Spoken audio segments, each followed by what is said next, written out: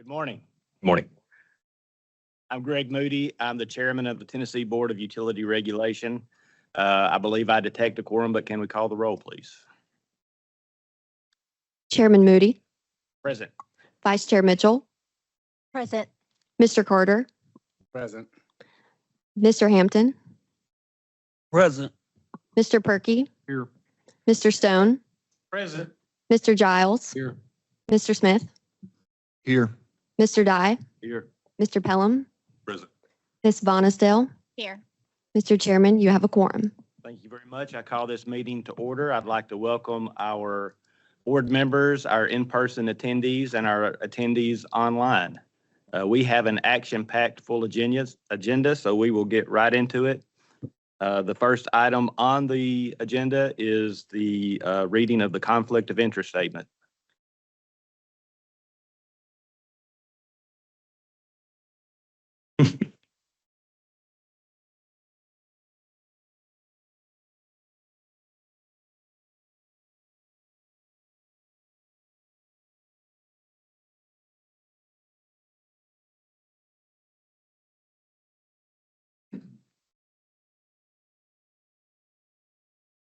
While he's finding it, Chairman, do you want to move on to the approval of minutes? Absolutely. Board members, you should have received a packet that had the minutes to our March 13th meeting. You've had a chance to review them. If there are any questions or amendments or additions to those minutes, we will talk about those now. Otherwise, I will accept a motion to approve. We've got a motion and a second to approve the minutes from the previous meeting. Any discussion? None being. All those in favor? Motion approved. Statement. Ready now, my apologies. The board was created to act for the public welfare and in furtherance of the legislature's intent that utility systems be operated as self-sufficient enterprises. Board members are not authorized to participate in the discussion of or to vote on matters involving entities in which the board member has a financial interest, with which the board member has a conflict of interest, with which the board member has a contract of employment, or if there is any appearance of impropriety. Thank you. Next item on the agenda is we have public comments.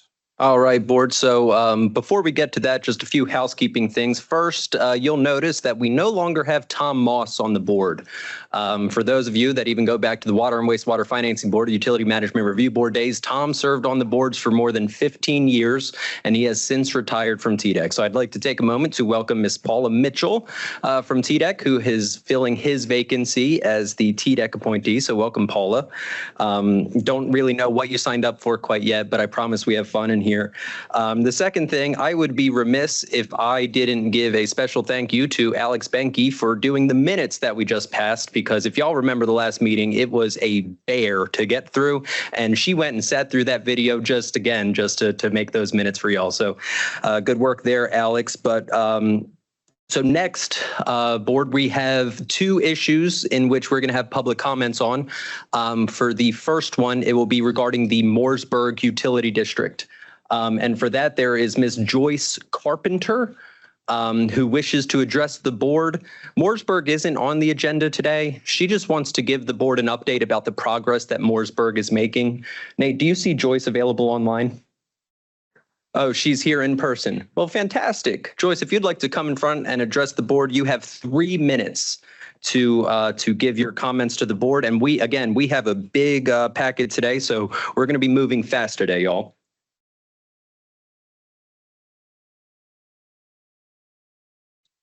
First off, good morning, guys. How are you this morning? I just want to let y'all know that we've had a really large change up at Mooresburg Utility. As you know, 2 of the board members had resigned along with everybody that had took over that office for a couple of months. I am back in there because the customers of Mooresburg, they wanted me back in the office, and they worked hard to put a petition out there to get those 2 board members off of the board. We have 2 young board members that have come on as president and the secretary of the board, and our vice president is still on there. They are very hardworking young guys that are trying to get the orders that you all have given them and really get them going, and we're trying to move forward, and we're not going anywhere. We're just trying to get stuff done. So I wanted to come down and let you all know that we're still working on this, and we're going to try to work with you all and get these orders done and get everything going. And hopefully we won't have any more issues. This has been enough for Mooresburg. It's really took a total on them. And these guys have really took a total on Mooresburg. So I'm back there, and I'm going to do the best I can to keep it going and move forward. And hopefully you guys will be behind us 100% and work with us, and we'll work with you. And on our water loss, the biggest thing there is we found that not all the meters were being read.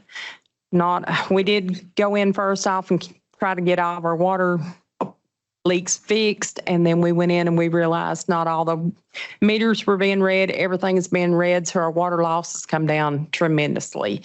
And in fact, the last month it was like 23 or 24% as our water loss. So that was a big difference. Plus our system, our RVS software, was not calculating correctly, and we've got that corrected too. So we're moving forward on the water loss and trying to get all that corrected. And so we just have a short period of time to get that all back to you all, but we are working to get that done. And I just want to come down here and let you all know where we're moving forward with it. So do you all have any insight to give me to keep us going, or what do you have to say for us? Comments from board members? I'll just go on the record, Mr. Chair. I pushed it, yeah. Just saying thank you, because y'all have come a long way in a very short amount of time, and I appreciate the progress y'all are making. Well, thank you. I appreciate that. Thank you. And thank you for the update. Thank you, and y'all have a great day. Thank you. All right, moving on, board. One of the board items that we have today is for the Leoma Utility District. And we had we had multiple individuals request to speak. There were 5 in total. However, 3 of those, one is the representative of the area, the state representative of the area. One is the county mayor, and the other one is a contract employee of the district.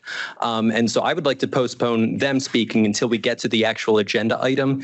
However, 2 individuals who are just concerned customers, they requested to speak as well. So now is the appropriate time to take their comments during the public comment period. So with that, Ms. Kayla Corbett has requested to speak, and you will have 3 minutes to address the board. And my timer will go off after the 3 minutes has elapsed.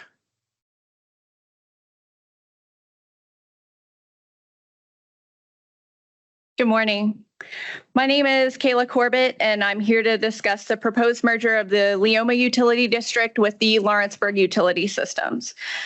I think we all share the same goal today, which is to ensure financial responsibility, maintain safe and reliable drinking water, and secure a strong future for Leoma. I'm here today not just as a customer, but also as a representative of a passionate community that overwhelmingly opposes this merger. First, residents are understandably concerned about cost. Under the current LUS rate structure, utility bills will drastically increase across the board. My personal bill, for example, will increase by 122%. For the most vulnerable residents of Leoma, this isn't just a budget adjustment, it's a threat to their stability. Forcing customers to shoulder these costs is not just unfair, it's a failure to protect the people that you serve. Beyond cost, we're worried about representation. LUS has only 1 board member from outside the city limits. Merging would shift control of our most vital resource, water, away from our community and into the hands of a board with little connection to our community, where city needs will always take a priority. Leoma Utility has made great progress toward compliance. They have addressed the findings in the audit report to ensure the utility is responsibly managed. They have a plan for a water booster station that will satisfy the requirements for a 24-hour storage capacity and the duplication of source to ensure that the utility is technically sound. They have had an in-depth analysis of their financial position and are working through recommendations to ensure that the board is financially self-supporting. Leoma Utility is not a failing system. It's a recovering one.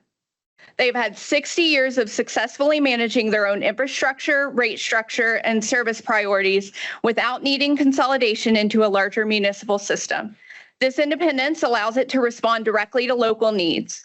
The track record speaks for itself. Leoma's strength lies in its autonomy, and this merger threatens to dismantle a model that others should be learning from, not replacing. Throughout history, water has shaped who holds power, and that still resonates today. The residents of Leoma see this as more than a utility transaction. We see it as a takeover. What's being sold as an upgrade is in reality a loss of control, and we do not want to quietly surrender our future under the guise of progress. I urge this board to reject this merger proposal. Let Leoma finish what they started. Let us remain stewards of our own water, our community, and our future. Thank you.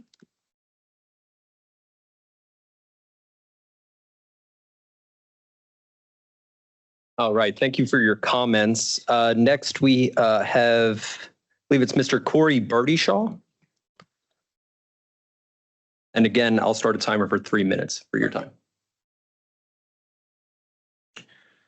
I come to you today for the same reasons that Ms. Kayla just spoke about. I am a resident of Leoma, a customer of this utility district, and I'm opposed to this merger for all the reasons that she mentioned. But I get down to the specifics, and when I started looking into this, I didn't have a lot of understanding as to how this came about. A lot of us in Leoma, we received a letter in the mail that told us that this merger was proposed, and that's how we found out. And then I see, a meeting at Leoma Elementary School, and we packed that thing out in that cafeteria because that whole community is opposed to this merger. And then I start looking into it and I see some of the things. In 2024, we come on the docket for things that happen, mismanagement within that utility that a lot of us were unaware of. So we're a small town, right?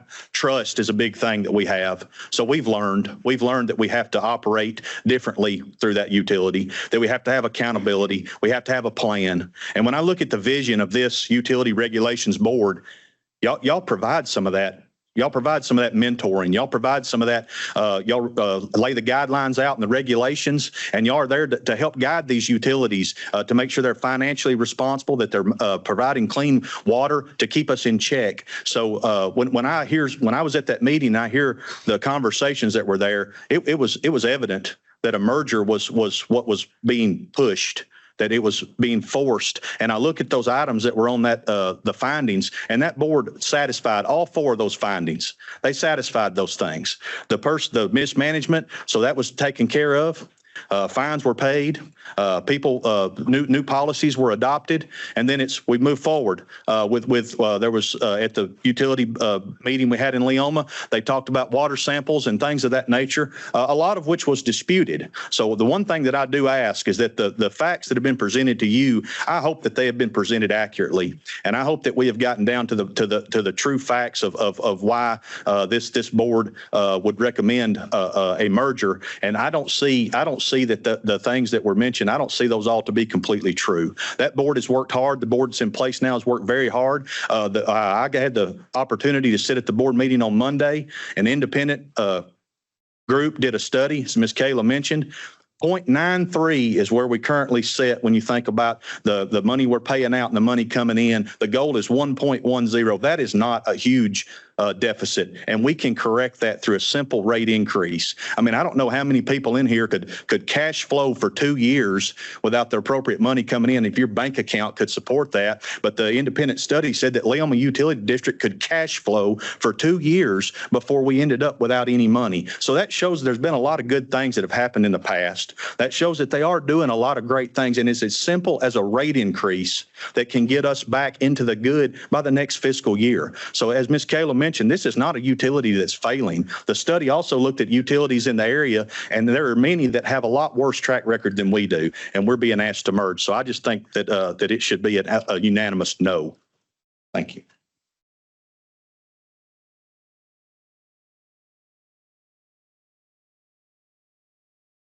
All right, thank you for your comments. With that, board, we will be moving out of the public comment period and moving on to the next board agenda item, which is the consent orders. At this point, because y'all are going to get plenty sick of hearing from me later, I am happy to turn this over to Ben, who will discuss the consent orders and the deficit unrestricted net position part of the agenda. All right, thank you, Ross. So moving along with that, in your packet, you'll see the, under multiple entities, the annual information report, non-compliance is the first one that we're going to start with. Sure. And as y'all get to that, just to help us, because Did we get the page number when you were flipping to them? I believe that is 45. Thank you. And I will try and stay with the page number because there is a lot going on there. Okay, so starting on page 45. And so what's going on here is our annual information report that all the utilities throughout the state have to file by the end of their fiscal year. All the entities that are listed on this failed to meet that deadline. And so our recommendation is for them to go ahead and get that submitted, even though it's late, by August 31st. And again, we've got language in there. If they fail to miss that date, we may issue subpoenas for them to appear before at the next board meeting. Mr. Chairman, may I ask one question before I would act to accept the recommendation? You're Is recognized. there something that we could do, because I know this is a reoccurring thing where lots of times somebody just misses a simple deadline. Is there something we could do from a board action that would allow staff to work through those things to maybe simplify this agenda here? Does those need to come up individually annually? Does that question make sense? Right now, you're basically proposing an extension, and then if they don't, then they'll come back up before the board again. Correct. Yeah, I see what you're saying. Let's stick, board staff wants to stick with the recommendation right now, and we'll talk after the meeting to see if there's a way we can simplify this for next time. Mr. Chairman, I move to accept board recommendation. We have a motion to approve. And a second to accept board recommendation on the non-compliance of the annual information reports. Any discussion? None being, all those in favor? Opposed? Motion carries. Okay, so on the next page, page 46 here, same vein, the annual information report. These entities all were late, but they were able to go ahead and get it completed. For whatever reason, the recommendation is left blank, but the recommendation would be to go ahead and release these entities from board oversight since they are now within compliance. Make a motion to release them. I'll second motion. We have a motion and a second to accept board recommendation on releasing these entities. Any discussion? None being, all those in favor? Opposed? Motion carries. Okay. So with training compliance is our next item. And so this is non-compliance for those training requirements. As everybody is aware, it was formerly 12 hours that we were looking for. Now it's changed to 6. But regardless, these entities all reported that they have governing body members that are outside of compliance. They've missed their deadlines for that. And we're asking that by August 31st, that they provide proof that all of their members of their governing body are back within compliance. And again, if they weren't able to meet that, we would be issuing subpoenas for them to appear before the next scheduled board meeting. Mr. Chair, may I ask another question?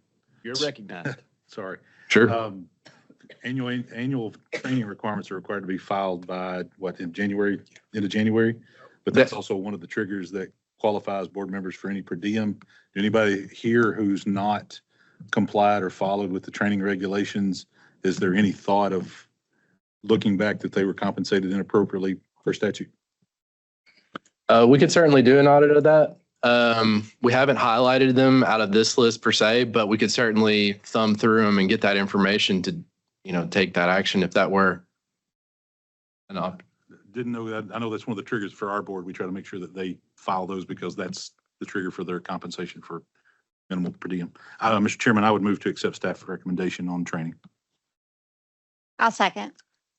We have a motion and a second to accept staff recommendation on the training out of compliance. Any discussion? None being, all those in favor? Opposed? Motion carries. All right, on down to page 48, sticking with training.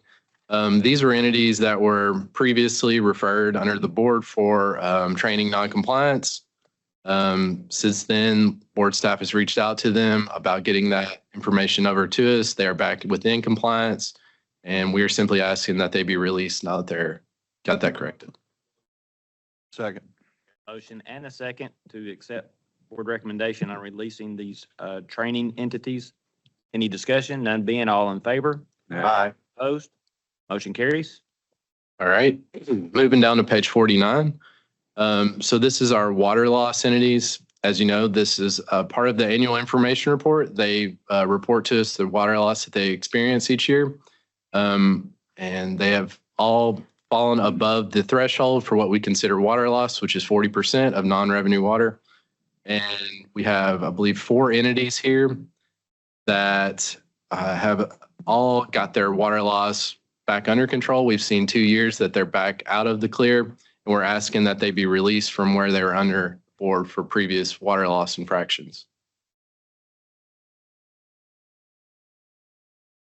We have a motion and a second to accept board recommendation on releasing these entities from oversight on water loss. Any discussion? All those in favor? Aye. Opposed? Motion carries. All right, sticking with water loss again. When we initially flagged these entities for water loss, board staff reaches out and asks that they complete the AWWA 6.0, which I believe is the 6.1 at this point. And we also asked for a water loss plan. It took some of these entities a little bit longer to get that over to us. They're actually out of compliance, but since then they've been able to provide all that information. So we've got 4 entities here that have provided us their water loss information, and now we are asking to put them into the update cycle where we'll continue to review them, and we want to see 2 years within compliance of water loss regulations.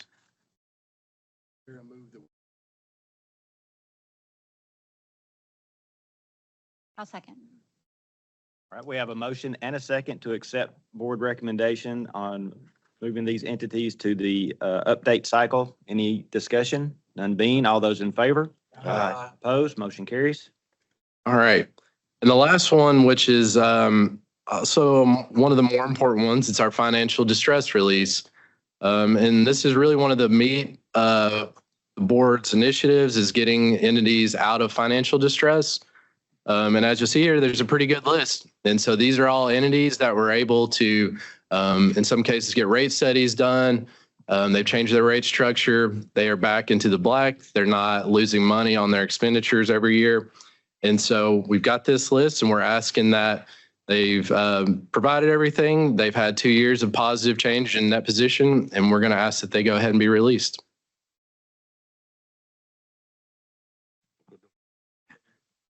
We have a motion and a second to accept the board's staff recommendation to release these entities. Any discussion? None being, all those in favor? Aye. Unopposed? Motion carries. And just a quick reminder, board members, when you speak, please press the green button to go. Thank you. Be quiet. All right. So if you move down to page 52 in your packet, we're going to go into these negative unrestricted net positions. Again, these are newer. As of 2023, we started looking at these, and they showed up in 2024 audits. And so the first city that we have here is the city of Bells. And they reported a unrestricted net position, a negative unrestricted net position of $53,000 or $53,068. And that was with their water and sewer fund. And so when we looked at it, what we're seeing, and you're going to see this is a common theme among these unrestricted net positions, is it's the cash available to pay their liabilities. So they had a low cash fund and they had a high liability. And so ultimately it turned into what we're seeing as this negative unrestricted net position. And we talked about this at the last meeting. Around these liquidity issues, we had asked that they put into place some policies to essentially make sure that they have cash reserves so that they can pay these current liabilities easier. The comptroller's office, what we suggest is like 15% of your current liabilities, you have that available in cash funds. And so with this case, for the city of Bells, we've just asked that they modify their cash balance policy to follow in with comptroller recommendations. And while they're also doing that, we've asked that they go ahead, similar to our negative statutory net position, to go ahead and get a rate study done to make sure that they do have rates sufficient to meet their expenditures.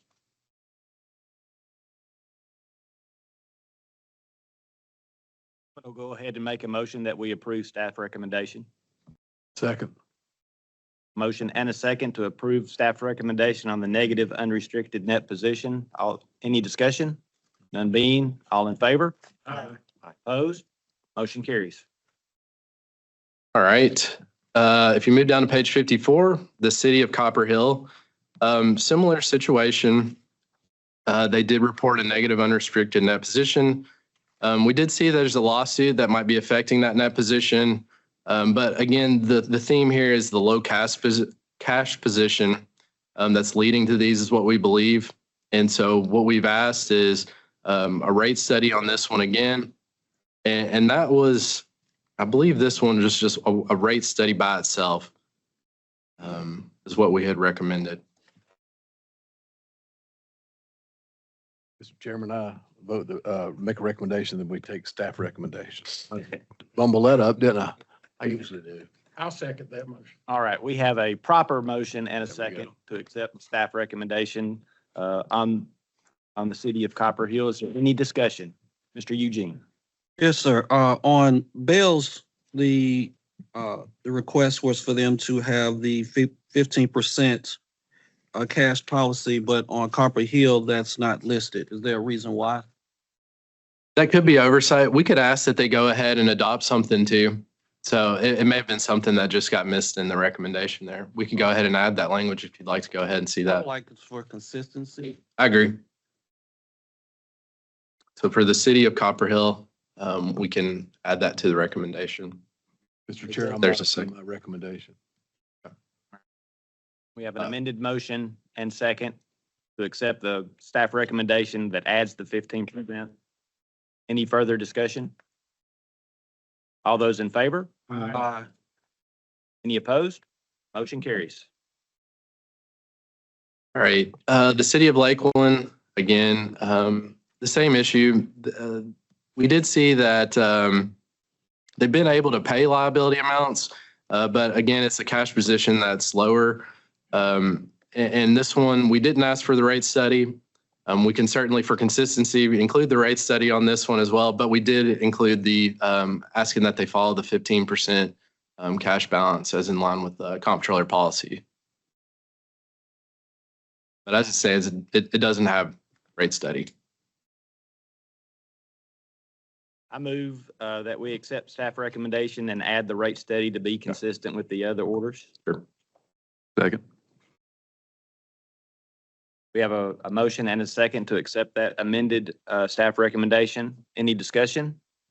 None being, all in favor? Opposed? Motion carries. Okay, so City of South Fulton, again, they have a negative unrestricted.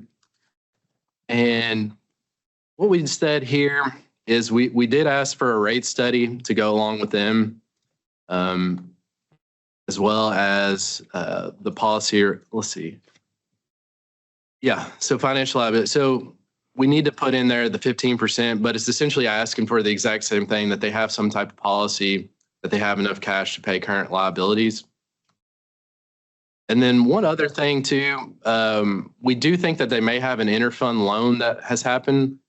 And so what we want to see is that they go ahead and engage with our office, the Division of Local Government Finance, about creating a corrective action plan to address the interfund loan between the sewer fund and the general fund.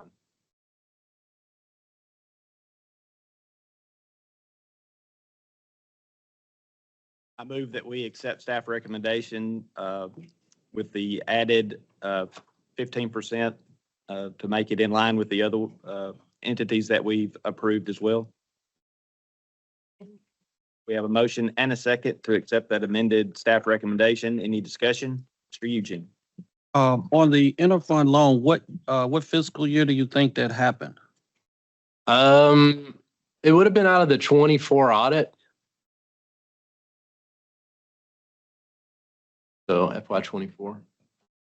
But it's not reflected on the chart showing it's transferred out. How did they make it not be present on the financial records? So are you looking at the quick sheet, the audit sheet there? So that actually is not going to reflect what the full-on audited accounting sheet, like the statements are going to show. That's just a quick view that we use to kindly find statutory net position. Okay, all right, thank you. Any further discussion? None being, all those in favor? Opposed? Motion carries. Thank you. Thank you, Ben. All right, board, moving right along. We are now on the point of customer complaints. The first one that you'll see there, you might be reminded of from the last meeting and meetings prior with Nolensville College Grove, a complaint with Deanna Douglas. So board, that one, if you recall, there was a leak with the customer's irrigation system. Utility followed its policy, was not able to grant it because it was with the irrigation system, and their policy strictly says we're not going to give leak adjustments for leaks that occur within your irrigation system. So board staff is satisfied that the utility has followed its policy, and we would like to drop the customer complaint. So we're looking for a motion and a second to close the customer complaint. I'll make a motion, Mr. Chairman, to close the customer complaint. A motion and a second to close the customer complaint on this issue. Any discussion? None being, all those in favor? Aye. Opposed? Motion carries. All right, moving right along with another Nolensville College Grove Utility District complaint that is nearly identical to Miss Deanna Douglas's complaint. So with this one, this is another complaint regarding an irrigation system. It's my understanding that the customer hasn't brought this in front of the T-board yet, but because it mimics, as far as board staff is concerned, it is identical to the Deanna Douglas's complaint, and the utility followed its policy. We don't believe that there's any further information that needs to be provided to the board. So we just ask that the utility continue to follow its policy, that it doesn't adjust leaks, because board staff did review all other claims that customers have made to the utility for adjustments on their irrigation systems. They've denied them all. It's not like they're giving half the people adjustments and half no.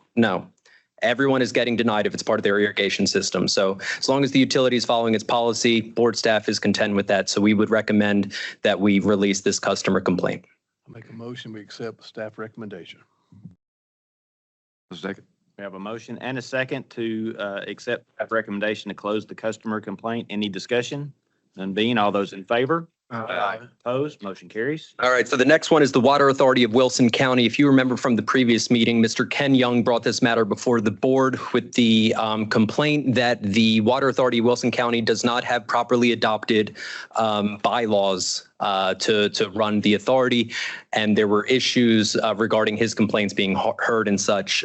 Board staff visited with the utility and discovered that Mr. Young was correct, that at the time the bylaws had not been properly adopted whenever the authority was first set up many moons ago. And so since then, the authority has adopted the correct bylaws. They're running right along. However, one thing that the board staff made note of is we thought it was rather odd that they only have quarterly meetings for a utility of that size and for the amount of business that they do. So board staff recommends that they meet more regularly. They contend they are not required to meet more regularly, and I don't dispute that, but I think that it's poor practice to not at least schedule monthly meetings. And if you don't have any business, feel free to cancel it. But I think giving the customers more of an opportunity to interact with the board will prevent the issues that Mr. Young had to begin with. So it's our recommendation that they at least adopt a policy that they'll schedule more frequent meetings than quarterly meetings.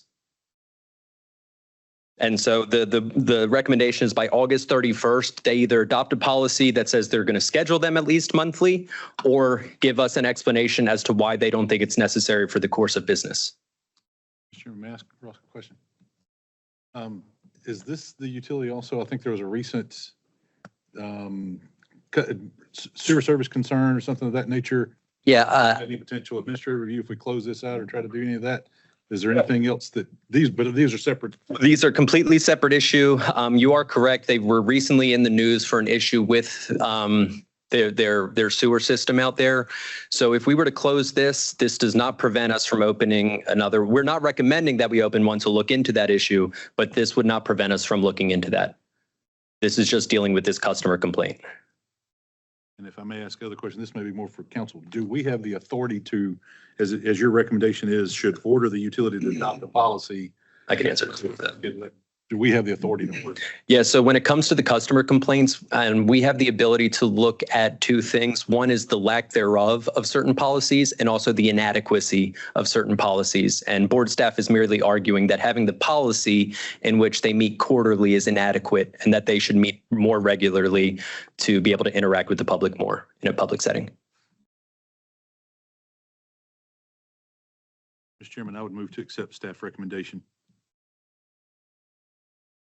We have a motion and a second to accept staff recommendation on this customer complaint. Any further discussion?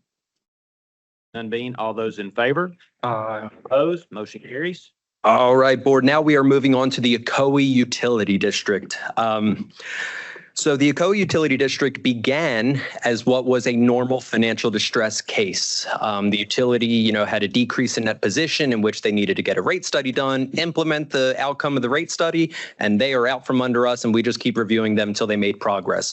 Well, a whole lot has happened since they were first referred, and board staff is very concerned about the trajectory of this utility. And so I'm not going to read the staff summary and recommendation verbatim. However, I do want to hit some of the high points.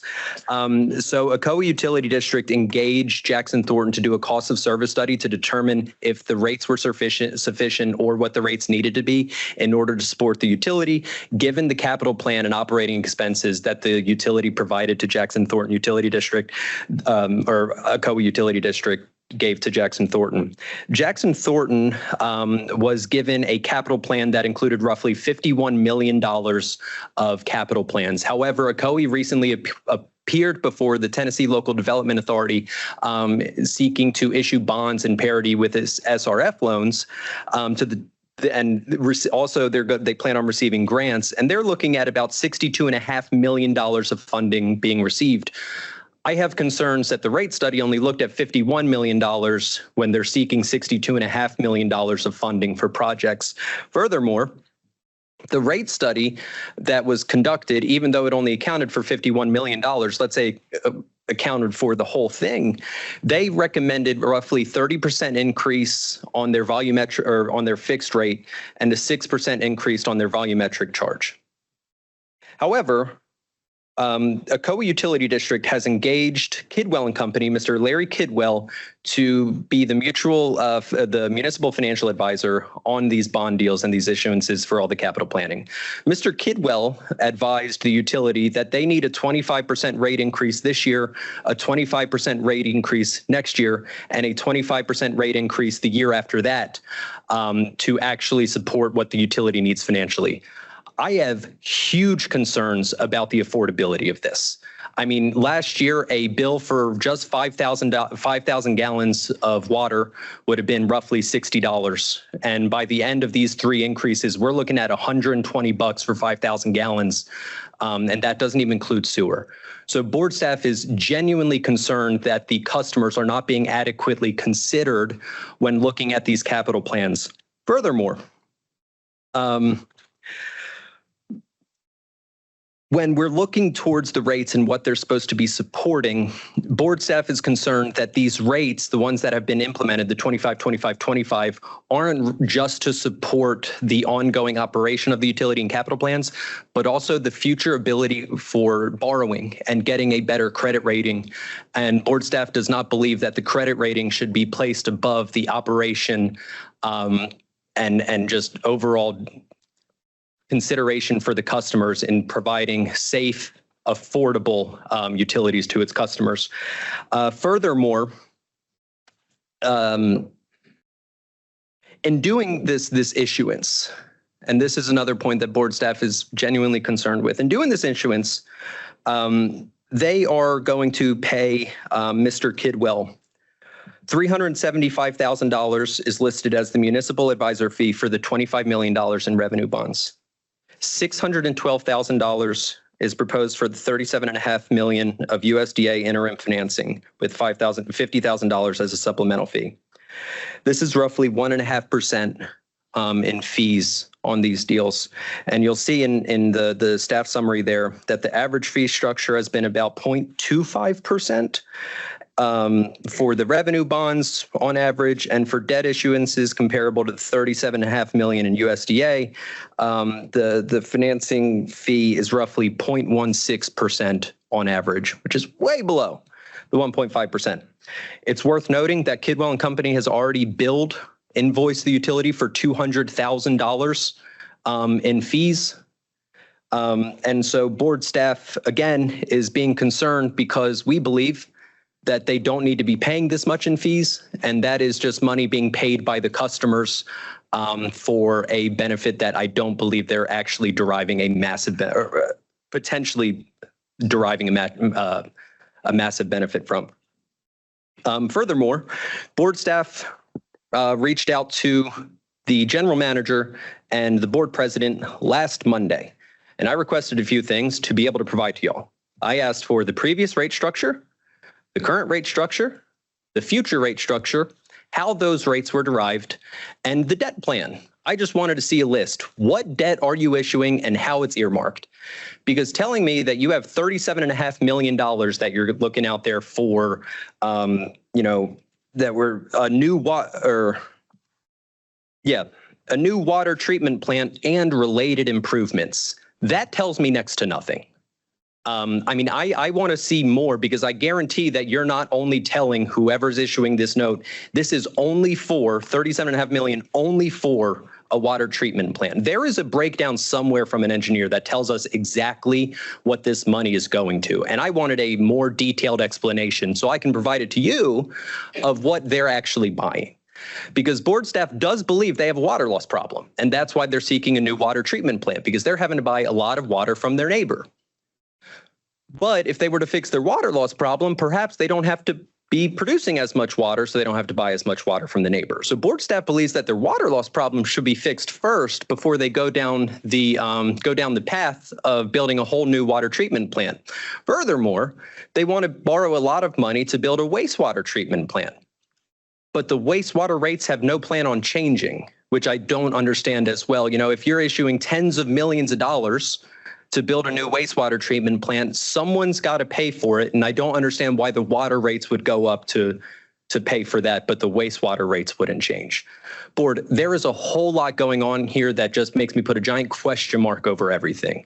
And so what I'm requesting is that they get back with Jackson Thornton. They have Jackson Thornton determine the fees and the rates that need to be charged. They cannot issue any debt, receive any grants until we know if the district can actually afford it.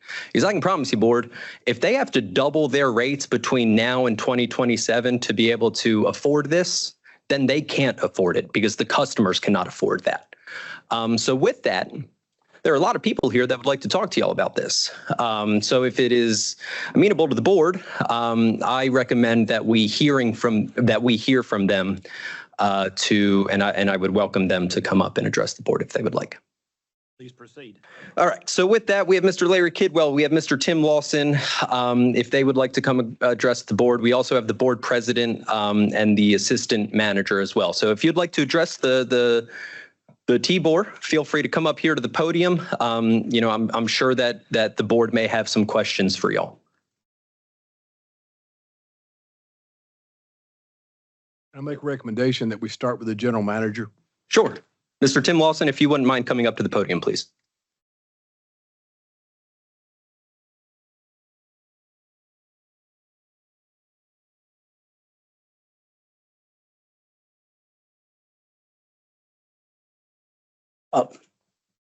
Good morning. I guess, excuse me, one thing, the Jackson Thornton cost of service study is something we do every 3 years. So that was not even part of the plan when we did that. And also it's my understanding that the 1.5% that we would pay our financial representative is just slightly over the 1.25% that the state gets for the SRF. So anyway. Let me ask a question about that. I've got questions about your CIP and several other things, but so I don't think it's normal for a USDA loan to be incurring almost any expense. I mean, candidly, you're making a borrow, and that's usually a really simple process. So first, how did y'all derive at paying that type of fee for support on USDA? Okay, well, I don't really know that. You know, this is a project we've been actually working on since 2008, and just felt like it was, needed for the future of the utility. I'm going to interrupt. I apologize. The projects themselves are a different issue, but I don't understand the fee structure. You know, I mean, we all, when we go to the market for bonds and that type of things, we usually will test the market, for lack of a better term, to understand what we're paying. But straight USDA loans, I mean, it's a pretty simple process. And so, I mean, I'm not trying to oversimplify it, but to some extent, it's nothing more than some paperwork and signing a loan and getting your money and going and doing your thing. So that took me back extremely that type of fee was being paid for a USDA loan, which is a standalone issue as compared to the bond market. So. Yeah, and maybe Mr. Kidwell can talk about that, address that. And what we're doing, it is a little over $35 million, and the water plant is about 14. There's about 14 million in system improvements to make this site work, to get water out, to the distribution system, and then some contingencies. So sorry that I don't have that number in the back of my head. Tim, if I'm asking you, and I guess I'm not as familiar with the size of your utility. I know we all kind of cross paths in some areas, but if I understood you correctly, you said normally Jackson Thornton comes every 3 years, and they had a recommendation of 1 rate increase, but Ocoee chose to do something differently. What was the genesis or the justification in taking, Jackson Thornton's regular routine? I mean, because in doing a routine, they know your operations, they know your expenses, they know your debts, they know your plans, and they come up. How did you get from their recommendation to something that was fairly significantly different? I think theirs was around 37%, and it looked like you've adopted 25% for 3 consecutive years. So can you explain how that transpired? Yes, well, really, when we looked into the money that we were borrowing, it was just recommended that we go with that, 3-year expense. Of course, Jackson Thornton didn't recommend that? They did not. Who made the recommendation then? That would have been our engineers and Mr. Kidwell. Based off of what? I apologize, but I don't understand where that comes from. If the professionals recommend one thing, and I assume that is based off the information that you and your staff provided, based off your CIP and your operating cost. Who decided that there needed to be a modification to the number? And if so, why didn't you go back to Jackson Thornton and let them modify their rate recommendation? They're the experts in this. I mean, I'm a little bit lost with that as well. Yeah, and I guess we just, felt like that number was correct, and the board felt like that number was correct. Mr. Hampton. You said Mr. Kidwell also helped with the process of doing the 25%. Is his expertise also public utility financing or rate studies like Jackson Thornton? Well, or you don't? That's not. I'm not going to answer that. Okay. All right. Thank you. Well, let me ask Mr. Perkins. I'm sorry. No, please. Sir, what is your current debt? I'm sorry? What is your current debt for the utility? How much debt do you have?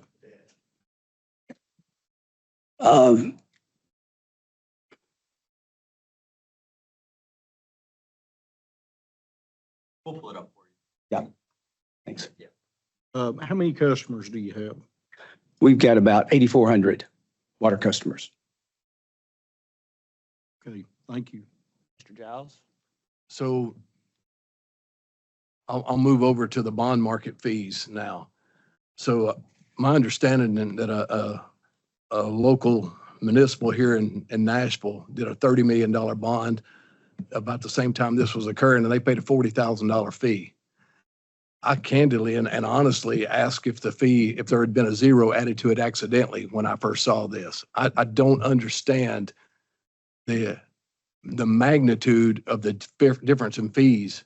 I've been doing this 35 years, and what that group went with a $30 million bond versus what you're going to the market with and the exponential difference in cost. Did you all look at anyone else or compare fees with anyone else, or how did that work? How did Ocoy's, what was the process? Okay, well, Kidwell and Company's been our financial advisor since 2009, and that was the only option we looked at. Okay. To answer the question, they have about 25 million that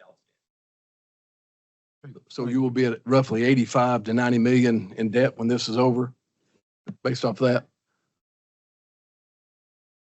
90 million against 8,400 customers?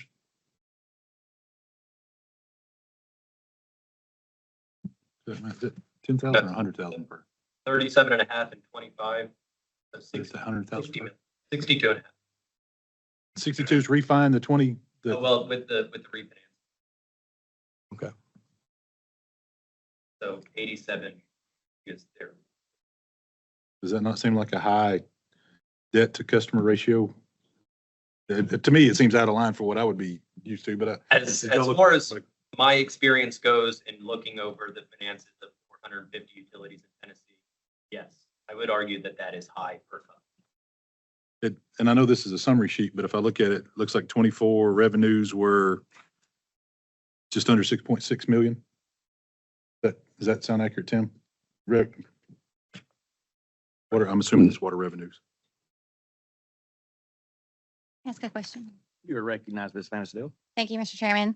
I just have a question about, I guess, the engineering need for the projects. I know you kind of have to weigh, fixing issues in your system against affordability for your customers. And it sounds like you're swinging from a much lower rate to a very, very much higher rate. And I'm just curious, is there a long-term plan? Are the engineers recommending that you need to do all of these improvements as quickly as you're proposing to do them? Well, that was part of the consideration, and really just for the water plant to work, we need the distribution system improvements. So if we didn't do the distribution system improvements, we would, continually be working on those items, searching for more funds. And so we thought that really just to get that was just to put it all in at once.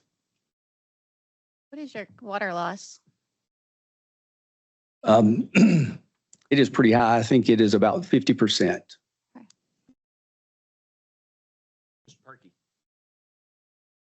I'm sorry, I missed your name. What is your name? It's Tim Lawson. Mr. Lawson, we're not trying to be difficult. But when your financial outlook is downgraded to negative, very unusual to borrow $62.5 million within 9 months of that. I don't know of any government entity that would do that or be allowed to do it. I know you have wants, and some of those are needs. I understand that. But for 8,000 customers, I mean, Morristown Utilities, we have 18,000 customers, and we have about 85 million in debt. And we struggle with that all the time, to service that debt and get that debt down. The board is focused all the time with pushing that debt down. I just asked you to understand this is very unusual. It's an unusual situation that after you were downgraded that you proposed to borrow $62.5 million. So I don't want you to think this board is being difficult, but there is precedent here of basic financial management that does not make sense. And that's what we're trying to get answers on. So thank you, Mr. Chairman. Mr. Stone, you're recognized. How many customers did you add last year? Give or take about 125, 130. Okay.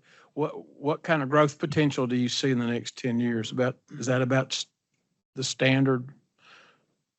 Well, Without sewer, yes.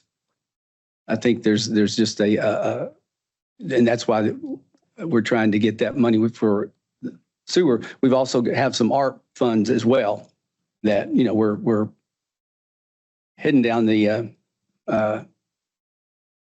freeway, I guess, of losing, but you know, with developers don't come our way, and they don't come because of the, you know, septic tank issues. So that's why, you know, we have embarked on that venture there. Thank you. Pelham, you're recognized. Thank you, Mr. Chairman. Tim, I guess it does seem like a disproportionate scale from what I would be familiar with, but you mentioned you'd use in-house engineering. Do you have an outside engineering consultant that did some type of engineering study? I think kind of piggybacking off Ms. Candace's comment of about either a phased or a timeline that would project to do that level of capital improvements over a time. Was there an engineering report that kind of became the foundation for some of the either the CIP or the base of the number that you're seeking? Yes, and let me make sure. Now, we do not have any in-house engineers. It's totally. I'm sorry, I thought you said you did. No. And recommendation. You know, we've gone through several years of those studies and ideas and discussions, but you know, the board did, you know, plan on just moving ahead as we have. So who is your engineer of record? It's OHM Advisors. OHM. Did they generate any kind of report that became at least the plan to facilitate that level of financing? I do believe. So back to piggybacking off what Ms. Von Ellisdale said. So this list of projects that you've got valued at $50,949,000, is that your 5-year CIP, or is that y'all are saying, let's go and we're going to do every bit of that now? I mean, a normal 5-year CIP, you kind of allocate funds and you cash flow it and that type of thing. But is this list I'm looking at, water plant, wastewater plant, Old Parksville Road, are all those to be attempted now to start those? Well, just the wastewater plant and the water plant, and I think everything else is on hold.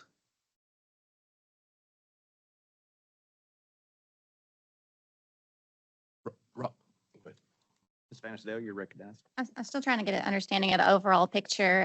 Do you know approximately what percentage of your water you're buying from your neighbors? Well, it would be 50%. I mean, at that case, you know, and you know, we have an issue with some of the pipe we've been putting in the past 20 years, and we're trying to correct that. The last bond issue was intended to correct that, and it did somewhat. But in a way, though, you know, this and you don't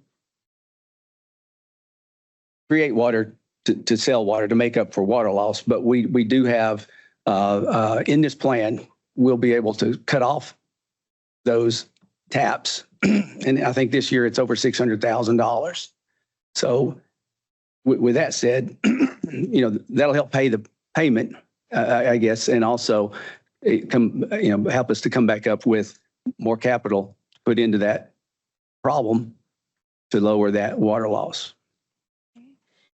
So why is Not sure if I understood. I'm sorry. Did you, at the end of the water plant project, which I think you want to build a new water plant, will you not need to buy water anymore from others?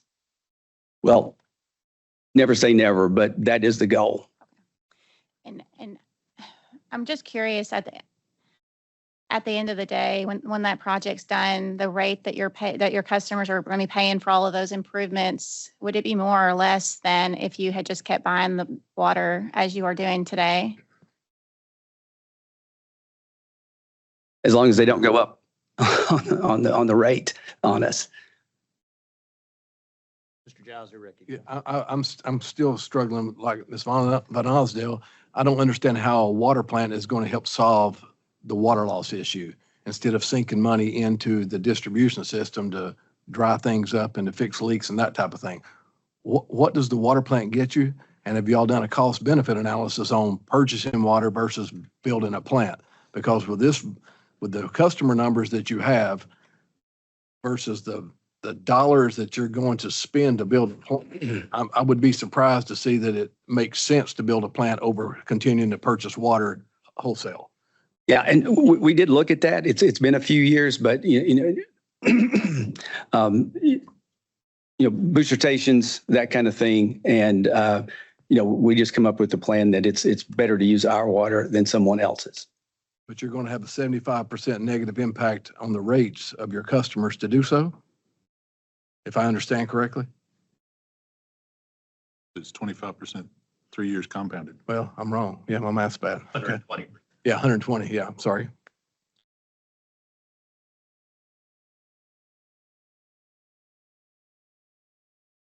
Any additional questions for the general manager? I think we're. Thank you, Mr. Lawson. Thank you. Board, we also have Mr. Kidwell and the board president, Mr. Shane Willis, available if y'all have any questions for them. But with everything that's been presented, board staff's recommendation stays the same.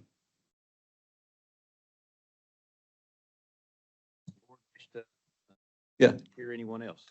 It's a little above my. Oh, he's not here. Kidwell's. Oh, okay. Never mind. I take it back. The board president is not present. I would like to hear Mr. Kidwell's explanation for the percentages of fee. Yes, sir.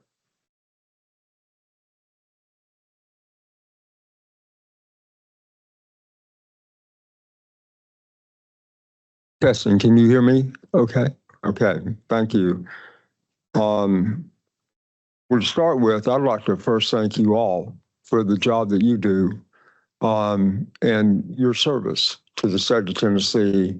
You're going through a lot of issues, and I personally appreciate the job that each member of T-Board does, not only at the board level, but where you participate in other boards with your utilities, and the job you do every day is essential. I appreciate the opportunity to be here to elaborate and expand and to work with the Ocoee Utility District. I have to admit, when I hear Mr. Colonna present the issue, it sounds even bad to me. But our firm and the way we work with our customers, we have a business model where that we're present at every meeting. We're there with the utility in bi-monthly engineering meetings. We work with them in real time as a contributor to and an extension of what the Board of Governance and what management has requested for our firm to do and participate in the utility. So, in thinking about some of the questions that you've already asked, in thinking about, I'm going to start with a basic premise, not go too deeply, but versus a mortgage that a person would enter into, we've all got lifespans that are short. When we're thinking about municipalities and corporations, you are corporations in perpetuity. You're going to be around for a long time. Jesus Christ may come back before any governmental entity ceases to exist. So in planning, from a planning perspective, thinking in terms of not only 20 years, but 50 years, and even longer term, is an appropriate response to, especially the challenges that we all face, going forward in the expenditures. When we're thinking about the plan that Ocoee is engaging, and our participation in looking at rates, we start at 50,000 feet, and if the utility has been in planning for 18 and a half years for a new water treatment plant, or if they've been in long-term planning to add a new sewer treatment plant or wastewater system that is connected, they utilize a decentralized system currently, then they're looking at the long-term effects. The rate increases that are being engaged and have been engaged by the board contemplate, how does the utility appropriately address its only source of revenues, which is from rates that are being produced while adding in a new source of revenues that will be enhanced from a connected wastewater system that will be in place. In looking at the rates that were put into place, they took into consideration not only a cost of service study provided by Jackson Thornton, but also as considered by OHM Advisors, their engineering firm, as further considered by Kidwell and Company. Well, I guess I do mean to interrupt you. My question was pretty simple. How did you establish a 1.5% fee structure on $62.5 million? And I would presume that Ocoee was the one who gave you, this is how much money we want to borrow against this plan. But is 1.5% in your estimation appropriate and accurate? And how did you come to the 1.5%? The 1.5% was put in place by contract in 2009 and maintained at that level. So that's your contract with Ocoee is 1.5%? Yes, sir. And maintained at that level since 2009 to include the most recent engagement of the firm, which was new contract at the beginning of this year. So our fee structure hadn't changed. $62.5 million amount to you, and that's what you based your your long-term business model services were present at every meeting and a part of the planning processes over time. And part of the planning process. Excuse me, I did interrupt. I don't understand how you were part of a planning process. You're fiduciary to go to the bond market to represent the organization. And then while I'm talking, please explain the fees for USDA as well, because I'm completely bumfuzzled by that. So thank you for raising the point, Mr. Giles. So USDA has changed the way that they go about financing, from time to time. Historically, USDA has provided the interim financing that goes along with the long-term financing. And all of it in some instances. But in recent years, that model has changed and they've required interim financing from other market sources that would come from the capital markets or come from banks or come from another source. And so the fees that, associated with the USDA that are built in include the provision of the interim financing, which is, it's a not to exceed amount for the USDA, loan bond grant anticipation, long-term and anticipation notes that is a part of the USDA loan, but is funded by the bond anticipation notes. Let me talk about that for just a second, Bruce, because I'm very short. I have a short memory. Why do others not see fees of that nature for their USDA loans across the state of Tennessee? Because I'm not aware of another one anywhere in the state, a loan structure, a fee structure of that type. So in looking at the issue, so if you have a fee, it's important to understand the interest rate structure as well. Cost of debt is, it's the fees, but also mostly comes from the interest rates. So there are programs out there to include a national rural water program, and there's also there's a bank called CoBank that you may be familiar with, that they do a lot of USDA interim financing. But for instance, the rate that they would charge, most recently that I checked within the last week or so, would be it would be a variable rate plus a spread. So if we're talking about SOFR is what replaced LIBOR, which is a variable rate spread. So most recently checking, it looks like CoBank's rate would be somewhere around 6 to 6.25%. So if you took our fee and said, okay, we're going to separate official statement, separate interim finance offering, separate credit evaluation process, and we thought that those the rates would be for 3 years, let's say 3.75 to 4%. Over 3 years, you would break down the 1.5. That would be a 0.5 point a year, if only looking at the interim financing. So we're talking about somewhere between 4.25, 4.50, as compared to what would be CoBank plus 6% or National Rural Water, which would be my best understanding plus 5%. So yes, you have very low fees in those deals, but the interest rates are significantly higher. What's the rates on the debt? I guess I was asking about your fees. Mr. Colonna's comptroller staff says, statewide sees percentage on fees being 0.25, I think 0.26 to maybe 0.3, maybe 0.4. And you're at a 2009 contract that's at 1.5% on debt. And that seems appropriate. I mean, I guess, how would you respond to Mr. Colonna's statement to this board that statewide fees would be typically a 1/4 point to 1/3 of a point, and yours at, based on a 2009 contract that's been there at 1.5%? And then for the 200,000 that's already been invoiced, what have you provided pre-acquisition of the money that would justify a $200,000 invoice? That failed, the scale of the fees just seems disproportionate to me. And even the scale of the money to the size of utility at 8,400 customers and 6.6 revenue, seems disproportionate to me. Maybe I'm missing something.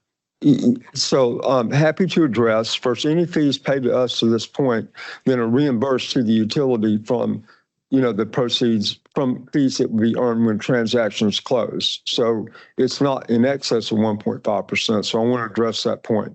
Number two, in respect to what has been raised as a very high fee, let me point out that when evaluating the state's SRF program, they have an 8 basis point or 0.08% fee that they charge for administrative fees. That this is a cost cover amount for the state to offset the cost of administering the state SRF program. At 30 years, 8 basis points, at 0.08% is 1.25% for SRF. So with that being said, if you look at our fees by comparison, please take into consideration an annual administrative fee that may be charged might not have an upfront cost of issuance associated with it. But when you aggregate the fees, and we'll send out under separate cover, we can send out, the evaluation, the numbers, when you crunch the math, then, the state covering costs at 1.25% over 30 years versus us at 1.5%, and then considering that state does not have to make a profit. They don't have to pay taxes on the profit. They don't have private enterprise risk of any I kind. understand your explanation to answer my question. Your 1.5% is an upfront fee that you equate to the amortized 0.08% SRF fee that's annualized, and you compare their annualized total of approximately 1.2, 1.25 to be your initial fee to be paid upfront. It's just, we're paid up front, they're paid over time. And so. And then you have no other annualized cost on that debt because it's the initial. That's correct. And so, but we started there. We can show you, we have never been a firm that, if we have issue with something we see in the bond market, and this is my 38th year of consistent service as a municipal advisor, public finance investment banker, we've been FAs to 18 state rural water associations. We have provided project-based MH services for National Rural Water. There's a lot of experience packed in that I can't possibly download efficiently at this moment. But, there are others that charge more. What often is not seen in the conveyor belt mentality that currently is in the market is, you may see lower fees or MA fees, but it's a lot of transactions that are done in the business model that does not maximize the pricing of the bonds, which lowers the interest rates. And so, excuse me, but I don't understand how you maximize the value of the bonds. I thought the utilities' credit rating and their position and their cash and their plan and all those things, which many of us have been through, is what maximizes the value of the bond rating. And it should, but it doesn't always. And if you would like to discuss offline, I can point you numerous examples. I've been through this process multiple times. That's why I'm asking. I didn't understand the. Well, so a part of investment banking or municipal advisory work, there's the science and the processorial part of it. But there's a part of it, I'm sure you would agree, when you do the jobs that you have, that it's only the process, but it's also the art and knowing and understanding market psychology and how to appropriately structure so that even in a credit rating class, Bruce, like your utility is highly rated from a credit standpoint, take that level and be able to amplify it by how you augment what should be a pricing within a credit rating level and then outperforming the market. And that's what we can help you do. We can help everyone do that, but our business model is not set to where we handle a large number of clients. I don't understand how to do that and outperform the market at the same time and fully serve a client and perfect our fiduciary duty. So that's a part of what we could talk about if you care to know more. And we're happy to. Thank you very much. Have anybody else? Eugene. When you went, in addition to the engineers recommended a rate increase of 25% for the next 3 years, have you gone through training or do you offer services similar to Jackson Thornton or rate studies as a company or firm? So our firm is a registered firm with the Municipal Securities Rulemaking Board and the U.S. Securities and Exchange Commission, and we're regulated by the U.S. Securities and Exchange Commission. And as such, one of the things that we disclose when we, first, municipal advisors were regulated with the Dodd-Frank Act. They said, but we have performed feasibility analysis, and with our clients, we work in concert with, other professionals who include the engineers on a continuing basis to understand, what may be, rates or feasibility with projects. I mean, our viewpoint is, what has to happen, needs to happen from a rate standpoint so that the bondholders that buy the bonds receive timely payments of the bond of the principal and interest requirements associated with the bonds. And so that's the viewpoint where we come from. Our recommendations may be more conservative, that meaning that we might recommend higher fees than otherwise maybe someone else might. But also we understand with utilities, they don't have multiple sources of revenues. Also, in this rate increase that is adopted, they're only looking at revenues as would be coming from water rates. So which we would expect, revenues from other sources, tap fees, other fees that are connection fees with a new sewer system happen to come in, then they would be able to ease those rates back some. This is a conservative view that they're putting in place so that, to the extent they issue debt, that they're able to repay the debt timely. Thank you for your answer. I yield. Thank you. All right. Thank you, Mr. Kidwell. Thank you, Mr. Plummer. All right, board. So now you have heard from the manager of the Coa Utility District, and you have also heard from Mr. Kidwell. So board, you have heard everything that you needed to hear so far. My recommendation does not change. I recommend that they need to go back to Jackson Thornton. They need to get all the policies as previously ordered. They need to get all those rectified. Recommend that they do not issue any debt or receive any grants until we know if their customers can actually afford what's going on. And with that, there is one comment that I would like to make to clarify with the board. Mr. Kidwell and Mr. Lawson pointed out that, if you take the SRF fee, the annual fee, and you amortize it, they're similar fees.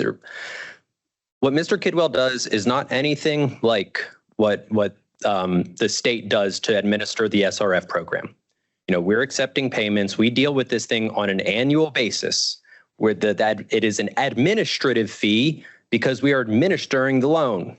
It has no correlation, in my opinion, as to what Mr. Kidwell offers.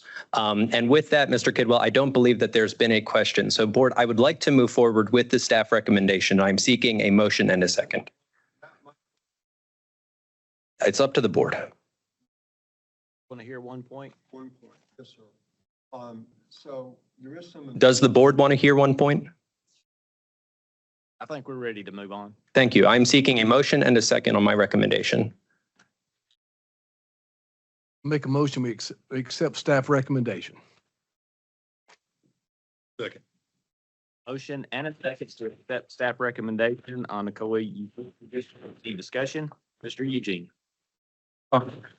Ross? Yeah. So on recommending that the utility do not issue any bonds, Mm-hmm.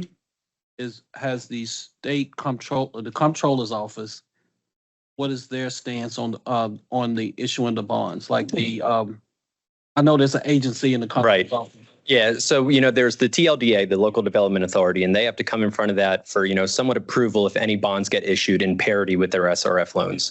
When that was taken up at last month's meeting, they kind of delayed the action for a month after raising concerns with the issuance and the fees that are being presented. And so there's a TLDA meeting next week, which if we took no action, that they would anticipate taking action on that. However, it's my understanding, because of what the T-Board is doing today, that any action on that debt issuance is going to be delayed in front of the TLDA until further notice. Does that answer your question? So if whatever we vote on here have an impact on what the other board may consider for their action. Correct. And I believe their meeting is next week. All right, thank you. Any further discussion? Mr. Chairman, if I may ask one other question. Yes, sir. Does this action impact, well, it's a two-phase question. Any existing ARP, because we're all who are working on this have September 2026 as a firm deadline on ARP, but one of the rate increases has already taken effect July 125. Is that not correct? So this action and recommendation to staff does not impact a change to the three rates that have already been approved by resolution. Was there adequate public notice for those, and what was the public position on that? So Sure. So as far as, maybe one last question for Mr. yeah, If that's acceptable, did y'all have a public hearing when you adopted, or how did y'all notify the public that you were looking at 3 successive years of 25%? Oh, we did not. So rates, I'm sorry, I'm out of turn, but rates, total cost to customers was going to increase 120% over 3 years. And that's an adequate response to a problem. I find that preposterous, just to be candid with you. and to answer your question, Anthony, as far as it goes with any ARP consequences, there might be.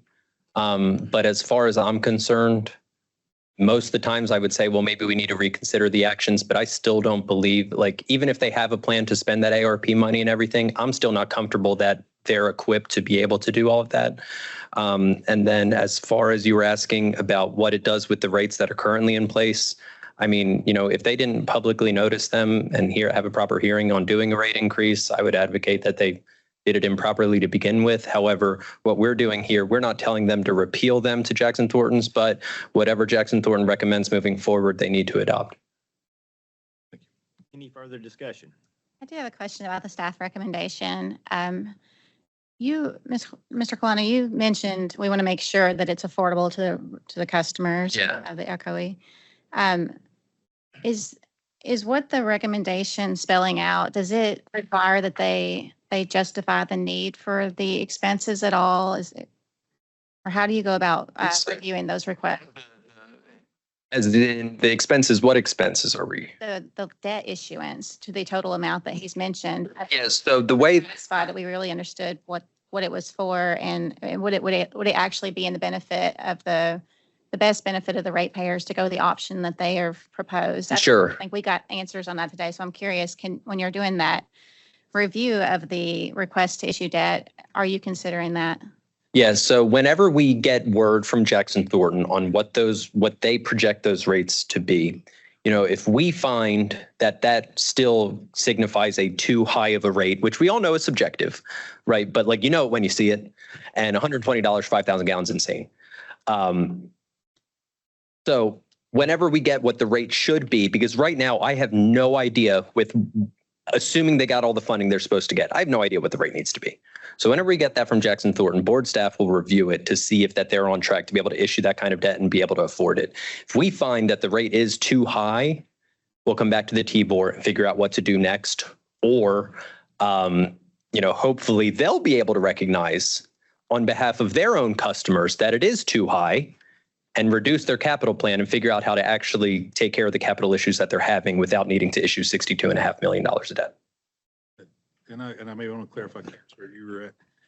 Even if Jackson Thornton does an analysis, though, they can only analyze the information they're given based upon an engineering report or a study done by a competent professional.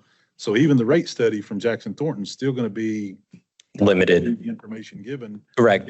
And the CIP, we don't understand the CIP. I think that's the basis and that's what's driving everything, but there's no real understanding of why the CIP exists the way it does.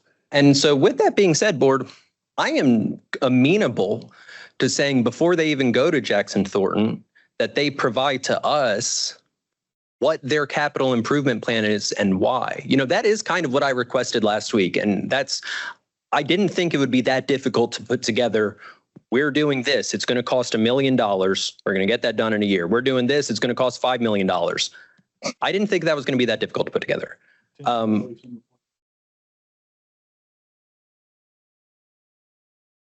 So, before we even go down this path of a rate study, if you want it to where they have to provide to us their capital plan for us to review to see because again, I'm kind of with you, like, where did they arrive at all these projects that they need to consider?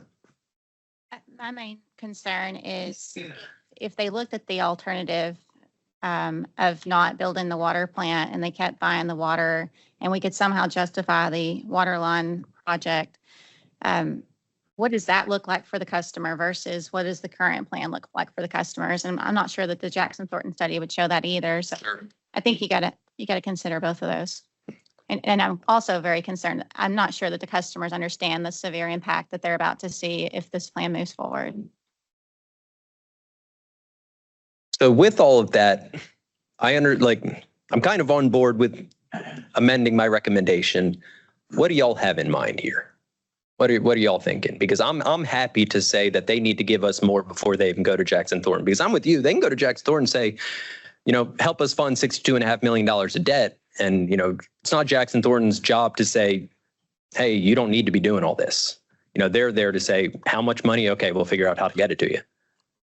Mr. Chairman, I would like to see before they go to Jackson Thornton that they show two plans, or at least two plans, maybe more than two alternatives. But if I was going for SRF debt or ARP, I'm going to show alternatives. I'm going to show a feasibility study, and I would like to see what the final impact on the ratepayer is with various alternatives, not just the one that they've been talking about for years, because I do think your goal is to get off of dependency on the neighboring system. And I applaud you for that. But if it's not affordable in a short period of time, then the plan needs to be revised, at least the timeline. All right, so we still have a motion and a second on the floor, so we need to amend the motion. I will rescind my motion. Okay. So Mr. Giles has rescinded his motion. I just have a question. Okay. Based on the timeline that was presented with the, could the utility be successful in getting the CIP to us and then getting Jackson Thornton, and being able to get be able to get access to the funds before it runs out? I don't think so. I think that all of this is going to push everything off to where they're going to have to go back to the drawing board on all this financing and grants. Okay. Because again, I think, if they have been talking about this since 2009, it seems like there's still a whole lot of question marks around a project that's been in the works since 2009. And candidly, folks who are working on the ARPA grants have been working on these things for a significant amount of time, and most all of us have already let contracts and have construction going on. So it would be highly improbable, I would think, with this limited amount of time, that you could do it anyway.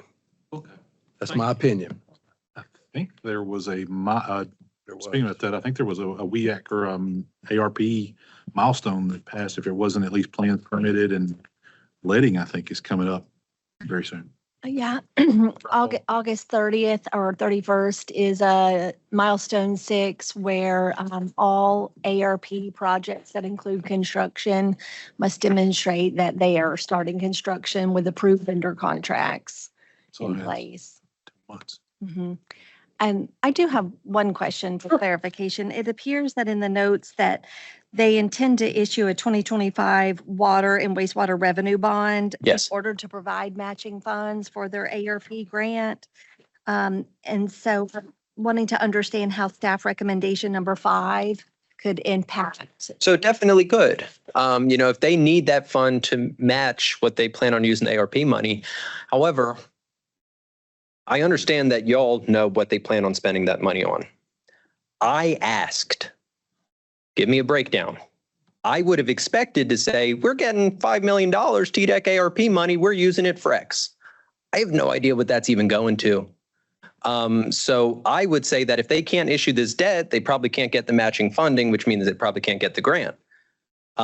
Whether that's a good thing or not, I have no idea, because is it going to replace the lines? Is it going to the water treatment plant? Is it going to the wastewater treatment plant? I wanted that very clear to be able to provide to you, and I wanted straight from the horse's mouth, and I was unable to get that. So I would say that if they can't issue the debt, they can't get the grant. Concern is that the grant's already been awarded. Sure. So they already have an obligation to match the grant. Yeah. And I do see the issue there. And, I still recommend that, is there any way that TDEC could repeal that grant? It would be important for us to have that information as early as possible. Well, you'd have that information today.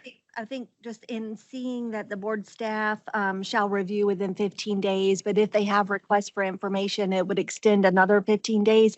I think my concern is just if that timeline continued to be in deliberation. Well, I'll go ahead and tell you that if they provide the correct information right off the bat, that 15 days, it won't even come close. Now, if they keep doing what they were doing with the information that was requested last week and not providing what's necessary, then we'll run into issues. But board staff will be very respondent and very quick in looking at the information swiftly.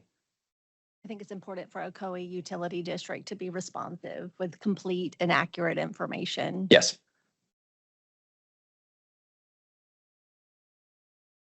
All right, we have the motion has been rescinded. I am looking for a new motion.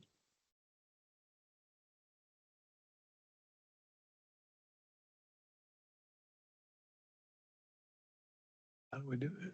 I would like to make a motion to accept staff recommendation, but edit the first step where it says the board shall place OUD in administrative review. I think they need to submit the CIP as quickly as possible.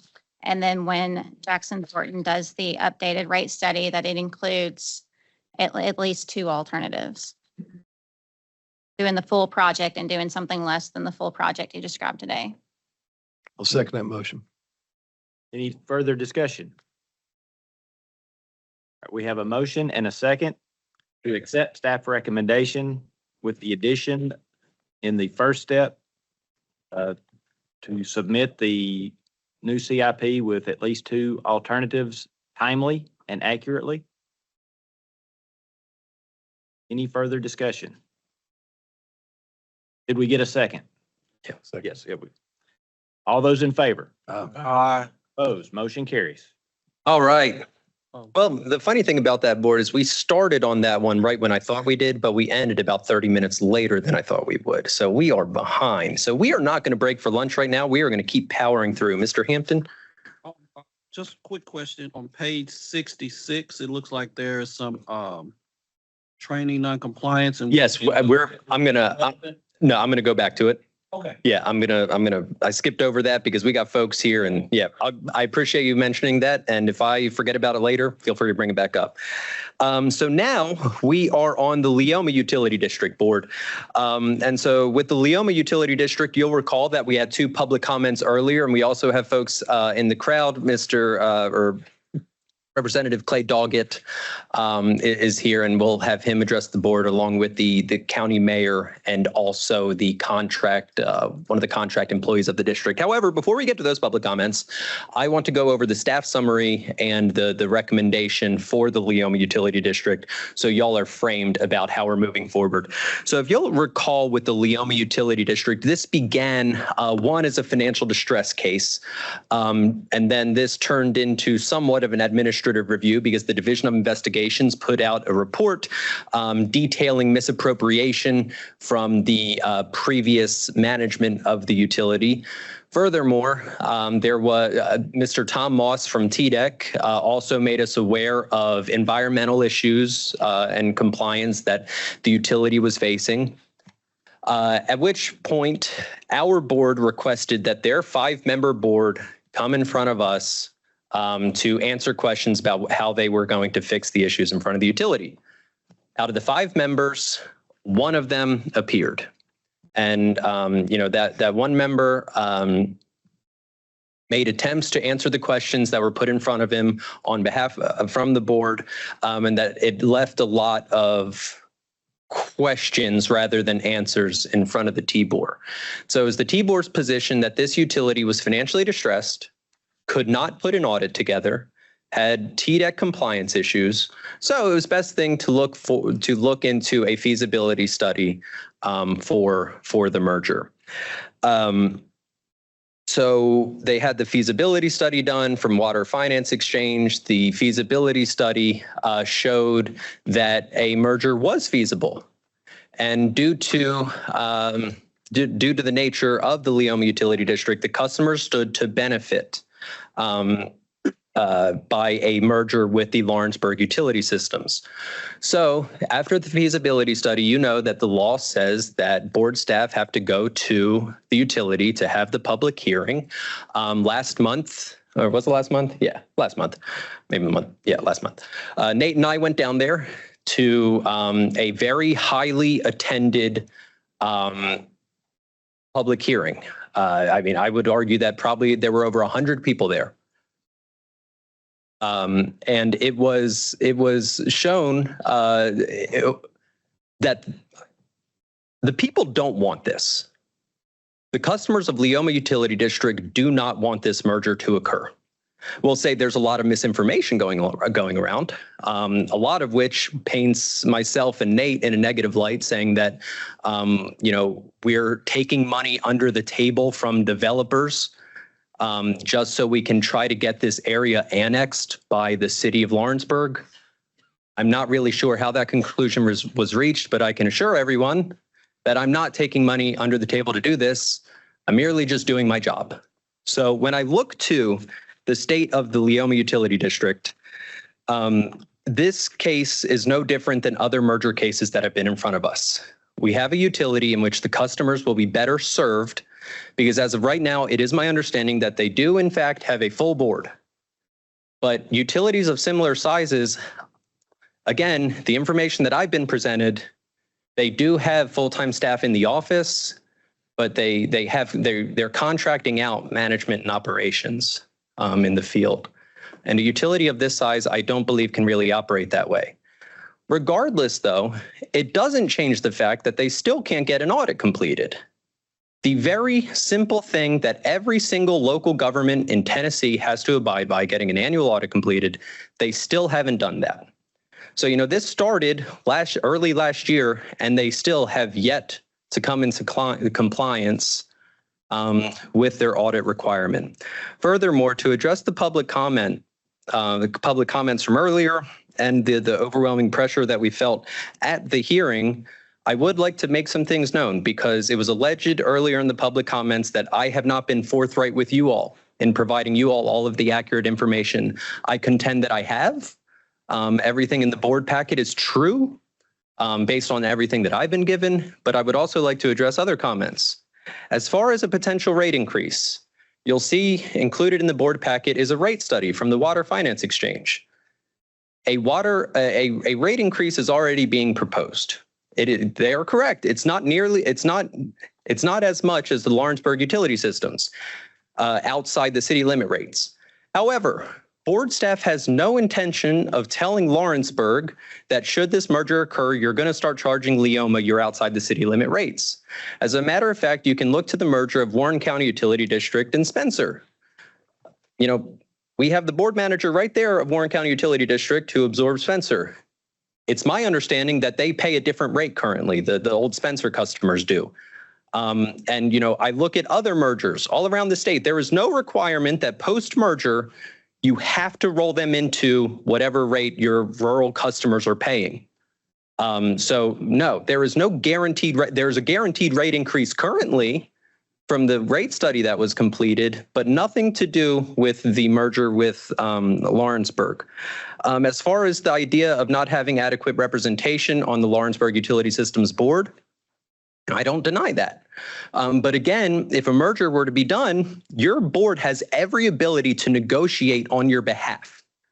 And your board can attempt to negotiate for representation. Your board can negotiate to make sure that your rates stay a certain way. If this merger were to be done, your board has every ability to negotiate on your behalf. There can be credit given to ensure that there is some sort of representation, but I completely understand your concern there. It was also commented that the current board has fixed all of the findings from the audit report. We don't have a current audit report. So I'm unable to say whether everything is fixed because as of right now, they're 2 years behind on audits. Also, it was raised that they're in compliance with all the TDEC stuff going on and they're going to work on improving their 24-hour storage by a new tank. I don't necessarily know how they're funding it because as far as I'm aware, we haven't gotten a debt request to fund that tank. And they probably wouldn't be allowed to borrow the money because they're out of compliance with their budget and they don't have an approved budget and they don't have an audit turned in. So I'm not sure how they would be able to borrow that money. It was mentioned that they have enough cash to cash flow for 2 years. Y'all are running the utility. You understand that having a lot of cash in the bank is great, but that doesn't comment on your year-to-year performance. You know, that money's being saved up over time by depreciation, which is a mechanism to be saving the cash. However, that doesn't talk about, you know, every year your actual operations, whether you are running the utility correctly or not, especially when you're having failing infrastructure. If they do have that money in the bank, that money should have been spent a long time ago to fix the infrastructure issues that they have. And I also completely agree. Lawrenceburg is filled with utilities that have issues, such as the West Point Utility District, which is an open case in front of the board that we'll be getting to at our next board meeting, such as Iron City Utility District, which comes up later on in the packet. We recently released St. Joe from being financially distressed. Just because we're focusing on Leoma right now does not mean that we're not paying adequate attention to the other utilities in the county. But, you know, I commend Nate for the work that he does do in Lawrence County, but there's only so much staff here and we can only do so much with the cases in front of us. And Leoma started at the beginning of last year. And so that's the one we're currently on. But again, that doesn't mean that he hasn't been working on West Point Utility District. So with that being said, board, my recommendation with everything that I just said is that we continue with the merger process, at which point that would be we order the Leoma board to begin merger negotiations with Lawrenceburg Utility Systems. But before I ask for a motion and a second, go to a vote on that, I would like to invite the individuals who have come here to speak, beginning with Mr. Representative Clay Doggett to address the board if the board is amenable to that. Please proceed.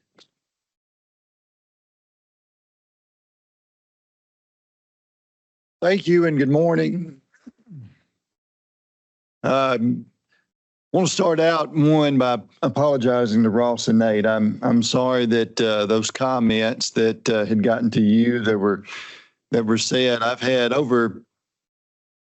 since this process began a few months ago, I've had over 250 conversations, phone calls to me directly from the constituency of Leoma Utility District. I was first elected in 2018, District 70, that's Giles, part of Lawrence, part of Lincoln County, in Lawrence County is where the Leoma Utility District is located. I began serving in this office, sworn in January of 2019, and still there today. We went through redistricting where things have changed, but this is one of the utility districts, along with the other two that Mr. Colonna referred to, that are in my district as well. But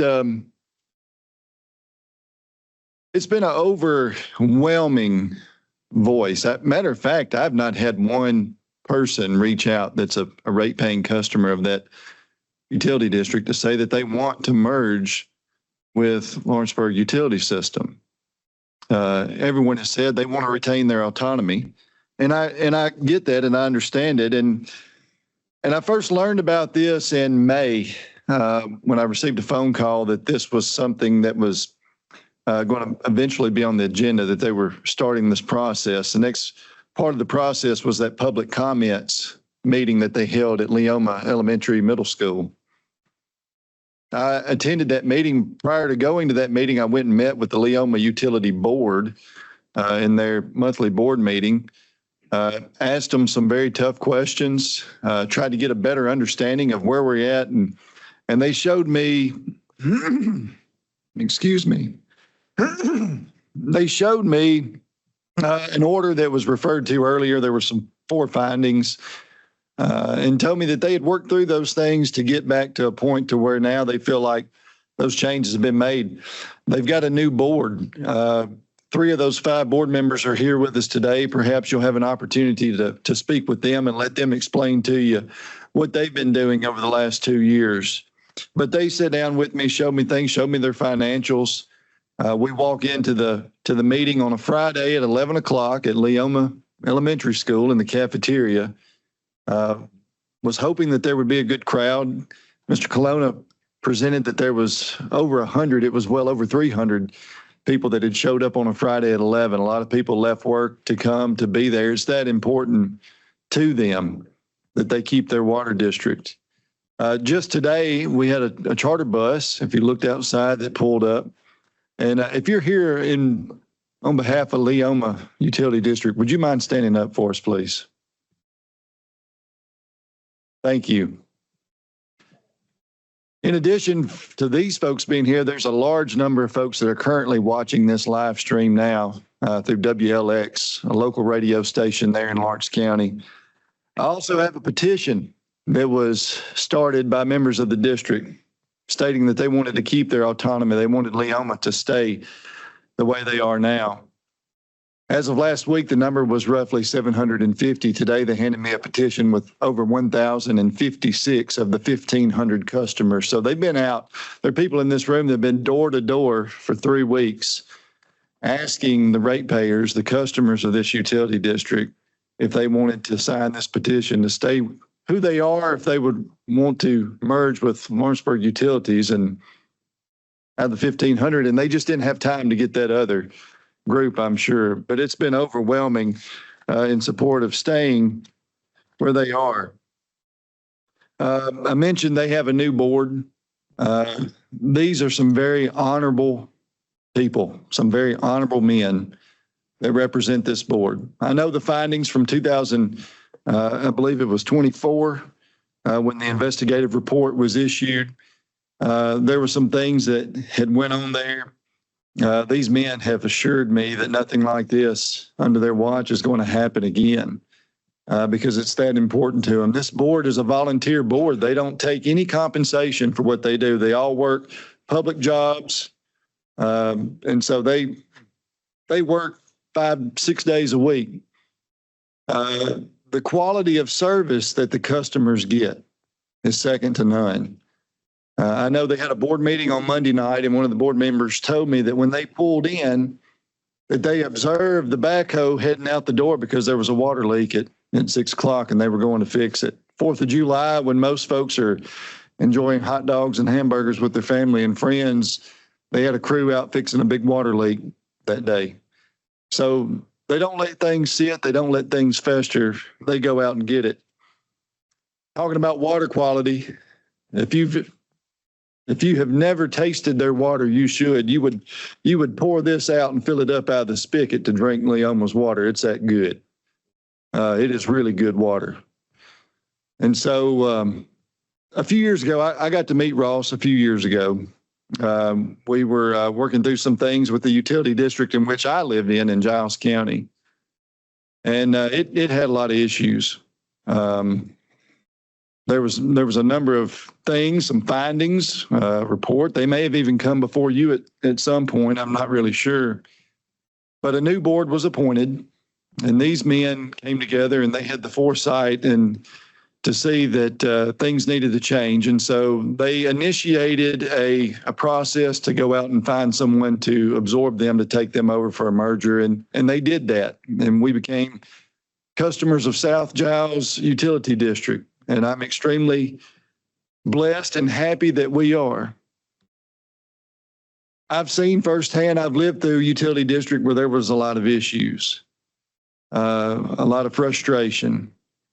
Talking with the customers of Leoma, I don't get that from them. They seem very, very highly satisfied with the quality of service, the quality of water, and in keeping their community the way it is. It's a very tight-knit community. All of Lawrence County is. I've probably got more, I feel like I have more utility districts than any other member of the legislature. I've got a bunch. But the people want to keep it. They want to keep their utility district the way it is. They don't want to merge. They don't want to, we're not talking about what ifs, what can happen here or there in the future, but living in the present right now, they're all extremely satisfied. And the board has worked very diligently to make sure that they're getting through the things that have been found in years past. I spoke with their accountant earlier this week. Yes, the 23 and 24 audits, I believe, are behind. The 23 did come back. They use a private entity that conducts their audits, and maybe the board members can speak to it better than I can. But they did get their 23 audit back, and everything was good. There was no findings. So they're trying to do everything right. They're trying to do everything the best way that they can, and they're extremely successful in my book. So in closing, I'll just say this. I hope that whatever direction you decide to go today, you strongly consider in keeping them autonomous. Let Leoma continue to serve the customers of their district. Let them continue to be in operation. That would be my request, because it's one of the best water districts in my district that I've seen. So thank you so much.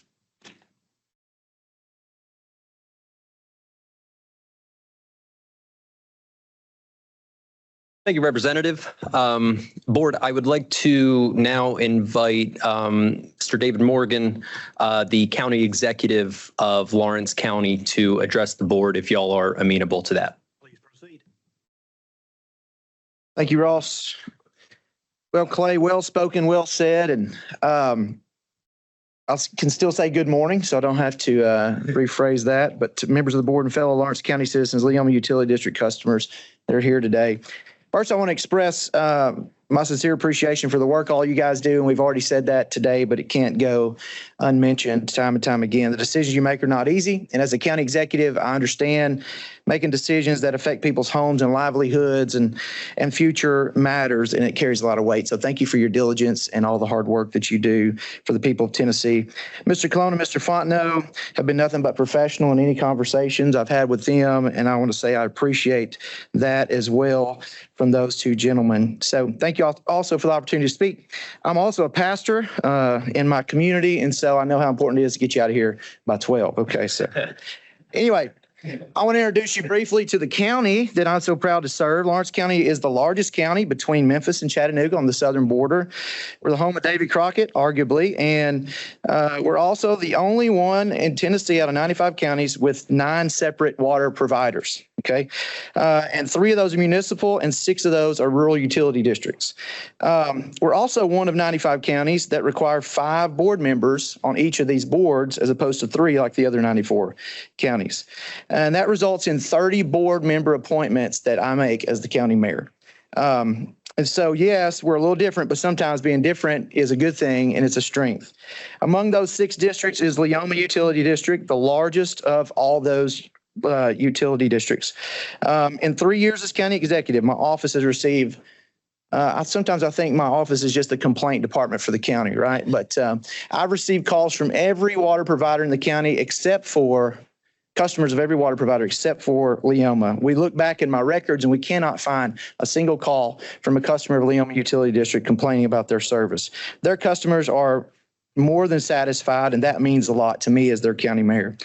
So while they have had issues with compliance and various things and the unfortunate illegal behavior of a former employee, the actions of one individual, I believe, should not strip 1,400 to 1,500 families of their right to local control over their water.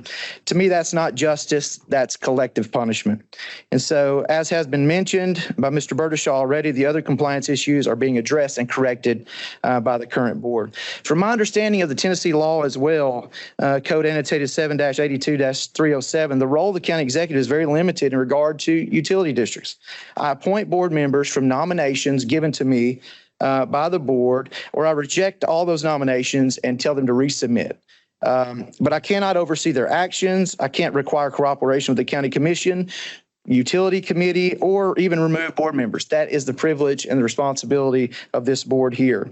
So what concerns me with this is while the law provides a path to a corrective system or corrective action, namely the removal of the board and appointment of new board members in these type of circumstances, nowhere in state code is forced consolidation presented as a next step prior to board removal, as Mr. Doggett has already mentioned, happened in his utility district in Giles County. There was no talk of consolidation until that board was removed and put a new one in place.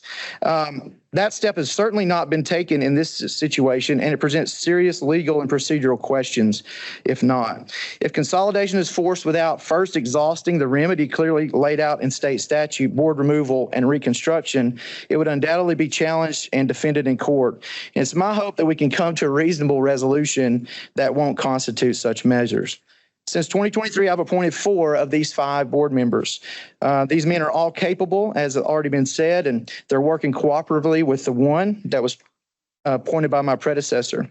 They're making measurable progress with some of the issues they inherited, and I am in no way recommending that this board be removed at this time. I was just simply stating what the law says about procedure. These guys are volunteer citizens doing their best to serve their neighbors, volunteers who may or may not have legal or compliance expertise, but who would benefit greatly from more involved, supportive role, even of the county government. Unfortunately, the law doesn't allow myself or the commission the right to provide that kind of oversight. And even though I believe our county resources could help these districts operate more efficiently and transparently, possibly a potential policy change down the road in the future may be a recommendation I'm making with that statement. As I try to wrap it up here, my first closing as a preacher, you know, you have 2 or 3 of those. Here's where I want to just slow down and just speak from my heart. I was overwhelmed by the outpouring of support at the meeting that Mr. Colonna organized there at Leoma School. To me, one of the most conservative principles we hold dear in our country is the right to self-governance.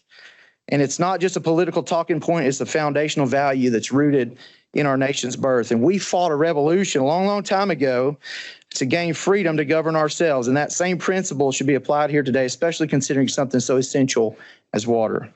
So to dissolve a local district that is actively correcting its course without consent from the people is not the action I, as the county executive of Lawrence County, recommend to this board today.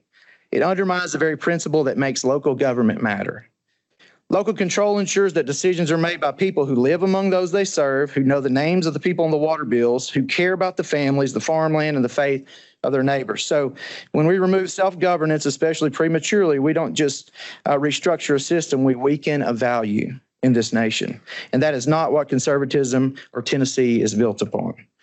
So what I'm asking today is not unreasonable. It is, in fact, I think the most American thing we can ask for, and that's just a little bit more time.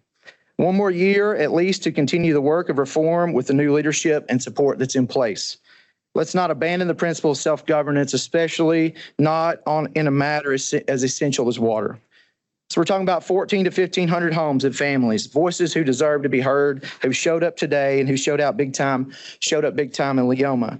The people of Leoma are here today because they deeply care about their community, their water, and their right to choose how they're governed. I'm proud to stand with them and fight for them today. And I want to, on behalf of Lawrence County, Ross, apologize for the animosity and the feeling in the room that day. It's just a very special issue to them. So thank you all for your oversight, for hearing me out today. I humbly ask you to grant Leoma Utility District a little bit more time. Thank you.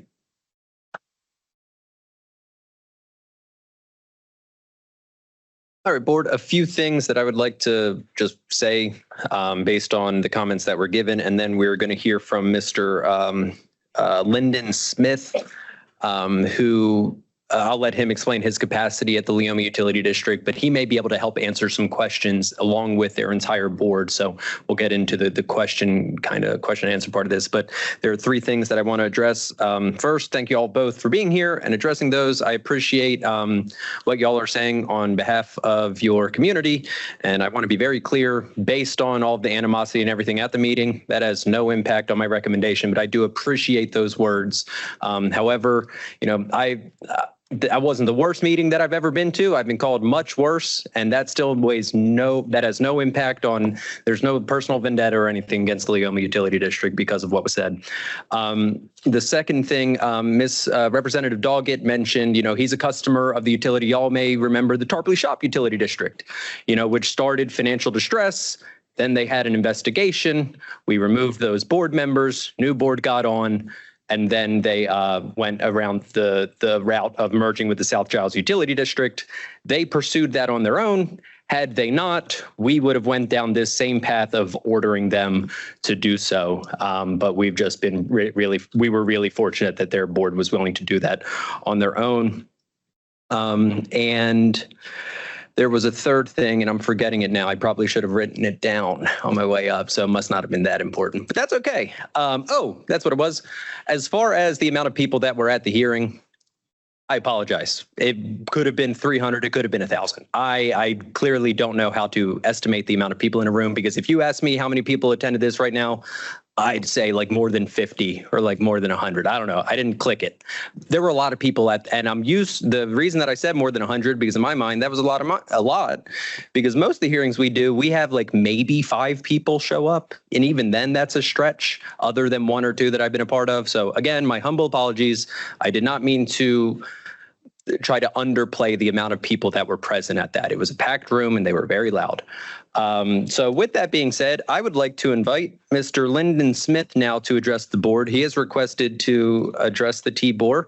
And again, he has a capacity at the Leoma Utility District. And as long as it's amenable to the board, I'll invite him up and he can describe what he does and share his comments. Please proceed. Start with saying appreciate y'all's time. Let me get up here and speak. I'm not a speaker. Get stuttering, get nervous, get shaking a little bit, but I'll do my best to explain everything as I can. I am their contract distribution operator. Feel like I'm doing a pretty good job at it. I do work for another utility as their distribution operator also. We've made some changes since I've been there. There's some stuff going on with the water main extension when I come in, for example, wasn't being done per code. I mean, I walked in, shut it down, said back up, punt. Let's sit down and talk about this. We got that stuff straightened out. As far as day-to-day basis, I'm in conversation with everybody, all day long. I can answer my phone just about any time of the day, unless I'm in a meeting or something.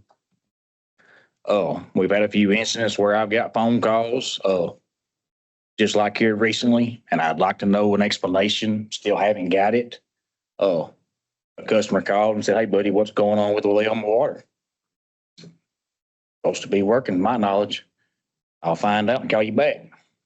Hey, y'all know why you got a water outage? I'm getting phone calls. No.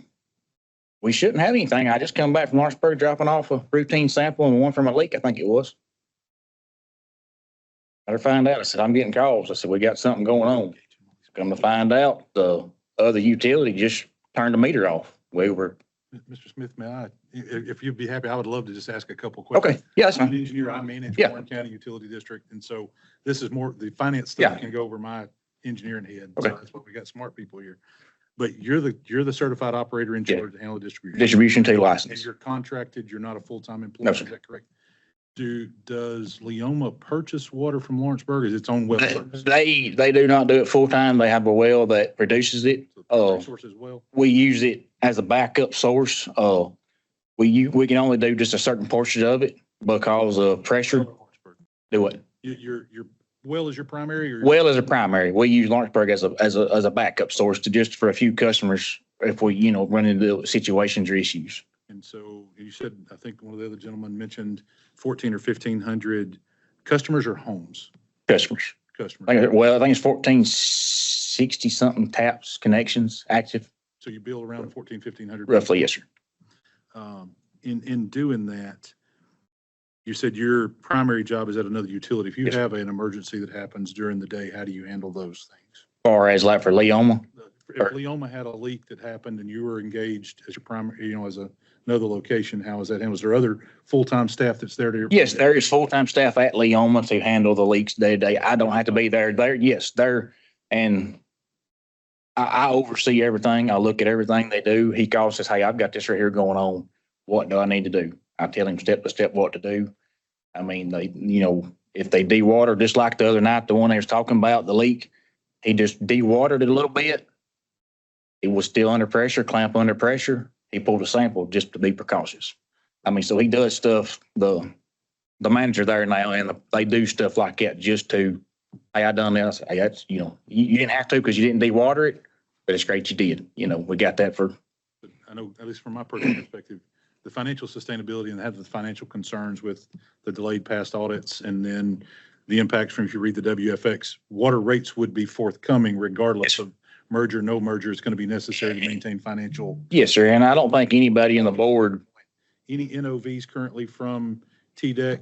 How are you on stage twos with any of your other normal quarterly reports? Are you full compliance on water quality? Yes, sir. As far as everything, I'm under the understanding we are.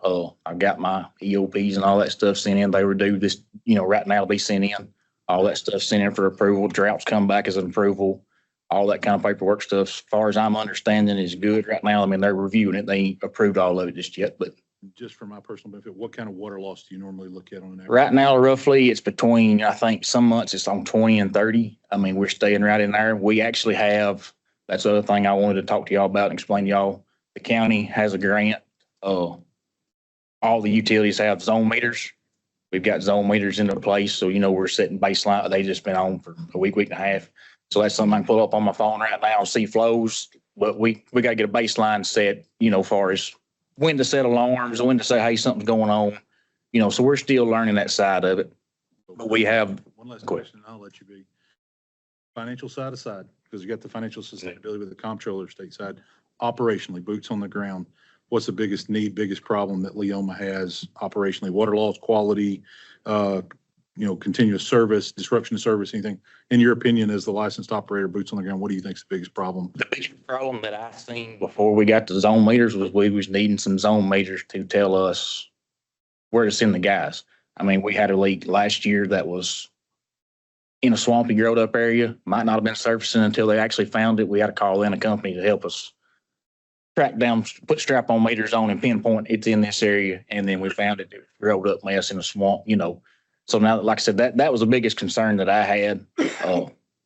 Obviously, we got a few more things that they need, like a second source and different stuff that we're working on.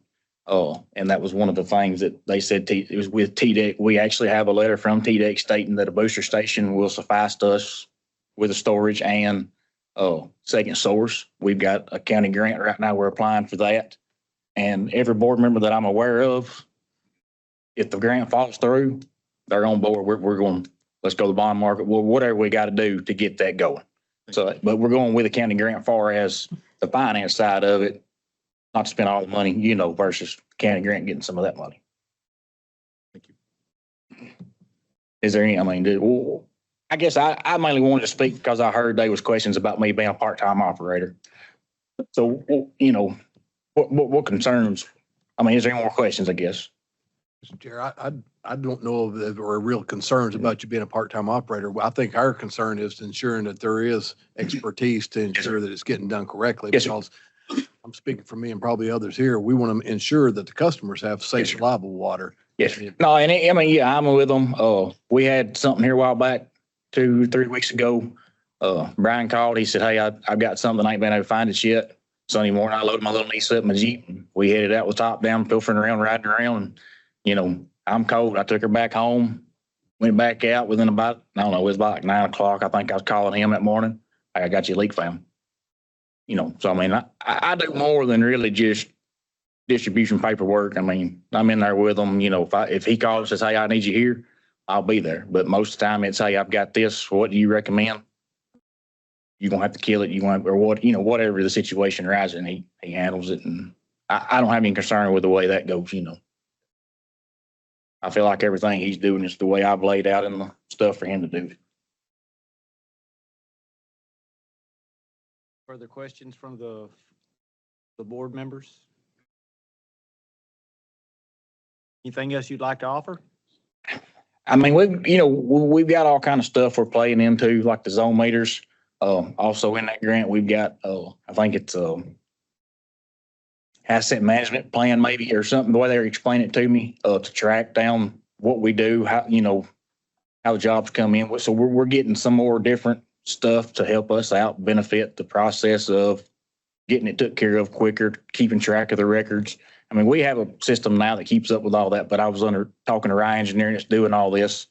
And they was explaining to me how some of that stuff's going to go. And that's something they were saying the state wants more records of is, how you handle this when it come in. And this is a way to track how all that stuff goes down. So we got that software coming too. I mean, we've got different stuff we're wanting to do.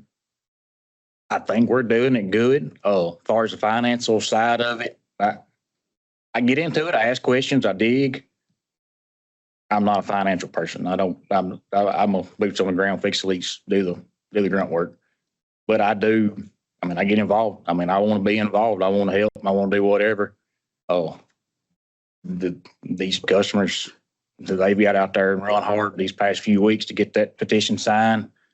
Most of our customers, they just, we had one, he said, I wake up in the morning, my water's there. I have no questions. He said, I didn't know we had a problem.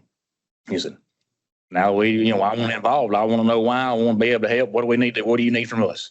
Our customers, they're right in there with us now. They're helping us out. They want to keep it, and I want to keep it the way it is. Like I say, I heard y'all had some concerns of me being there part-time, and I just felt like I needed to get up here in front of y'all. And if y'all had questions for me, or if you need something else explained, I'll do my best to explain it, like I said. So, but like I say, that leak come in. I think one of the board members might have found it. They said, y'all got a leak. Two guys were gone, at home. One was there ready for the meeting. Called them in. They was right back to working. Mr. Smith, I appreciate your obviously, if you have a license, you didn't get, it wasn't given to you, you earned it. With respect to the financial side, and this may be a question for Executive Morgan or Representative Doggett, or if there's board members here, who now is responsible for the administrative, the billing, the customer side, the accounting, not only the bookkeeping, but who then is responsible for the accounting side? Obviously, there's multiple years deficient, which would be an issue to the comptroller, which is, the financial distress side of where we're at. Kind of have two sides, right? You have the operation boots on the ground, good quality water, does the water stay on? We have the financial side. Who is responsible for that? We have a secretary there 3 days a week, and then we have Ms. Robbie that does the financials and then reports it back to the board every month and gives them, keeps track of all that. And then she's the one that reports to y'all, or whoever she reports to. And also, the attorney, Mr. Ben Gastel, is also here. So not to say that wasn't a sufficient answer, but he'll also be able to help get into that. Yeah, that may be better for him or the board or something. But that's correct. Does anyone else have any questions for Mr.? Thank you for your comments. All right, board. Now that we have heard from Mr. Lyndon Smith, as I said, we have Mr. Ben Gastel. Is it Gastel? Is that how you pronounce it? Fine. Okay. Yeah. So, yeah, if that's okay, he's got 2 minutes. Sure.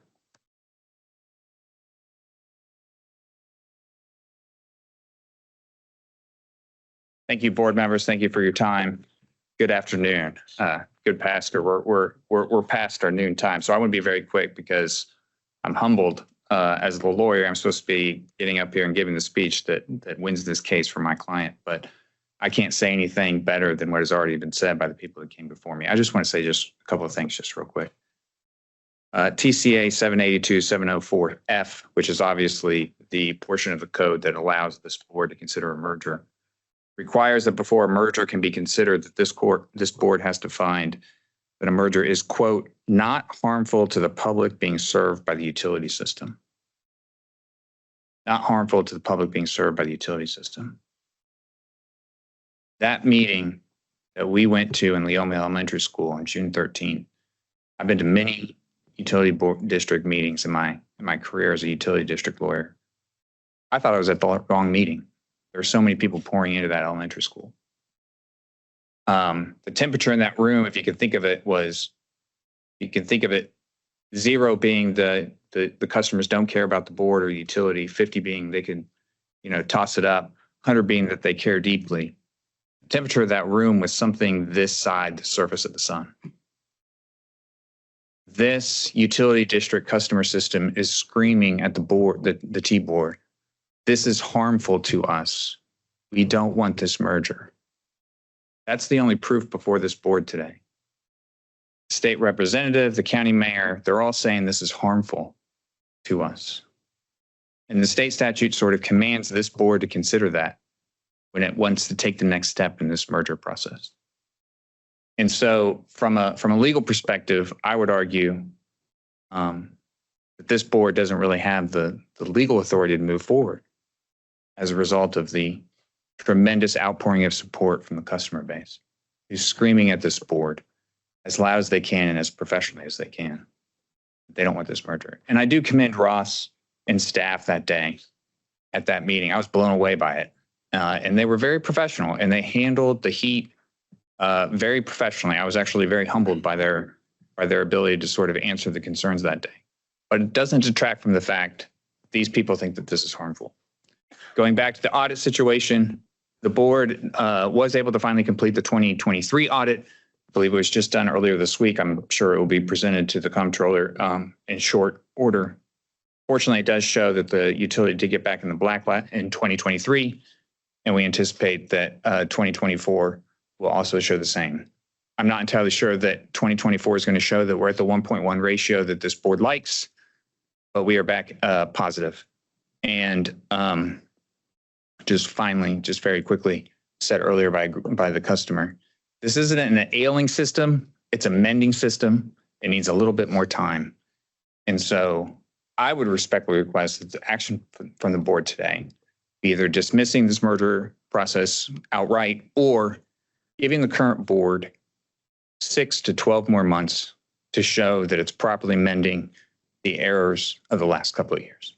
Happy to take any questions. Mr. Giles. Yeah, can I, what do you think the time frame for completing the 2024 audit would be? If we gave you an extension, when could we expect that audit to be done and in the hands of staff? I believe that, and I could be wrong because I am coming to this a little bit late. My understanding is that they have received an extension to July 31st to complete the 2024 audit. And I anticipate it being done next month.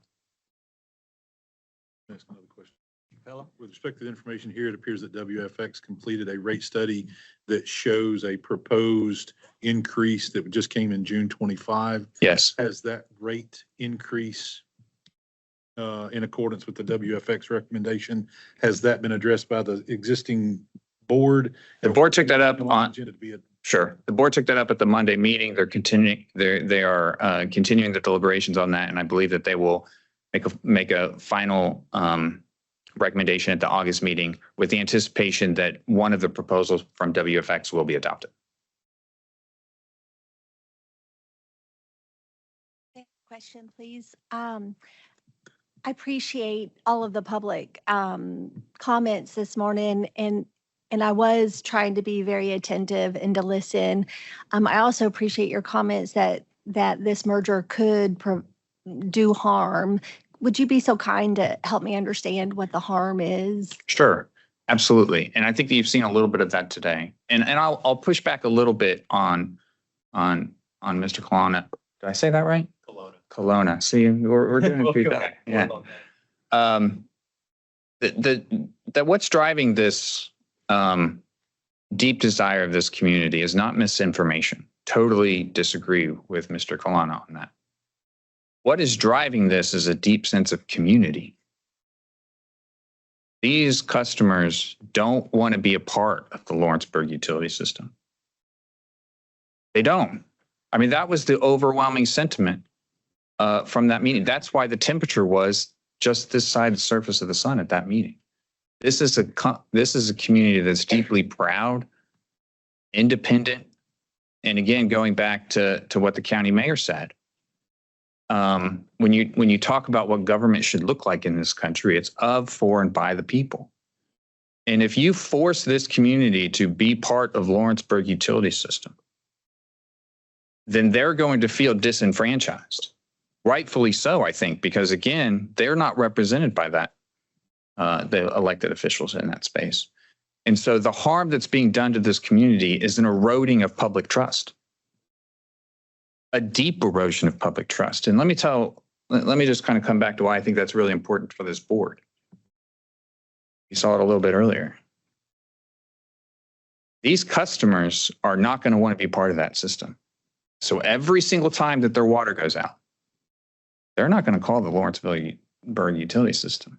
They're going to lodge a complaint here because you guys did this to them. You've eroded that public trust.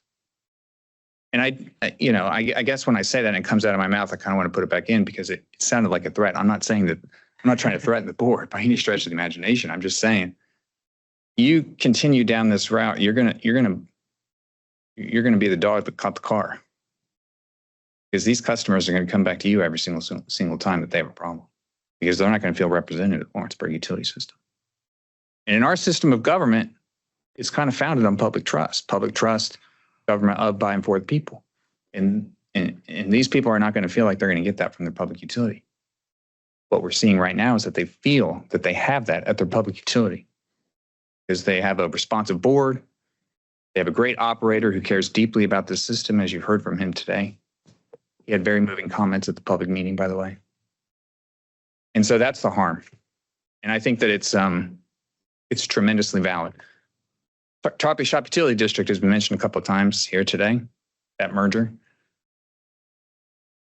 I'm very familiar with it. I'm the lawyer that handled Tarpley Shop Utility District merger. When we had those public meetings that were required to merge two utility districts, there wasn't a customer there.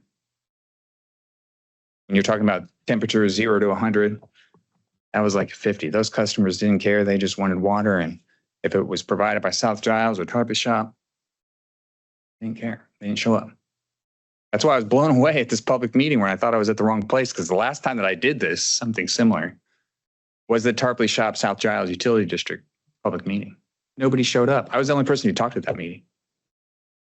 And so, and again, that's what the state legislature has commanded this board to do when they invited you to invite public comments, is because they want to hear from the customers that are being served. And you've heard loud and clear what these customers want. And I think that kind of takes you a little bit outside of the statute if you want to move forward. Because again, it says, quote, not harmful to the public being served by the utility system. And you've heard loud and clear that they think it's going to be harmful. So hopefully that answered your question. Happy to take any other questions, but I know that we're late in the day. May I just add one comment? Mr. Linden had mentioned, or I'm sorry, Lyndon Smith had mentioned having received grants to address some of the critical needs, including water loss, as well as asset management planning. I'm not sure if it was the American Rescue Plan grant, but one of our primary goals with that grant was so that small systems or other utility systems could invest financially into their infrastructure to address those types of critical needs, so that they may be in a position of regionalizing, being in a position where another utility system that may be larger and capable of helping to provide that economy of scale, they'd be in a position where they would be able to be in a good position for negotiations of a merger. And so I just want to say that if the Leoma utility system has been investing in their system, improving it, kudos to you for making that investment in kind of addressing some of that most critical needs, so that you have options available to you, I guess. Please. Countywide, we received a grant 2 years ago. It was referenced. Fry Engineering is who is working on that. It's a $5.2 million grant to do an entire engineering study and what do you call the meter? The zone meters. Also, sustainability plans, feasibility studies for some of these rural utility districts. Since we had the most districts in the state, we were the only county again, one of 95 to receive that grant for these purposes. So that's being worked out across our county right now. RISE gives us quarterly reports on what they're doing. So because the study was done across the board, all 9 utility providers in our county, every one of them failed their preliminary tests of like water loss and various other things, even Lawrenceburg Utility Systems, because their water plant's over 50 years old. So that's why we were the best candidate in the state for this engineering study and this grant, federal grant. So we're partnered with TAUD in that, and all that's being worked out right now, and it's improving every system, including Leon. Thank you. Any other questions? Thank you. Thank you very much, Board. Ross, can you, Mr. Chair, can I ask Mr. Hall a question? You may. When is our, what's our meeting schedule for the rest of the year? The next one is September 25th. September 25th. Is that what it is? September 25th? December or January? There is also a December 11th. Close enough. Okay. Yeah. So the one thing that I would like to respond to, thank you, Mr. Castell, for your comments. The one thing that I would like to is read the statute that Mr. Castell was referring to.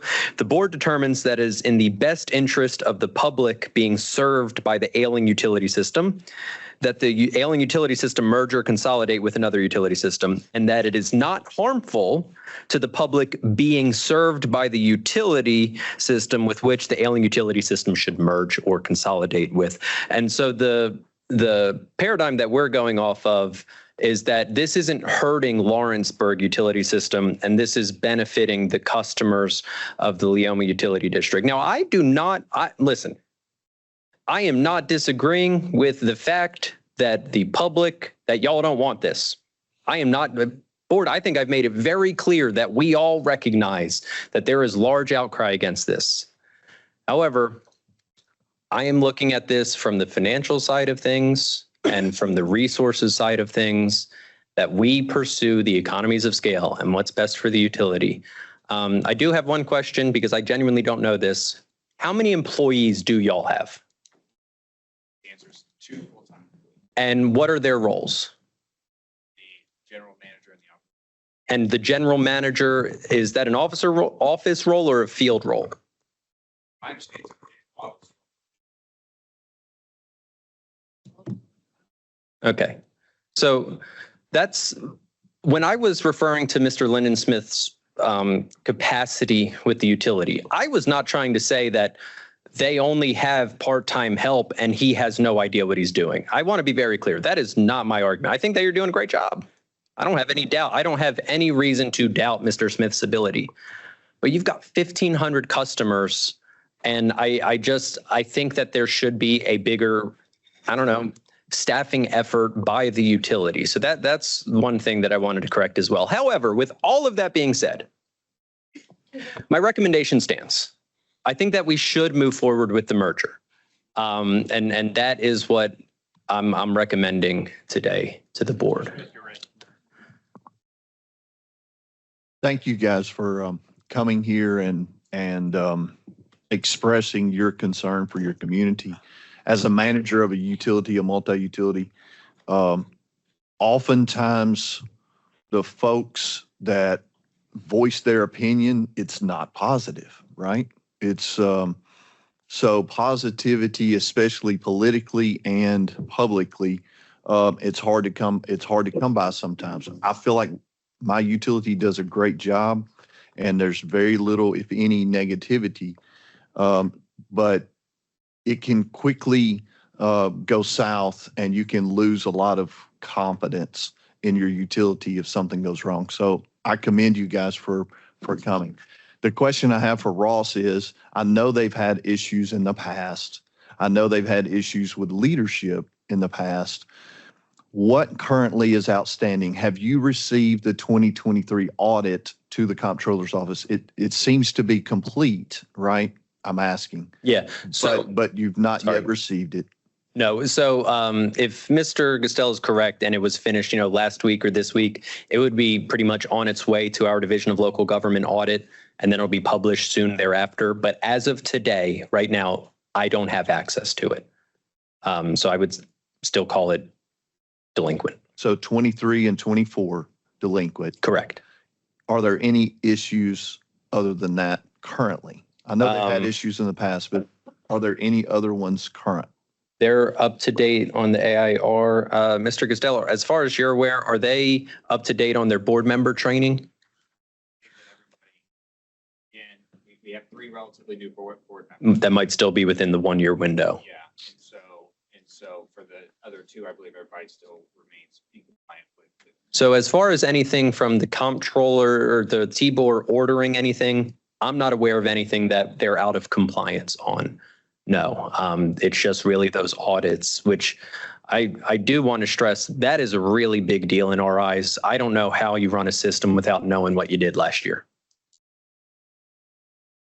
Understand. I'm just. Yeah, no, I wanted to, for everyone on the record, that some people may say, what's the big deal? You're just missing 1 or 2 reports. And for those that aren't involved in local governments, it is a big deal to not have an audit. Mr. Giles. Can I make a motion? Are we ready for that? No, I'm gonna make a counter to your recommendation. So I'm gonna make a motion that we give them till our December meeting to comply with all audit compliance, to provide us a copy of their latest sanitary survey. I want to see what TDEC's finding was during the last review, and possibly get a new one in the meantime.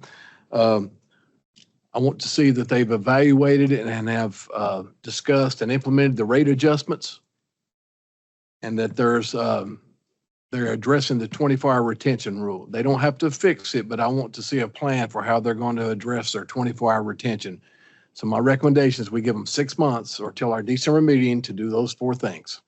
Quick question. So do you want it done by this? Do you want it done in time for us to be able to bring it to the December meeting? So like really until the end of November to take care of all of that? December the 1st. Okay. I will counter, by December the 1st, I want those 4 things to happen. So then we can bring in. Yes. Okay. And so I believe they're serious. And so if they are serious, those are 4 attainable things. And if those things are not done, and then we'll move, then we will move forward with a different recommendation. I think that's completely fair. I'll second that. I will say that from, Seth, do you have any questions? I just want to make sure I've got that written down, right? So by the December board meeting. By December 1st. By December 1st, the district has to catch up on their audits, provide their sanitary survey, show proof of implementation of one of the rate adjustments recommended by the rate study done by WFX, and have a plan to comply with the 24-hour retention rule. Address the 24-hour, yeah, yes. Can I? Yeah. We have a motion and a second discussion. May I request to propose one additional item? Because not only if they're delinquent for the 2 audits, that would be the foundation for the next year's budget, that you also, if they did that, act in a prompt manner, adopt the rates, establish what the revenue is going to be. I know that's putting some tight things on them to do, but should have been done already, that you also include the budget requirement submitted. It may not be, it may have a kickback, it may have an adjustment, but I would at least like to see that they not only got their audit done, but they know here's what the target I'm working with moving forward as well. So can you summarize that for me? The 5th bullet point that says, and submit the 25, 26 budget. When's y'all's fiscal year end? Their December fiscal, okay. So yeah, so then, yeah, it would be the 26 budget. Built by then, yes. No, the 27. It would be the budget. I hate mean, they should be under a budget right now, but if they're 2 years delinquent, they're operating on. Well, yeah, they submit a budget, we just keep denying it. So you're going to want to essentially see a budget now that all their audits are updated. Correct. Okay, so we're going to want to see an audit that reflects the budget. We're going to want to see a budget that reflects the audited numbers and their planned expenses, so on and so forth. Mr. Hampton. What is the requirement for the budget to be submitted to the comptroller's office? If you, in light of what his request is? So if they, not the regular date without his request. yeah, so they would need to adopt a budget on or before the start of their, right. So pretty much December 31st, they should have a budget adopted. So They should be under a budget now, but if the 2 years audit's delinquent. No, I think, yeah. And I mean, They're just operating on the cash. at the end of the day, with how small of a utility this is and how simple the accounting is, it's not like they're a city where they're trying to get 8 funds all in a row. They should be able to get that audit and I could make a budget overnight with just getting that audit in. So there's no reason that they shouldn't be able to put that together. That they're aiming at, right? Yeah. What's your monthly expenditures, payroll, operations, water purchase, electricity, chemicals, whatever else they're doing? Yeah, Yep. got a budget to account for it. The audit should be the template for the budget. So I'm sorry, when is the 2025 audit due? So the 2025 audit will be due 6 months after their fiscal year end. Which is December 31 of 25. So, yeah, this time next year. So they're, Fiscal year end. yes, so they'll have a fiscal year end on December 31st, 2025. So it'll be correct. So then it'll be next They June. didn't adopt a budget last December because they were already 2 years behind on Yeah. the audit. So with that being said, oh, go ahead. Mr. Perky. Go ahead, please. No, I was just going to summarize what Anthony said for Seth, but go ahead, Mr. Perky. Mr. Chairman, I admire my colleagues for their motion and I'll be voting for it. But I would say this to the utility district and the people that are here. Like my colleague, I appreciate them being here. You obviously care about something and you've come a long way to express that. Someone told me one time there are no problems, there are just opportunities. Now, I didn't completely buy into that, but I would challenge the district and the residents to use this opportunity to try to right this ship, especially financially. We cannot forget that they're in financial distress.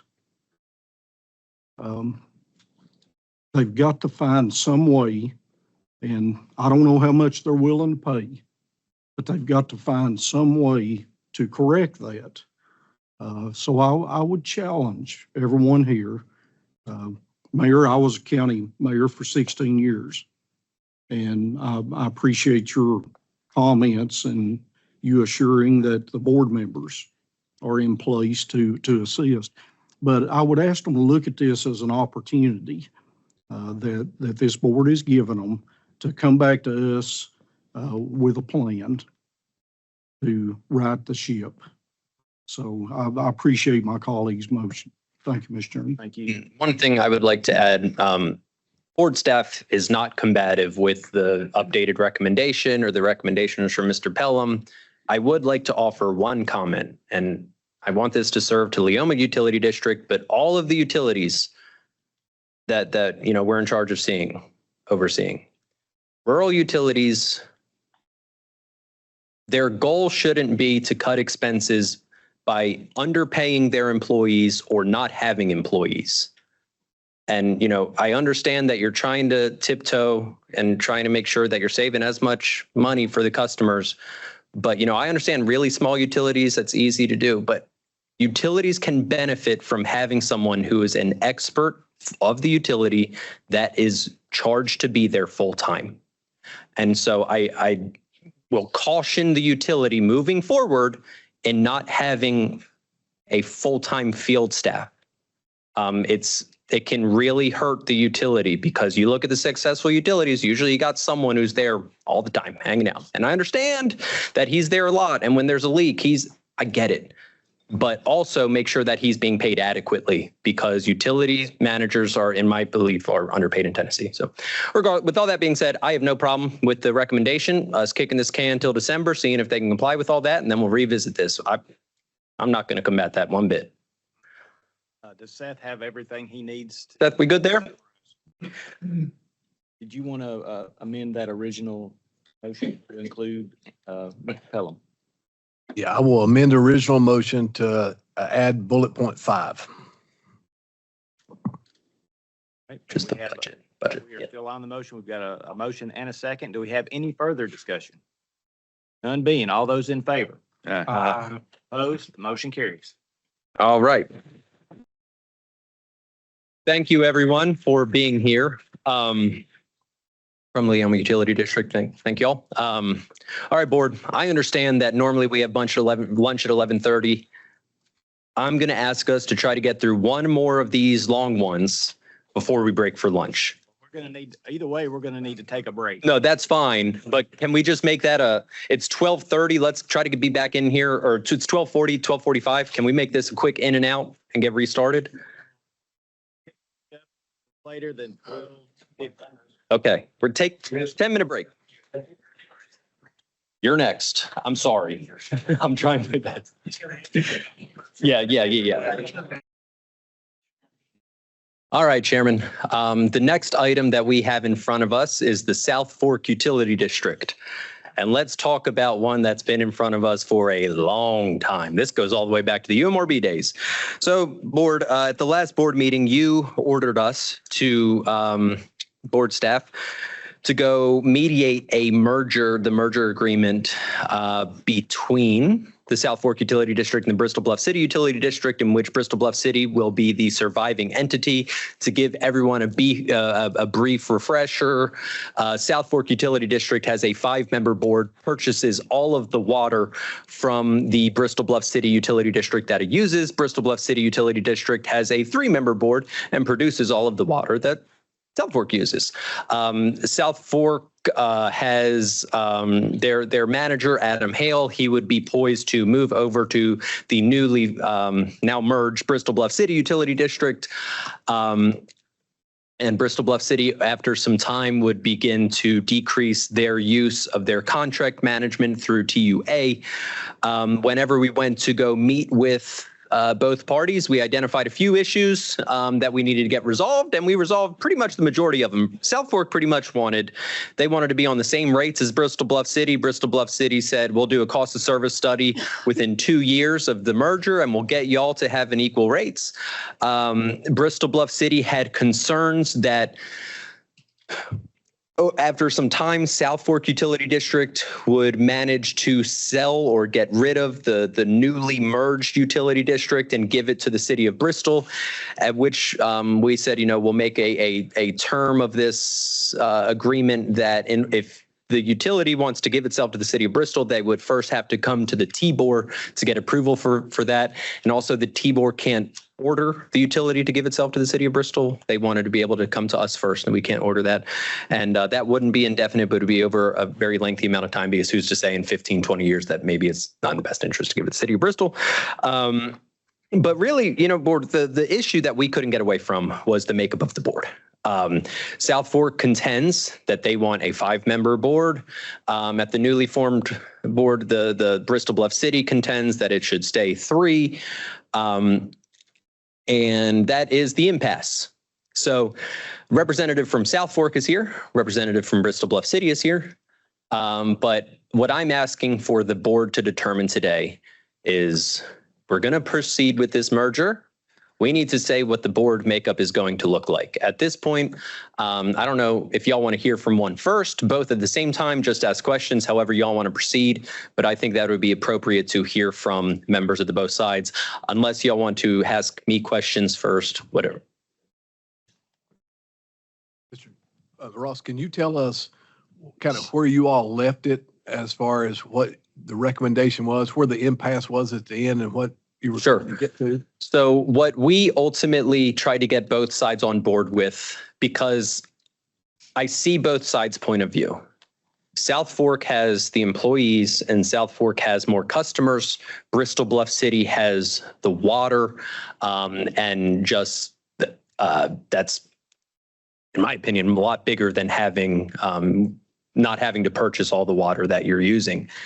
In my opinion, this merger makes sense because both sides have things that the other needs. So it just makes sense for everyone involved. So what we recommended, to not, really lean one way or the other, was the solution of, is there a way that we can start with 5 members? After 2 years, 3 of those seats would expire. 1 of those seats would be reappointed. So within 2 years, we would go from 5 to 3. Of the 3 seats that expire, the 2 that are remaining that don't expire until years 3 and 4, 1 of those would be from South Fork. 1 of these would be from Bristol Bluff City. And then that 3rd member that would be appointed by the county the county mayor, that would be from either district. It's also my argument that after day one, let alone 2 years down the road, it's no longer, are you a Bristol Bluff City person or are you a South Fork person? Soon as that merger happens, it is all one utility. I don't care what the name is on the water tower. I don't care what the name is on the front door. You're all one utility and all commissioners are there poised to serve everyone completely.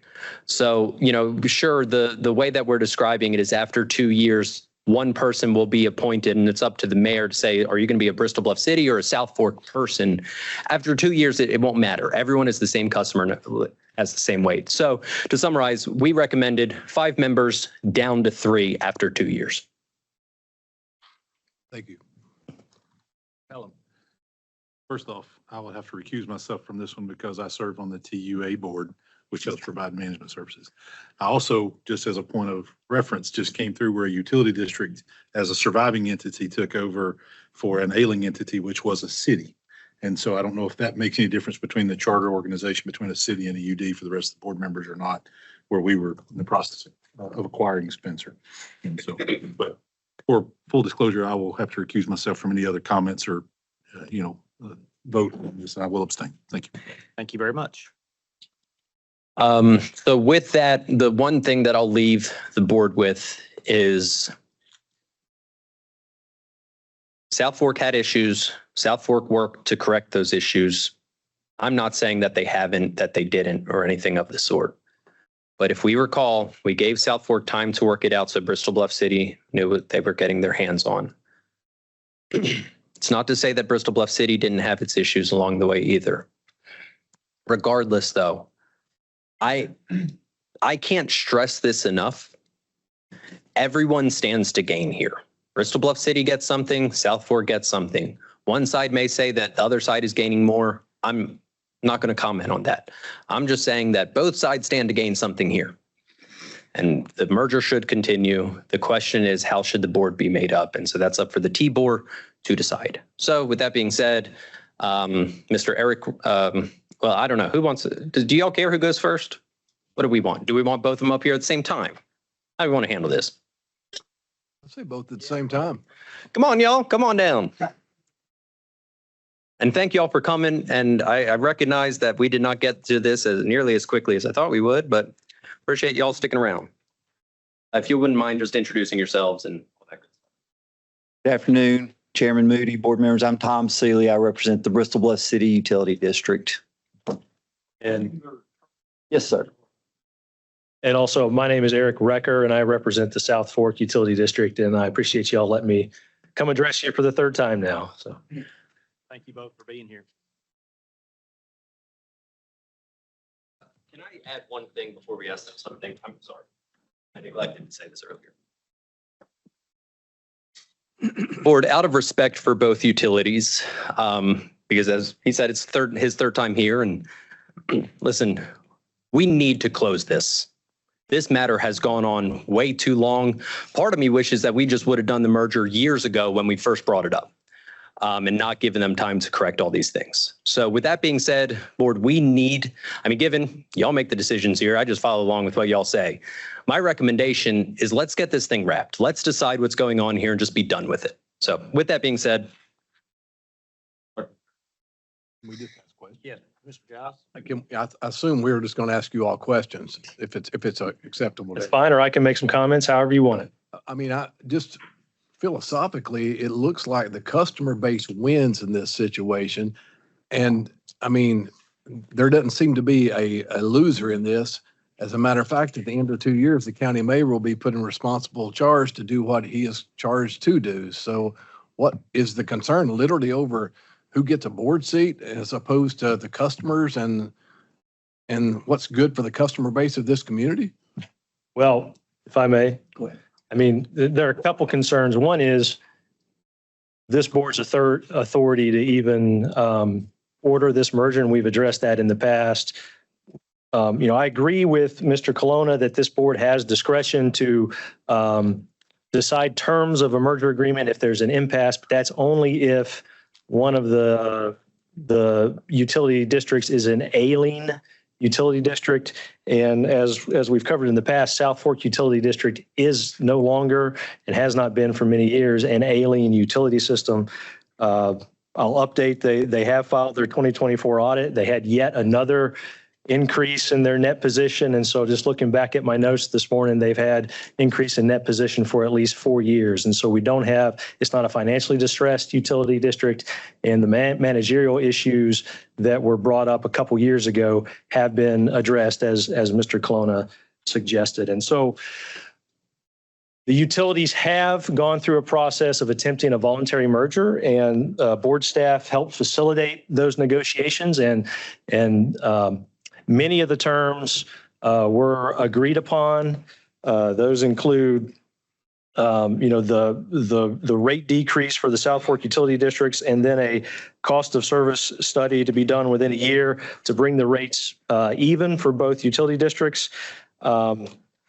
They did. There was an agreement that the merged board could not give its assets over to the city of Bristol for a period of time, although it sounds like there may be a misunderstanding as to what period of time that was agreed upon. That was done. South Fork agreed to that because that was a concern of the Bristol Bluff City, and we don't have any problem with limiting the ability to give the assets over to the city of Bristol unless this board approves of that and the utilities bring that before the board. We don't see that as anything that's on anybody's radar right now. Anyway, Adam Hale, the current general manager of South Fork, would remain a merged utility, and they would come up with a new name. And so really the only impasse was the number of board members. And we think there are some benefits to a 5-member board. We heard that one of the counties here, there were like 8 utility districts and they all had 5-member boards. South Fork is a 5-member board because of a merger that happened of 2 smaller boards in 2020. That board is working, and I understand that some people have the idea that a 3-member board may be more efficient, but I think South Fork and how it's turned itself around is evidence of how a 5-member board can work. South Fork does have more customers. It has approximately 3,400. BBCUD has approximately 2,600. And so we respectfully request that T-Board not order a merger here and let the entities continue their negotiations without this threat of a potential T-Board ordered merger that I think is impeding or impacting their approach to the negotiations. And so that's where we stand today. And I appreciate the time to address you. Thank you. Yes, sir. The points that you made are all correct with regard to the benefit for all customers involved. And the reason Bristol Bluff City Utility District has an issue, and the only issue that we've had, again, we're here because of the problem South Fork has. There's not been problems with Bristol Bluff City Utility District. We've cooperated throughout this process to try to work towards an agreement. But the reason that we have stuck to our 3-member board is because the commissioners at South Fork have indicated in several public meetings that they had an intent to allow a takeover for the city of Bristol. And what that does for our community and for our rural water customers, it creates a monopoly. In our area, Bristol has a water treatment plant. Bristol Bluff City Utility District has a water treatment plant. And so again, that is our commissioner's concern. We do not want a monopoly created in our area because that will be harmful to our customers. And again, placing some of the South Fork commissioners on that board, allows that opportunity. And again, they've threatened that several times at several public meetings. And I would point out again, I believe where we're at in the process under the statute, that 782-704, that if we cannot reach an agreement to increase the size of the commission, that again, the surviving district, which is Bristol Bluff City Utility District, the law requires that the Board of Commissioners of the surviving district The current commissioners of the surviving district must serve the remainder of their terms. And I think that's what the law requires at this point in the process, since we were not able to reach an agreement. And that's what I would argue to this board. That's the result that should come from the board's vote today. And again, we have one commissioner that his term will end in November of this year. At that point, our county mayor, will appoint someone from the South Fork area. And so again, we will have a 3-member board. This is not a district that has enough customers that warrants having a 5-member board. So Mayor is committed to do that. yes, sir. And so again, that will be, and that's what the law is. We will submit, the first name will be from the Ailing or from the district from South Fork. And so we will have 2 members of our existing board who have done well, who are familiar with the operations of a water treatment plant, and we will have one from South Fork. And so again, I think that's what the law requires, and I think that's what the best result for all of our customers would be. And again, that's why Bristol Bluff City has been adamant about this makeup of the board. We've conceded to all these other, requests, including that their manager be the manager of the merged utility district. So again, I think that's where our commissioners are at. And again, the one directive that I was given, to Mr. Colonna's point, we would like finality. We would like to have this issue resolved so that we can move forward with planning, but we believe that that is the result that the law requires. I could address that. The statute TCA 7-82-704-2B says that if, after the parties have attempted to develop an agreement in good faith, they are unable to come to an agreement, then the board, that's TBOR, may resolve topics of disagreement in a fair and reasonable manner and have the parties amend the agreement to reflect the determination of the board. And so I think that's where the staff summary that's in your packet came from, that this board has discretion to establish the makeup of the board. Of course, again, you've got the threshold issue that I don't think this board meets, in that South Fork Utility District is not an alien utility district for which this statute would be triggered. And I think it's important to point out that the purpose of this statute, 7-82-704, is not to merge utilities. The purpose of this statute is to create financially stable utilities. A merger, a forced merger, is one of the tools that can be used to do that if all else fails, if nothing else gets the utility to financial stability. All else has not failed here. TBOR has done its job. TBOR staff has done its job. South Fork Utility District has done its job. And so there's no authority here to force a merger. The parties have attempted to negotiate. I really think that the threat of a forced merger has affected our ability to come to some sort of agreement because, as we kind of heard from the statements today, BBCUD's approach is if we do nothing, it'll be our 3 board members. Thank you. Questions for board members at this point? Yes, sir, Mr. Stone. What do the board members for each utility, do they get an insurance benefit and a monthly stipend? And how, if yes, how much?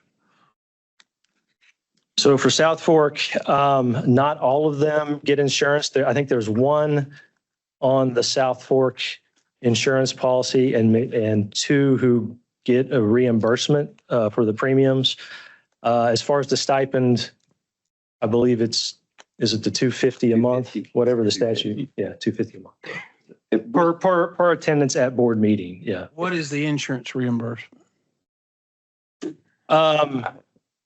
The insurance reimbursement for South Fork, and Mr. I provided this to you. He provided this to me because that was, again, there was a suggestion about leaving them on. Do you mind just speaking to the microphone on? Sure. I'm sorry. I don't mean to Sure. interrupt. Yes. The total or the monthly amount for the health insurance reimbursement for South Fork was $1,362.57. And they do get the $250 stipend. So for South Fork, they had an annual cost. It was $31,350. And Bristol Bluff City Utility District, our commissioners only take the $250 a month stipend. So we had looked at those costs when we were considering that option about the committee, but it was a fairly significant cost because of the insurance with the South Fork commissioners. So the Bristol Bluff board members don't have an insurance benefit? No, sir. Okay. Only the monthly stipend, the $250. Mr. Hampton. You mentioned monopoly. Can you elaborate on what you meant by a monopoly? Because I mean, in government, that's it kind of, county government is a monopoly of the area like a city. So I want to understand what you meant by monopoly. From the standpoint of just the sale of water in our area, the city of Bristol has a water treatment plant. The Bristol Bluff City Utility District has the only other water treatment plant in our area. So the city of Bristol sells to the city of Blumpville. That's another utility district they sell to. The Bristol Bluff City Utility District sells to most of the rural water utility districts. So if the city of Bristol acquired our water treatment plant, they will be the only source to buy water from in our area. And that's what we feel like will be harmful to the rural water customers in our area. The city of Bristol will be able to charge whatever they would like. They will not have any competition. Right now, BBCUD is the only other competition they have in the area. And we keep our water rates lower for our rural water customers and the other rural water utility districts. So again, that's why we believe that, again, it's very harmful for our customers if the city of Bristol is allowed to purchase these districts. And again, that was the threat of some of the South Fork commissioners, that they would just turn the district over to the city of Bristol. So that's why we believe that's harmful to our customers. Okay. If I may. Well, he wanted me. I want before I follow. No, you can fit. You can. Yeah, sorry. So I think it's important to remind the board that South Fork has the ability to purchase from both BBCUD and the city of Bristol. And I can't stress enough how South Fork is not interested in just turning itself over to the city of Bristol, which is why during the negotiations with facilitated by board staff, we were fine with agreeing to that provision that it would not do so unless the board voted to bring that issue before TBOR and TBOR approved it. And so I can't stress enough how that is, I think, a non-issue anymore. Now, why the board member stated that a year, 2 years ago, I think it was part of the negotiations that, BBCUD said, well, we'll just take you over. And well, we could just do that with Bristol too. I don't necessarily agree with those comments, but that is not the position of South Fork Utility District now, as shown in the agreement that was done during the board facilitated negotiation.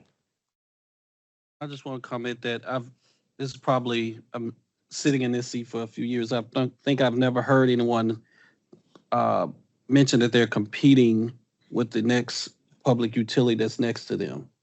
I mean, and I say this because the utilities are, geographically based, right? So this is your geographic area, like South Fork is Bristol Bluff City, is that you can't go switch to get to customers in Bristol.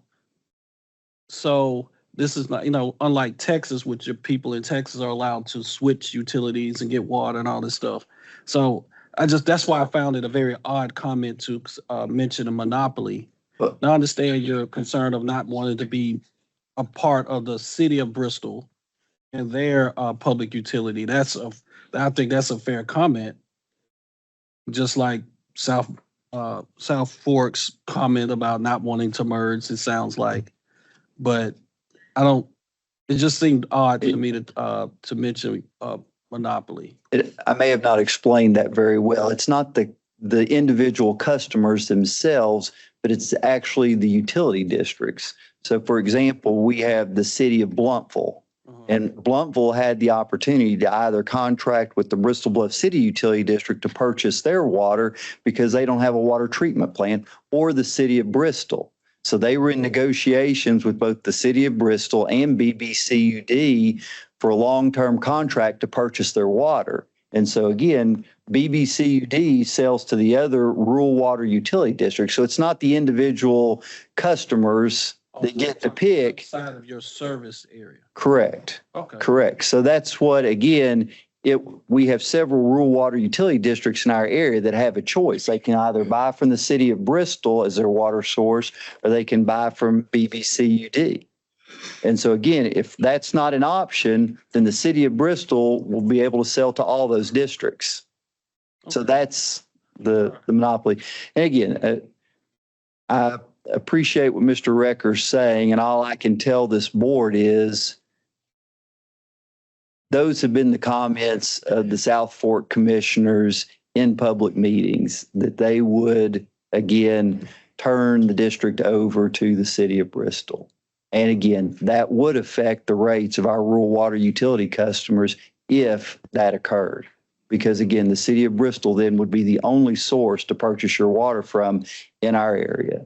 And again, the law requires at this point that with the surviving district, that the 3 commissioners remain on. And again, we will have a new commissioner from the South Fork come on and appointed by the mayor this fall in 2025.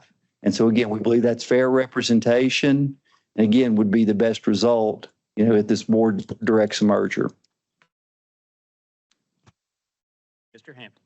So if this merger doesn't happen, the mayor would not pick someone from South Fork, right? Correct. If the merger doesn't happen, then the Bristol Bluff City Utility District, we will submit 3 names. They'll pick a name just from our area. All right, thank you. Yes, sir.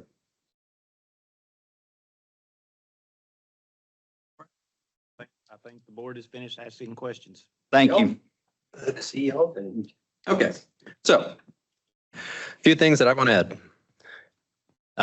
One thing that I neglected to say earlier is I'm happy to say that whenever we were doing the mediation and everything, both sides were acting in good faith. I didn't walk away thinking that, one side was being unreasonable or anything like that.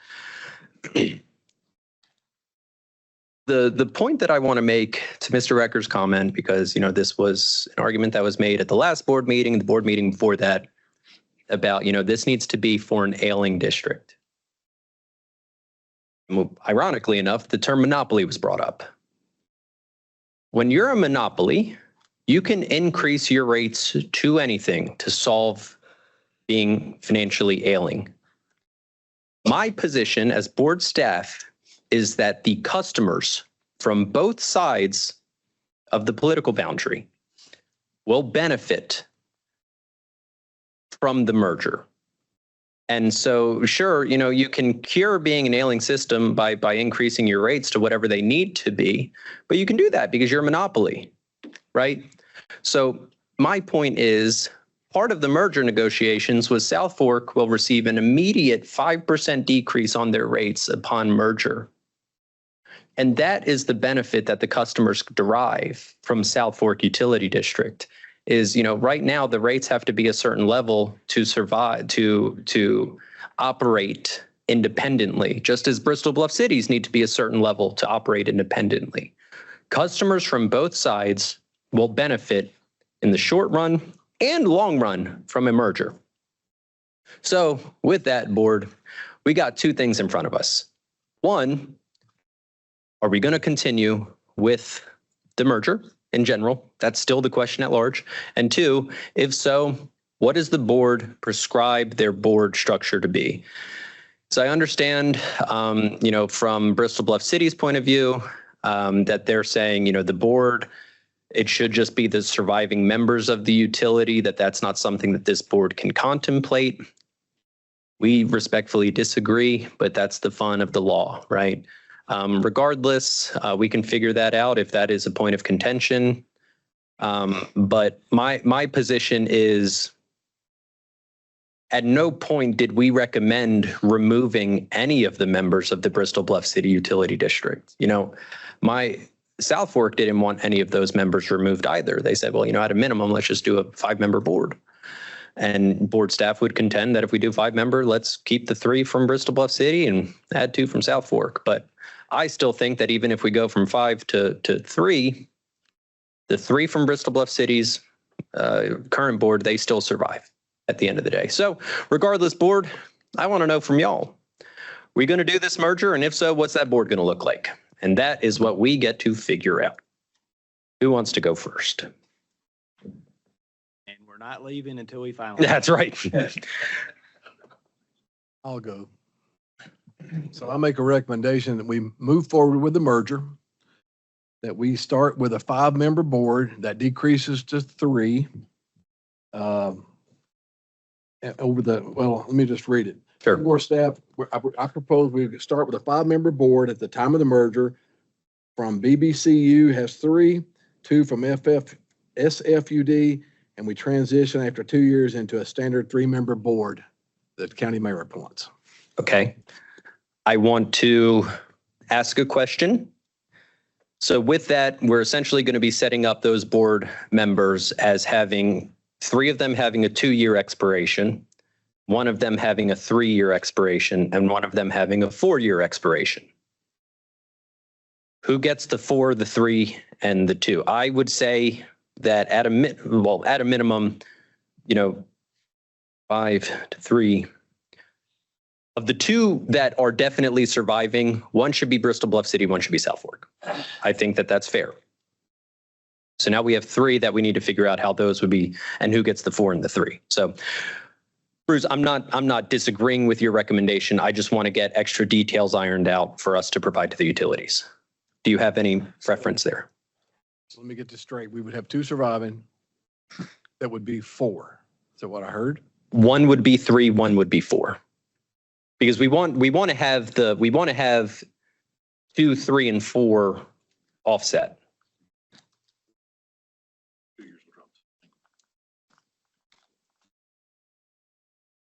My recommendation would be that the 4-year be Bristol Bluff City. Okay. 3 would be South Fork. South Fork, and then there would be 3 others who would be 2 years, correct? Correct. And so that would leave 1 South Fork and 2 Bristol Bluff City. 1 South Fork and 2 Bristol Bluff cities. Okay. So with Say that again. so with that, that is the recommendation that's out there from Mr. Giles, and it seems like Mr. Hampton has a comment. Yeah, sure. Yeah. So what? Absolutely. So what was just mentioned by Mr. Giles was 5 members down to 3 members. In 2 years, 3 of those seats will expire. 2 from Bristol Bluff City, 1 from South Fork. In 3 years, 1 from South Fork. In 4 years, 1 from Bristol Bluff City. That is what we put forward. Do we have any discussion? Do we have a second? It seems like Mr. I'll second motion. All right, now we can have discussion. So in light of the recommendation, it was just expressed that the mayor has a choice for a member in this upcoming fall. So that person would be, because the merger wouldn't probably happen before that. I anticipate it wouldn't happen before this. There's no way. Appointment, was it? Yeah, there's no way that would happen by So- November. Then that means the mayor would pick a Bristol Bluff City individual to be that 3rd person. And then we would use the board structure that you have that has been recommended. So to answer that is, you're correct that in November, we're going to have 1 person fall off of the current Bristol Bluff City board. County mayor is going to appoint someone new. So Bristol Bluff City will have a whole 3-member board. We're going to take that 3-member board, add 2 from South Fork, and then from those, the parties can designate who's going to be the 2, 3, and the 4. Yeah, I understand that part. It's just that the gentleman that was representing Bluff City mentioned that the mayor was committed to picking somebody from South Fork. If the merger had already transpired and they want. Make sure that when we're Yes. talking about this, who's getting appointed, that means the mayor would pick somebody from Bristol Bluff City service area. Yes. And then we would do this discussion about the merge, where the merger would happen. And on that note, it would be up to Bristol Bluff. And yeah, I mean, Bristol Bluff City couldn't even submit a name from South Fork for that 3rd member because they're not even merged yet. So yes. Okay. Yep. Just wanted to make- Let's get that on the record. I totally understand. So But I'm in agreement.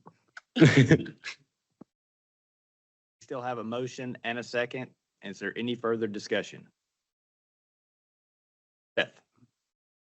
The motion that we're making, is that to adopt all all other agreed upon points, and this is only deciding the board composition? Correct.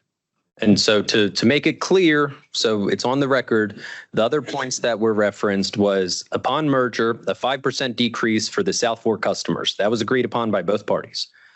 The next portion was a cost of service study to be performed by Bristol Bluff City. Both parties understand it's pretty much as soon as possible once all the dominoes fall. I believe that the agreement was within 1 year, we start the cost of service study. It's not guaranteed to be finished within a year, but we're going to start one within 1 year with the idea that that's going to bring us to a uniform rate structure for essentially both sides. And then if for some reason it doesn't, I mean, that's up for another rate complaint that we would come in front of the T-Board and bring that up. But we think that we'll be able to get that to a uniform rate structure. The third thing was if the new surviving utility wishes to give itself to the city of Bristol, one, it has to be brought to this board by the utility.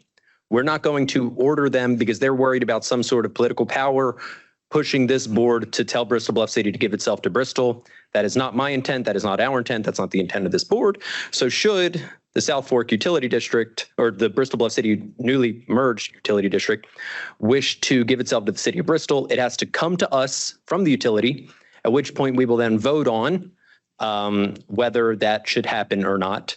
Now, do we have a time frame from which that expires? Because I do have concerns that 15, 20 years from now, who's to say if that utility should or shouldn't be able to?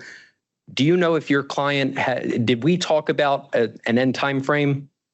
It's not a time frame, but it was also part of that it had to be a unanimous vote from the district before it went to T-Board. Okay, so let's add that in there. That has to be unanimous from the district. I totally understand that. Mr. Recker, do you have anything to note there? My understanding, it was 2 years, and that's what my board decided on. That may not be what BBCUD understood. Sure. Let's. Sure. And so why don't we order something here? And if we want to dispute that, we can take care of that, what that time frame would look like. Because I can understand from the newly merged utility, they're like 2 years is too short of a time frame, but I also don't want to go 30 years. And, so I would like to recommend 10 years. There is a 10-year moratorium before the T-Board can order a merger or for the utility to bring that in front of it. Otherwise, after 10 years, if the utility wanted to give itself to Bristol, they would go with the normal course of action to do that. So 10 years is what we're proposing. And, there's an issue from either side on that. We can discuss that after the fact, but I'm hoping that 10 years is going to be amenable. And then, Steph, am I missing here other than what we just discussed with the board makeup? Am I missing anything other than the board makeup? Okay, merger completion date. Let's get to that. But name change, yeah, that was one that I neglected to mention too. We don't have an opinion on a name change. I don't care if you call it Kelowna Utility District, even though that would be cool. So let's hope that y'all can work out an agreement there behind a name change, because I understand both parties. It might be good to just start anew. I don't really know. I think that was one of the things agreed to during the negotiation was to change the name. Is your client cool with that? Do you know? Bristol Bluff City? Yes. Your client's cool with the name change? That there's going to be a name change? Do we know what that name is? Is it Kelowna Utility District? No? Okay, so then upon merger, they're going to come up with a new name. I'm cool with that. I'm glad we got that crossed off. So now, am I missing other than the board makeup? What do you got? The general manager. Yeah. And Adam Hale, the management comes from South Fork over. I'm glad you brought that up, but Bristol Bluff City's on board with that too. We're going to bring Adam Hale over. Yeah. So all three members from BBCUD's board will be on the resulting 5-member board. How are the 2 members from South Fork appointed? It's a great question. I would understand that South Fork would nominate the 2 board members to be on the surviving board, but just Say that explicitly on the record. I think that would be up to South Fork as well to determine that they choose who to send over. So Or you could say president, vice president to make it clean. So it's also a possibility. Mr. Record, do you think your client would have a preference on saying president, vice president, or not to say that I don't disagree, but if we can go ahead and get ahead of any back and forth now, do you think you're? You know, we haven't discussed that issue. My sense is they would rather choose, and they may choose the president. Sure. Bruce, do you have a preference on how we do that? Board staff would like to recommend that they just choose the two who to bring over. Let the record reflect there's a lot of nodding of heads. There's a lot of nodding heads on that. So with that being said, if I'm following Mr. Giles' recommendation correct, it is the adoption of everything that I just said that both parties agreed to. And I don't want to go through them again because that took a significant amount of time. Plus the 5-member board down to 3. And if we want to look at exactly how that was structured, we can go back on the record, but I think we all know what we're saying here. So 5 members down to 3, and then we end up with 3-member board after 2 years. That is the motion that is on the table from Mr. Giles. Any further discussion, questions? All those in favor? Opposed? That motion carries. And with one Abstention. Okay, so that's where we're at. We good? All right. Thank you. Thank you. Where's that binder? I take that over here. Oh, back here. All right, board. Now we are moving to, So here's the thing. We still have quite a few folks who have traveled here for this board meeting. However, it's up to y'all if we want to take a 20-minute lunch break.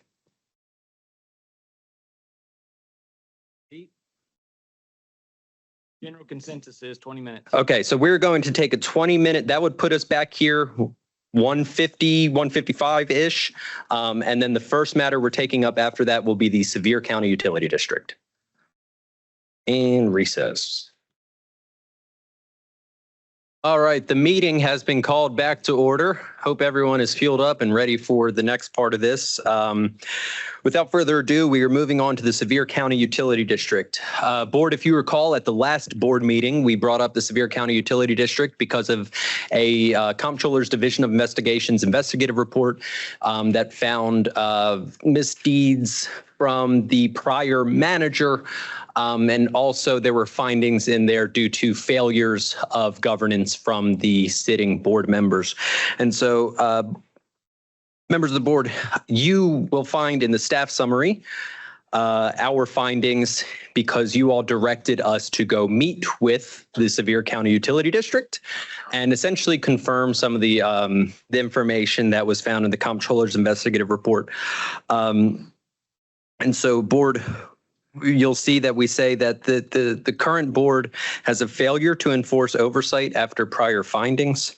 There are inadequate internal controls and poor governance, blind deference to executive management, negligence and oversight of subordinates, and breach of public trust and fiduciary duty. And so board, if you have any questions, I'd be more than happy to dive into the staff summary. But I can say that this board has precedent and a track record of removing board members who have, pretty much been in similar situations, some that even haven't been in as dire situations as what the previous manager did. I understand this current board's position that, they're not there day to day. They choose management to operate the utility and they're not there day to day to know everything that's going on. However, my position is simple. Well, before I move into that, the one thing that I failed to mention was I shared with all the board, and I really just want this on the record. I shared with all the board members a few days ago that one of the board members in question has since retired from his position on the Sevier County Utility District Board. And so we're now down to 2 members in which I'm seeking ouster against.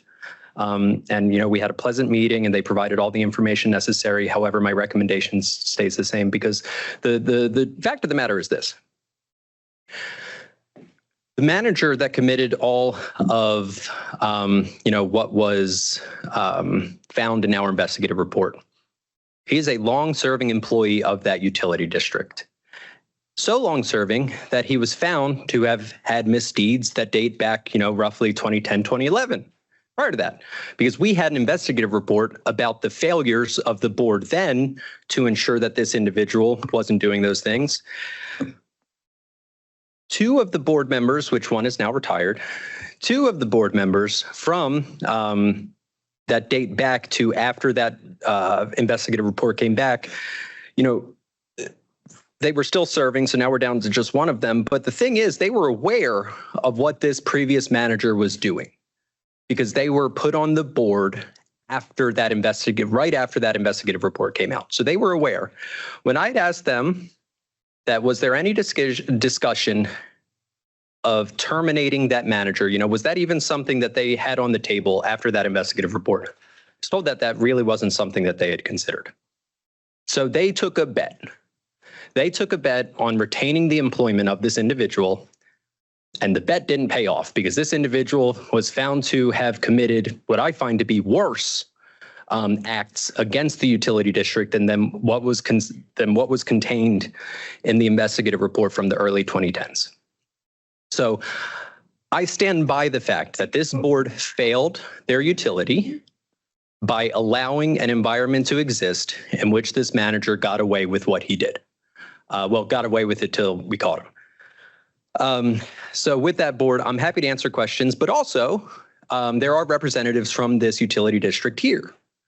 So they're happy to, and they have an attorney with them as well. So if you have any questions for them or want to hear from them, by all means. Otherwise, my recommendation stays the same, in which the Sevier County Utility District current board members, like as of today, because there are two, we're down from three, that we seek ouster against those individuals. I think it's appropriate to hear from the entity. All right, so I don't know who y'all want to send up, but by all means, come on down. Mr. Parkey first.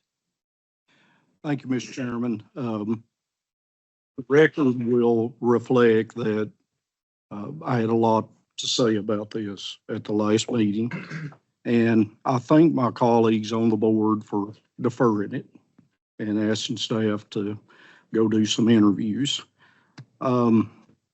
After consulting with the board attorney, I'd like the record to reflect that I would retain my option to either recuse myself or abstain from voting at the end. I'm very close to these two remaining board members. So sometimes in life, you've got to do the right thing. But my position, I just disagree with staff's recommendation on it. It's not a reflection of staff. It is the relationship there is good, but I know I always tell my wife, you have people who live life with an idealistic opinion of how things should work, and then you have a practical way that it actually works on the street. And the practical way is what I experienced for 40 years in the positions that I had.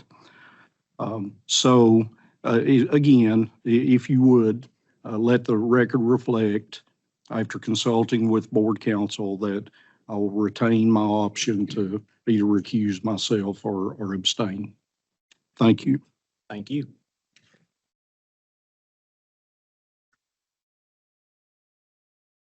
Mr. Chairman and member of the board, my name is Janet Hayes. I'm an attorney at Lewis Thomason, and I practice out of our Knoxville office. I asked to address you because I have a somewhat unique perspective on the very serious recommendation that's been presented regarding the commissioners at Sevier County.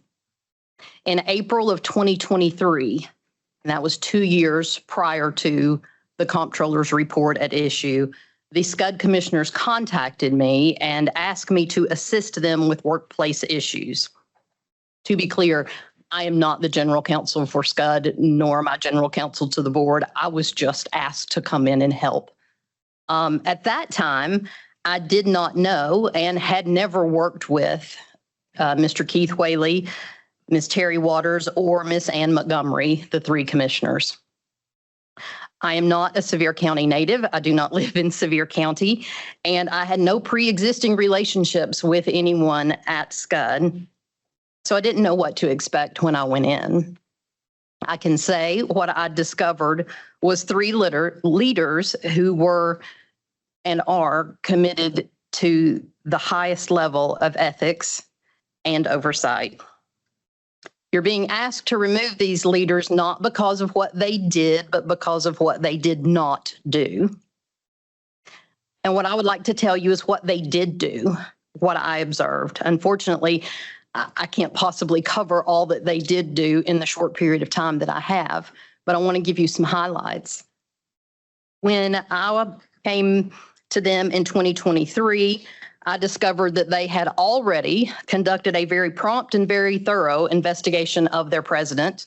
They had already at that time made the decisive action of terminating their lead executive. They had at that time, before my involvement, reported all of the information they had to the comptroller's office and pledged their support in what would future investigation would be expected. They had, behind the scenes, already worked with the SCUD HR department to ensure that every employee had access to their personal cell phone numbers so that they could be contacted and address any issues. They had also instructed HR to work closely with employees to uncover any additional complaints or concerns. And they had appointed an excellent qualified interim president. But they contacted me because they were unwilling to simply accept that all had been taken care of. They advised me that they wanted to know if anything else nefarious was happening in the organization, and they wanted to enhance safeguards and avoid future issues. They asked me to do additional interviews and additional follow-up, which I did. Based on my recommendations, they took even more action. They instructed their president to update, enhance, and implement a host of policies. I think those have been provided to you. There were a ton of policy updates and changes. And I'd just like to say that's not necessarily because the existing policies were bad. In some places, I would argue maybe they were going from good to great or better, but they needed to be addressed. They also adopted a new internal controls manual. They affirmed the president's written reprimand of the existing CFO and directed increased oversight in that role. But even that wasn't enough. They told me, and I think this is pertinent, they told me they did not simply want to change policy, that changing policy would not change culture, and they asked for guidance on how to change a workplace culture. With that, they directed me to conduct ethics training with all of their employees. That's every employee within the district. That training was focused, it occurred, and it focused on stewardship of ratepayer dollars and resources. It included hypothetical scenarios so employees could be better aware, and also, again, included direct contact information, reporting information in the hopes of avoiding this type of behavior in the future. Importantly, all of those actions by those three commissioners were set in motion before, 2 years before the comptroller's report. In summary, it was these three commissioners that spearheaded one of the most significant and restorative transformations of workplace culture that I have witnessed in almost 30 years of practicing employment law. They are the ones who caught the bad actor and reported the bad actor. They are the ones who removed the bad actor, these three. They are the ones who dedicated themselves to change. I very much understand the difficulty of this situation. The question I think that is pertinent is what is the current objective? If it is this board's objective to provide stability and diligent oversight to Sevier County, I would argue you would find no one with better institutional knowledge, with more heightened awareness, and with a better record of action than the commissioners. And with complete respect for the board staff and with compliments to the diligent work of the board staff, I would urge you to leave these commissioners in place. And if anything is necessary, perhaps a less severe approach that would include some kind of probationary period or oversight from this body. But I think the interests of Sevier County Utility District are best served by leaving these commissioners in place. Thank you. Thank you.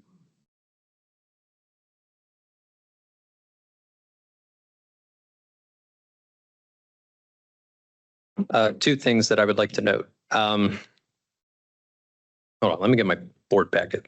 Help jog my memory on what I want to say. While he's doing,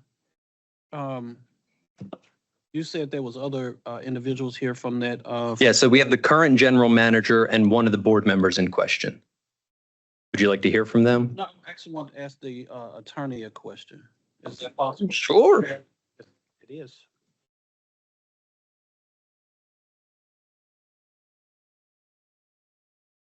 Yes.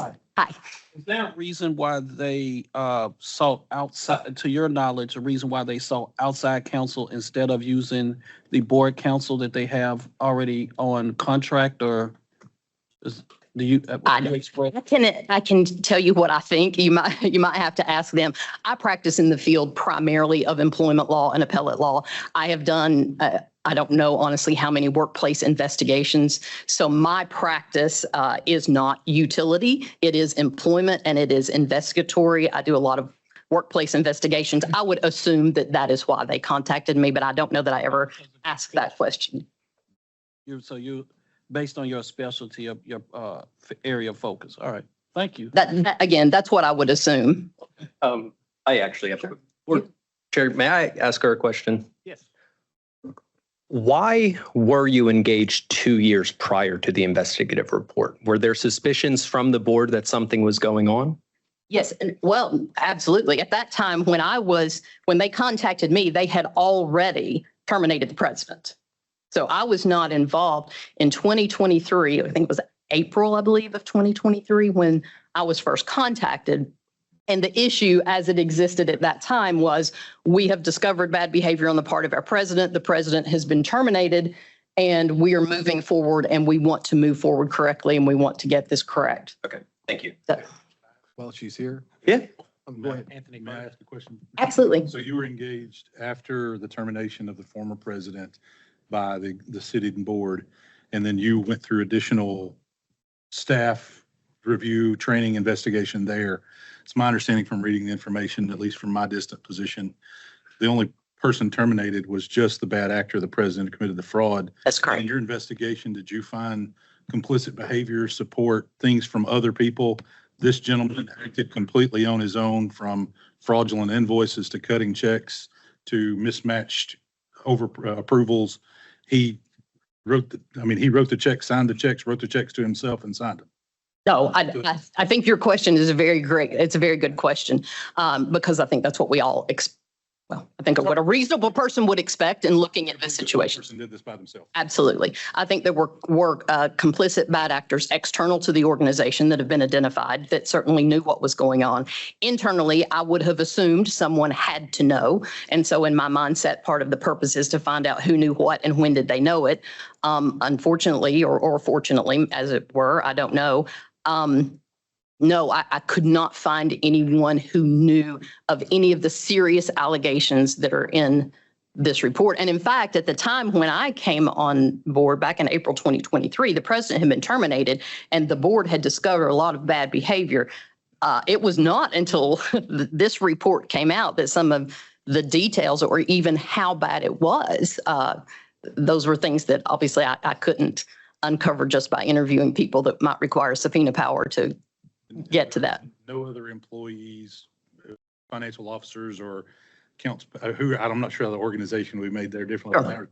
There was nobody else terminated or, No, there was a written reprimand issued. Yes, there was a written reprimand issued to the CFO. There was not, we're unable to identify any specific complicit knowledge or bad behavior. There was a general feeling of, well, if something like this happened, you had to know something, but I have been unable to pinpoint that. One other question, then you mentioned culture change. Yes.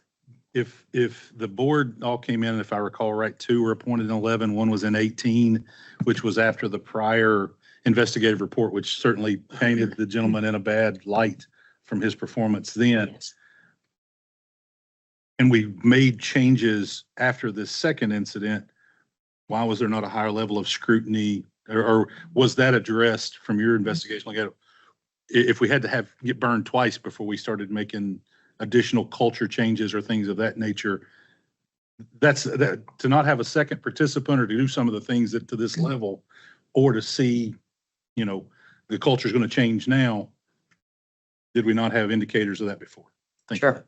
And I will offer, obviously, I wasn't there at that period of time, so I'll give you that caveat, but I can offer my opinion just based on having gone back and looked at it after the fact. What I tried to do is put together a timeline, and you had a 2011 report from the comptroller that did cast, the then president raised suspicions. If you look closely, and I would encourage you to look closely at that 2011 report versus the 2025 report, is radically different in terms of the severity of the allegations. So in 2011, at that time, none of these 3 commissioners were in place.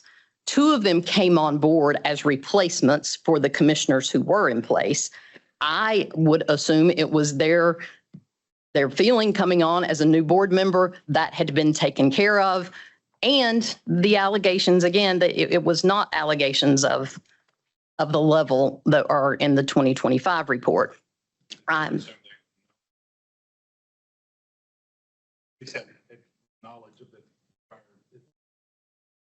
would assume so.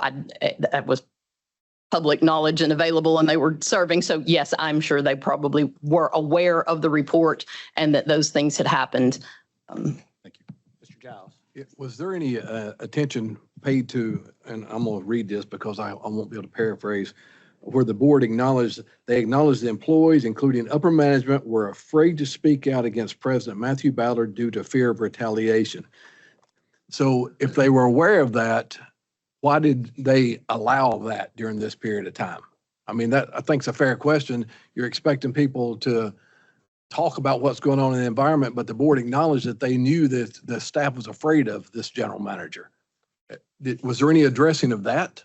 Well, again, I would think you would need to ask the board directly, but I did not ever hear any, in my interaction with these 3 board members, I didn't hear any board member say that they thought there was a culture at that time where people were afraid to speak out. They were very shocked to understand that people were afraid to speak out. But when an employee came forward back in 2023, and again, it's on a timeline here, I think they would say there's a period of time where they did not know that. And then in 2023, when an employee came forward and they began a very in-depth investigation, it became apparent to them that they had a bad actor and employees were fearful of him. I'm just reading from what the report says, and it acknowledges and it indicates that it's much earlier than that that's on page 228 of our packet, but that was a concern of mine. The fact that, and the second concern is how a utility of this size, one gentleman has the ability to not only execute a contract, process the payments, cut the checks, I guess sign the checks with only one signature, which many large systems are 2 signatory authority, and then deliver the check, ensure it's posted, and the accounting looks good on the back end. I mean, I don't even understand how I ran a large utility myself, and the capability of someone to do that, it it doesn't make sense to me. Absolutely. And there were, I mean, what I found, because I assumed there must not be any internal controls in place, and there were internal controls in place. The ones that existed were completely being bypassed. It was very much a very deliberate and fraudulent scheme. So I'm sorry, I'm not trying to dominate, but in two of the letters that this board received from their president indicated basically that they didn't know any of this was going on. And there were some indications of poor internal control, or they didn't know that, I'm paraphrasing. Sure. That there was, I guess, a need to improve the internal controls. But there's a letter on March 18, 2013, when Frazier and Dieter acknowledged to every one of them that there were issues in the organization and internal controls needed to be improved, so, but there were no actions taken for another 10 years after that until this. And I can't speak to what actions were taken during that period of time. It was my understanding that some improvements had been made. Clearly, there was a problem with what the president did. Thank you. First off, thank you for coming and speaking. Based on I feel like you're a third-party person outside of the organization, so I'm asking an opinion. It's been 2 years. Has the culture changed in the 2 years after Mr. Ballard had been terminated? And then I'll ask a follow-up. Certainly.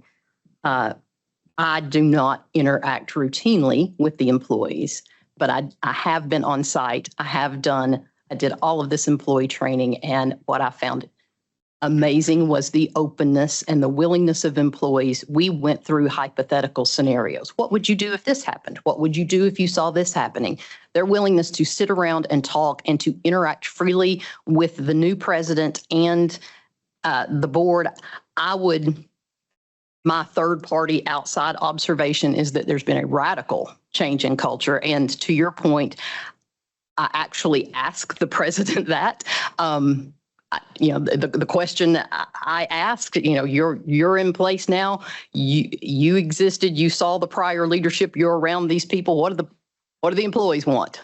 What are they telling you that they're not telling me? What am I not seeing? And his opinion was that there is a very open culture, that the employees are very appreciative of what the commissioners have done, and that it has been a radical change. He is here, and you may ask him. I don't want to put words in your mouth, but that was a conversation that we had that I asked. All right. The second question is, and I'll preface this by saying, this is my second meeting on T-Board. It's my first. You beat me by one meeting. So, and I'm from West Tennessee, so I have no association with, although they have beautiful mountains in the area. But my question is, in your opinion, on the previous 2009, 2010, 2011 incidents, they replaced at least two board members, at least two board members immediately. Yes. And then the third one in its current capacity came on in 2018. In your opinion, we did this in 2011, or someone did this either at the local level or at the state level, replaced two board members in a pretty quick manner after the first incident.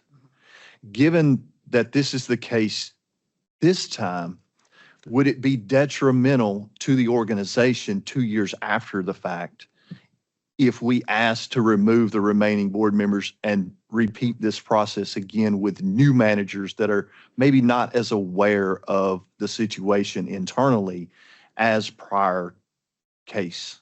I'm asking. I think, and that was kind of how I ended my remarks. I absolutely think that it would be detrimental because the culture has improved and there is a desperate need for stability and to move forward. And I don't know that I would give that same answer if I just hadn't seen firsthand these board members and their desire and willingness and They didn't have to contact me. I guess that's why I'm here. I am not their board counsel. It just struck me. It struck me how much they wanted to change, and not just, it wasn't just let's change a bunch of policies. We did that. I recommended that. That's kind of what lawyers do. You know, we do that. And then the follow-up, which is what I think is the astute part, which was changing policies won't change the culture. Nobody was reporting. People are saying, oh, he was a bad actor and everybody knew, but nobody was reporting. If everybody, who knew what wasn't reported? So I think the culture has changed dramatically, and that it would be helpful to keep them in place for stability. I agree. I don't know that he may have acted independently, but I think others were aware. I think this board is trying to prevent it from happening again in its best way possible. That's understandably, yes. But I'm going to speak to my organization. In a situation like that, there's no way my CFO or my chief engineer or others would not have known this was going on. And candidly, they would have stopped me regardless. They would have known they had enough relationship with that board to stop this. But this went on for years, and we know there's significant dollars disappeared, which is a direct effect, a negative impact on the customer basis, which is what we're here to protect. And I think I understood, you thought, in your opinion, even this was more egregious than the previous from 8, 9, 10, whenever that happened, and those board members were removed. So this is a more egregious act, but yet we don't think these board members are to be held to the same accountability. It's the way it feels, at least. I don't understand. If I may address, I think one of the points that you've raised, you know, your CFO may not do this, or they would hold you accountable. That's probably a sign that you're a good leader. There was not a good leader in place. And once this board realized it, they removed him. Now, in 2011, yes, were there red flags in 2011? Absolutely, there were red flags, but not red flags about things like this. When this information came forward, and I guess it sort of calls into question what are future boards to do when they discover that their lead executive is a bad actor and they move to terminate. Does that mean that automatically the board is at fault? If you have a bad actor that has engaged in all of these bad behaviors, and then that's a question. Do those two just automatically go hand in hand? Can I ask? I'm sorry, I keep asking, but you're recognized. So yeah, thank you. Go for it. Yeah. So during the board meetings, my board routinely looks at profit loss statements. They look at just the flow of finances, that type of thing, even travel budgets and expense. How did that get through for 12 or 13 years and no one on this board knew this was going on? I mean, were the internal controls so weak, or were they not looking, which is their fiduciary responsibility? Right. But they had board meetings regularly. The president was in attendance, and key leaders, and Mr. Green, please correct me where I'm wrong, but I think the CFO was in attendance and financials were presented. Things, like the travel budget, I think there were questions asked, and this is what I found over and over, that when people did ask questions, answers were given, and they were good explanations. And things like the travel, travel was curtailed. Things happened differently post 2011 report. Yes, sir. Yes, I got one question, Mr. Chair. Is the current auditor the same one that's employed today I don't know the answer to that question. during that Do you know? time of the comptroller's report?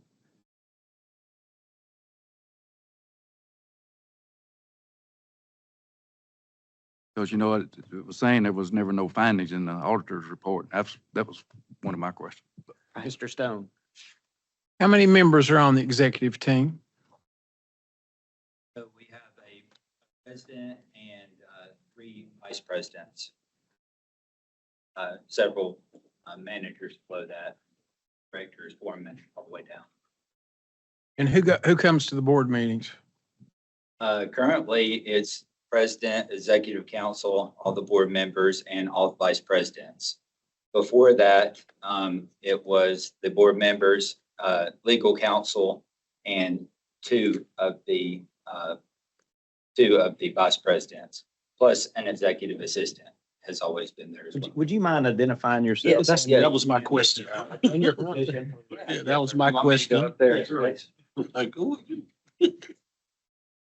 Kind of figured out who he was sitting over. You want me to stay or do you want to address Mr. Green? Mr. Chair, would you like me to be seated? Yes, please. Okay. Hey, good afternoon. My name is James Green. I'm the current president at Sevier County Utility District. Were you promoted or hired from outside? I was promoted. My background has been in engineering, and that's where I've worked for the utility for 21 years. I've just moved my way up through the ranks, and I guess was promoted to president at the beginning of the year and served as interim. But my perspective is relatively new as well with being at board meetings. I was never at any board meetings before Mr. Ballard was placed on leave. Is your perspective of engineer and been on staff for that time, you never had any indications of inappropriate activities or former person doing things that you perceive from an engineering standpoint, letting of contracts, dealing with vendors or companies? You never saw anything there that caused you any heartburn? That's correct.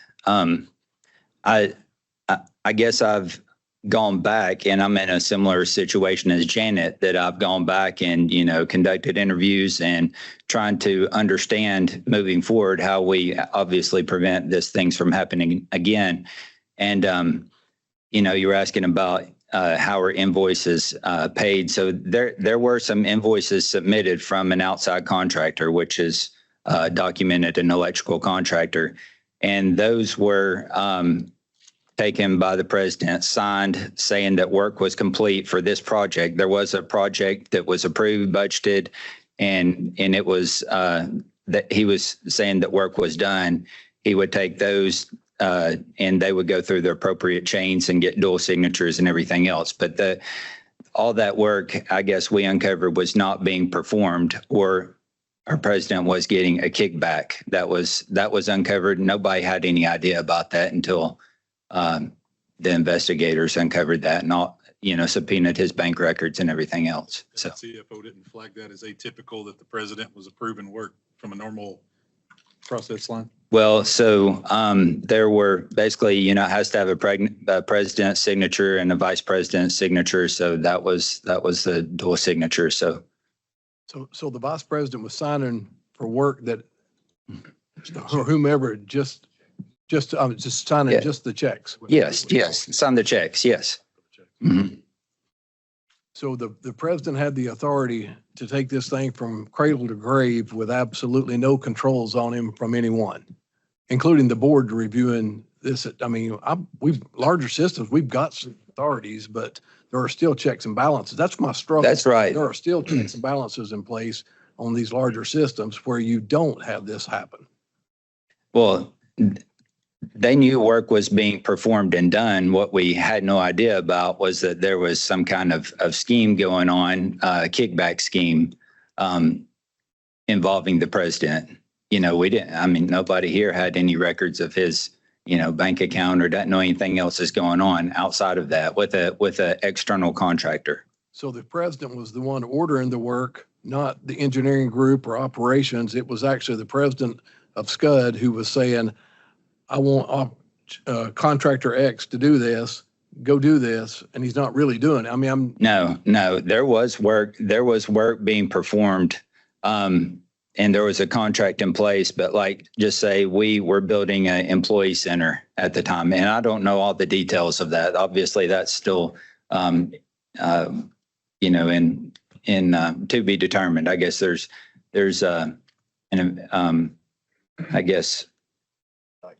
indictment going on. So, he has been indicted on that, but we didn't know that he was receiving money back from that. There were change orders and projects and stuff, but we had no idea that he was saying that work was being performed. Mr. Hampton, you're recognized. So, so you're an electrical engineer. So correct? No, I'm a civil engineer. Yes, sir. All right. Yeah. Make sure I ask. All right, so on the electrical side, when the contracts were and signed and the projects were done, on a monthly basis, they should have submitted invoices of works done.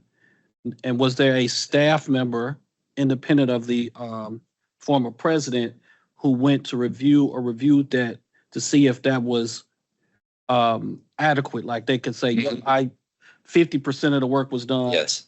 So then someone in electrical engineering department signed off on that portion. And then the president signed off for payments.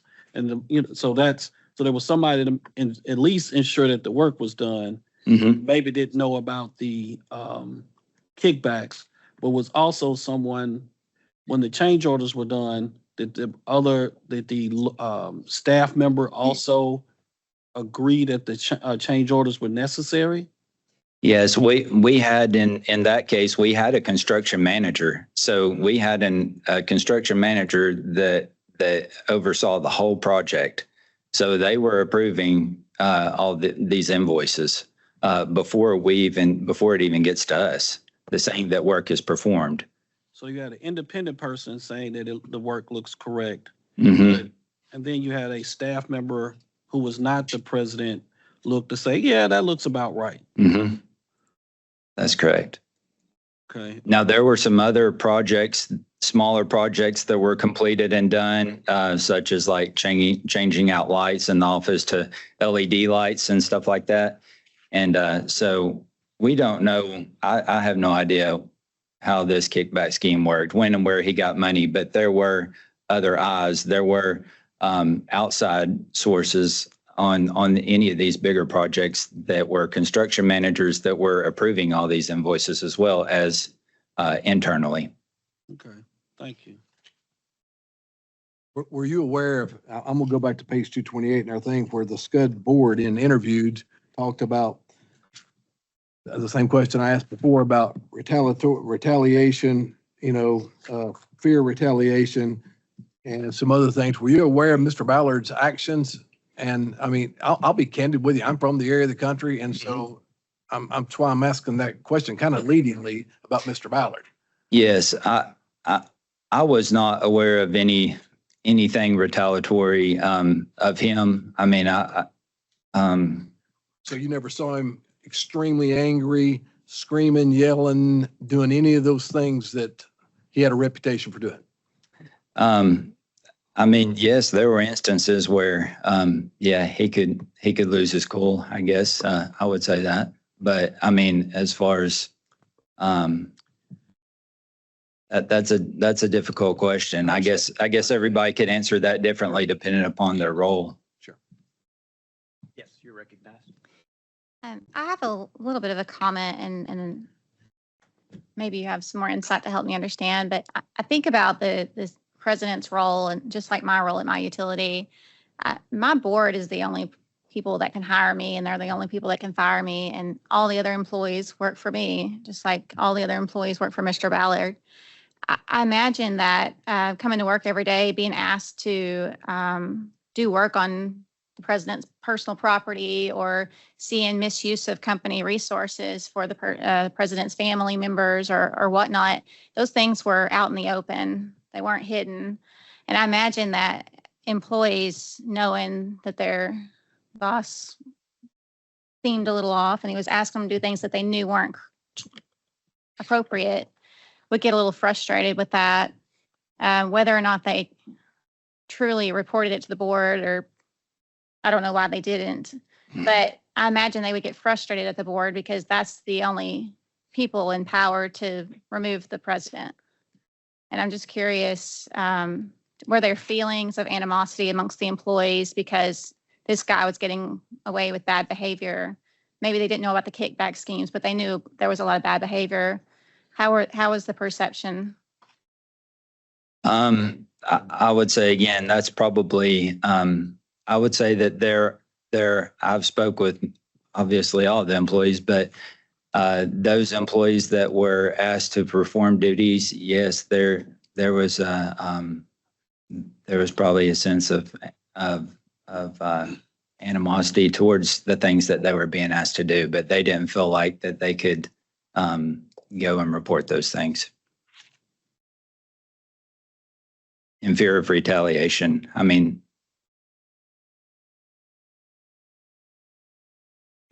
Mr. Stone, you're recognized. I'm a commissioner for a utility that covers about 22 counties. It's a gas, Middle Tennessee Gas. And I've tried to put myself into a commissioner, as a commissioner, thinking about how on earth, what can be done to open the eyes of a commissioner into the inside workings of one of these organizations to where you'd know what was going on. And you know, those employees don't have my phone number. What have you done since, what has the utility done since Mr. Ballard's been gone to open it up so the commissioners can see inside and have a better idea if something's going wrong? It's real concerning to me because I've been wondering, well, what do I need to be doing different? Because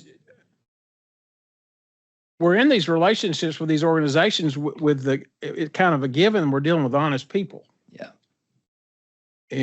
But sometimes we aren't. Like my dear friend here said earlier, you know, life's not what we ideally think we want it to be. So what have you done to open, what haven't they done to make that happen as commissioners for severe gas? Yeah, I would say like Janet, to echo some of her sentiments. I mean, as soon as Matt was placed on leave, our commissioners told our VP of HR to send out their cell phone numbers to every single employee. You know, their numbers were posted. The comptroller's number was posted. Hey, if you need to report something, here's where you report it. If you need to discuss something with us, you know, external, if you have things that are going on that we need to know, whatever that may be, if there's any improprieties going on, we want to know it, you know, and our board has made that apparently clear and bent over backwards to make sure to try to uncover every stone and make sure that obviously that nothing like this happens again. Can you walk us through, I guess, and I know you're in a new role, I apologize for this, what you think the responsibilities of your commissioner is? I mean, I may ask you the same question, but what's your day-to-day, what your responsibilities as a commissioner are? Sure. I mean, I think it's their responsibility to provide direction, you know, to the utility to make sure that there's policies and those safeguards in place to make sure that those improprieties do not happen. And, you know, that's a difficult question. You know, if I feel like there's obviously a lot of trust, you know, you trust your management team, you trust your president that they're doing the right things ethically. And, you know, when that doesn't happen, that's obviously, you know, it leads to a lot of bad things. And that's why we're here in this situation here today. And I will add, I think you trust but verify. I don't expect my 3-member board to let me have a $380 million capital plan and a $50 million revenue budget without ever checking. You know, I mean, they spot check me, and that's their, and I tell them that's their. Sure. We meet once a year, and they meet with my senior staff to make sure I'm doing my job correctly. That's where my struggle is. We went through a period of time where a general manager was in trouble, and the argument could be made that he probably should have been let go then, but he wasn't. So we fast forward, and here 15 years later, we are right back in the same place, but admittedly more egregious than before, and there were no checks and balances put on him after the first time. Whose responsibility is it if it's not the commissioner's responsibility? Well, I think it's important to note as well, you know, this gentleman he was the past president of Tennessee Gas Association. He was the national president of American Public Gas Association. This gentleman had the trust of a lot of people statewide and nationwide. You know, they looked to us for to see how we were doing things, you know, how we were operating. And, you know, when I'm not sure where things got derailed, you know, but it's, you know, everybody had trust in this gentleman. And then obviously when, you know, everything's good and you don't know what you don't know until you know it. And then that's when, I mean, to our board's credit, they took action instantaneously. And that gentleman was just a couple of months shy of having 30 years of service in TCRS. So that is something that, you know, should be pointed out as well, that, I mean, you've got a gentleman here who's made a whole career for, you know, public service, and you trust that he's doing the right thing, and then you find out he's not. Mr. Pelham.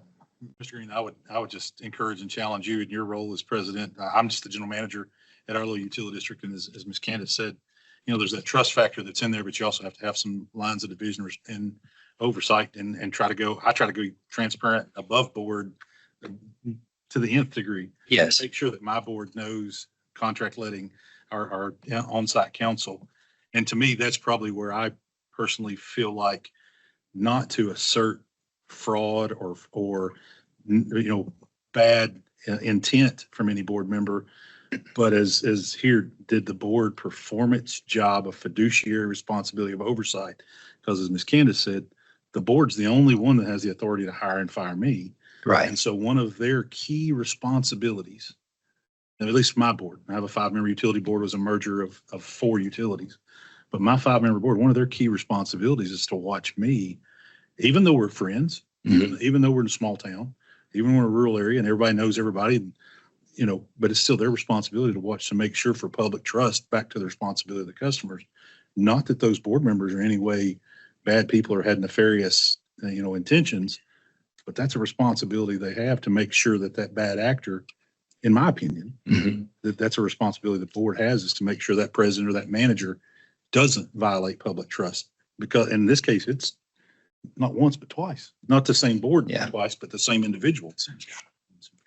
I would just challenge you and encourage you to make sure that level of transparency is both ways, because it's insurance for you too. Absolutely. Absolutely. I can assure you that accountability and transparency is at the top of our list for sure. And, you know, that's another thing that I think that, you know, the board, you know, they're not the experts in everything. You know, they also place their trust in, you know, external auditors and everything else. And when they're receiving clean audits and, you know, all the boxes are checked and they're asking the proper questions and even all those are documented, you know, I don't know.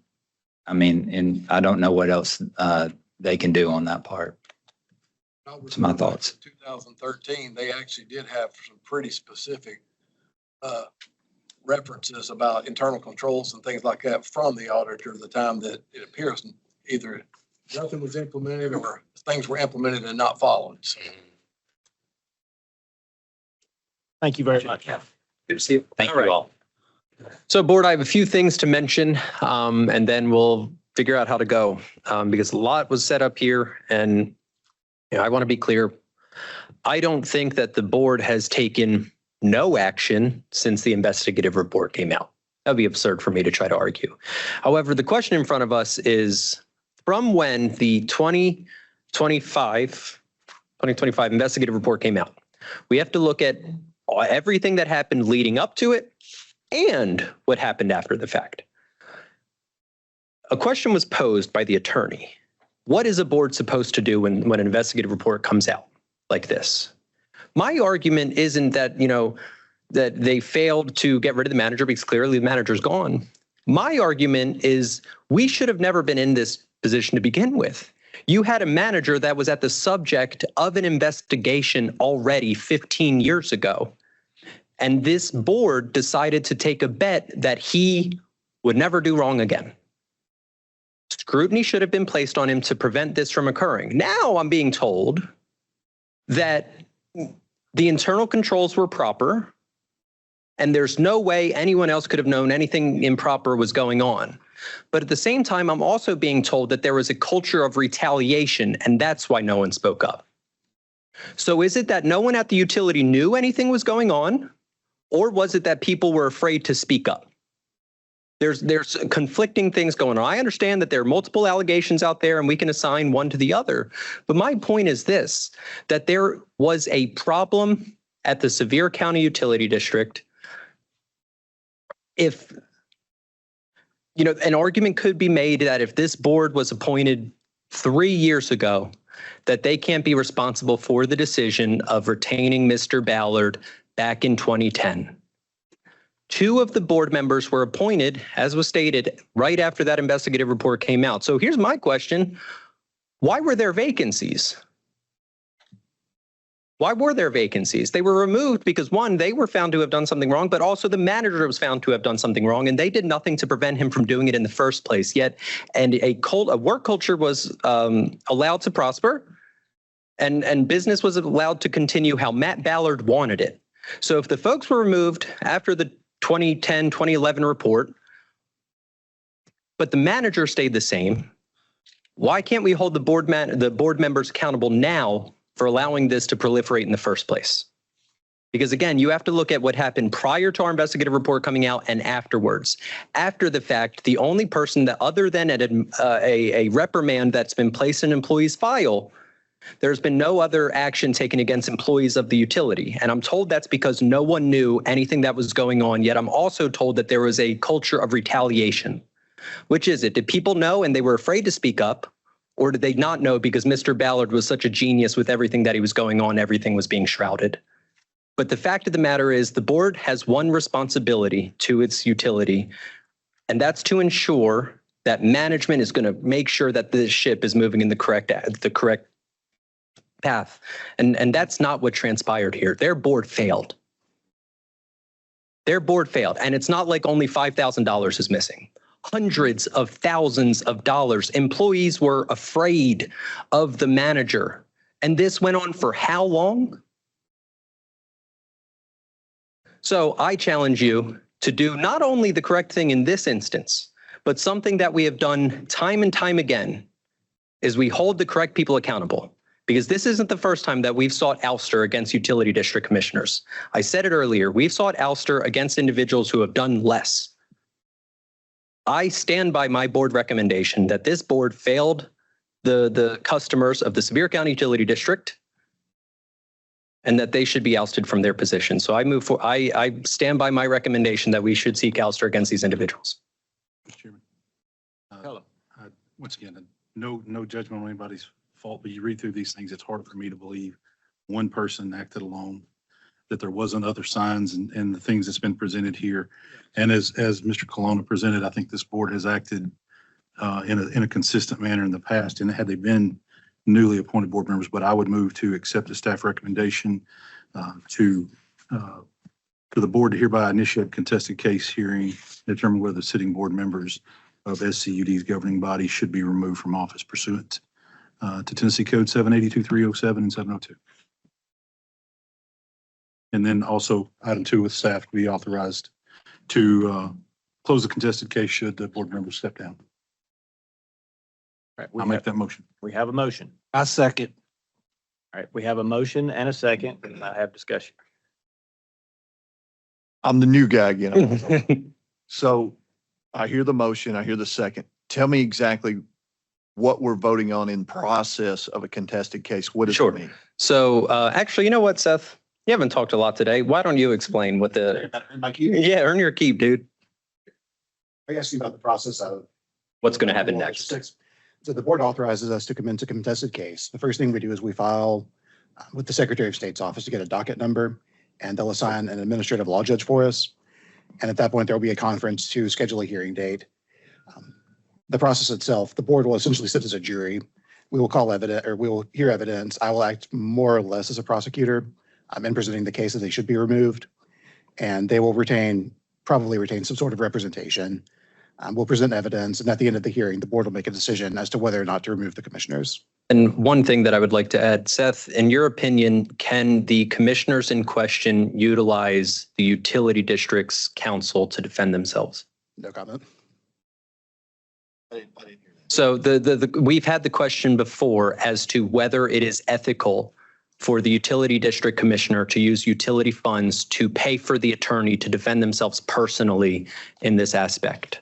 And I say no comment because my opinion differs from that of the Board of Professional Responsibility, and they're the ones whose opinion matters. Yeah. All right. So can you, so who is the jury again? Y'all. You guys. So the vote you're taking today is not to.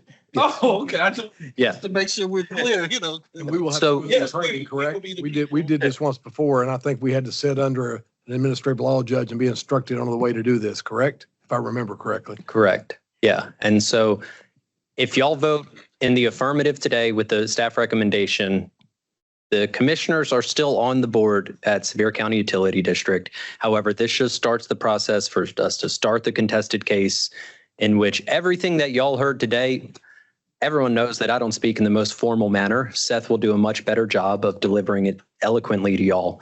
But it'll be a lot of the facts that we heard today in front of y'all for you to make the determination as to whether those individuals should be ousted. And at the hearing, that's the point at which you would vote to remove the commissioners or not.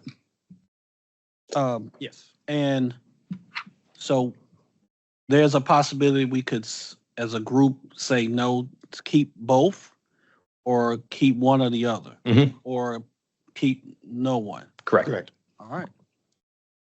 And would that be a hearing separate from our regular board meeting? Yeah, these ones go way long enough. I wouldn't do that to y'all. The contested case would be much shorter. May I ask a You are question now? recognized. Thank you. Apologies if this was discussed in March, but there was a suggestion by Attorney Janet Hayes that we consider putting the board members that are remaining on probation, and we haven't had much discussion on that. And I just wondered if it's worth discussing that and what that might look like. So I will say, just from a staff point of view, your tail end of that question is a great way to put it, the probation. I mean, I don't really know what that would entail. Board staff would not recommend that simply because, again, we have the precedent of operating on these in a certain manner whenever there's failures to this level of the board. But again, I'm not the decision maker here, but that is not my recommendation that we would move forward that way. Feel free to discuss what that would mean. Well, let me ask this question. Have we ever put a commissioner on probation as opposed to? So in my 7-ish years with the boards, I think 6, 7 years, we've never done that. Bruce has been on the UMRB for longer than I was. We have not. We've always followed this process.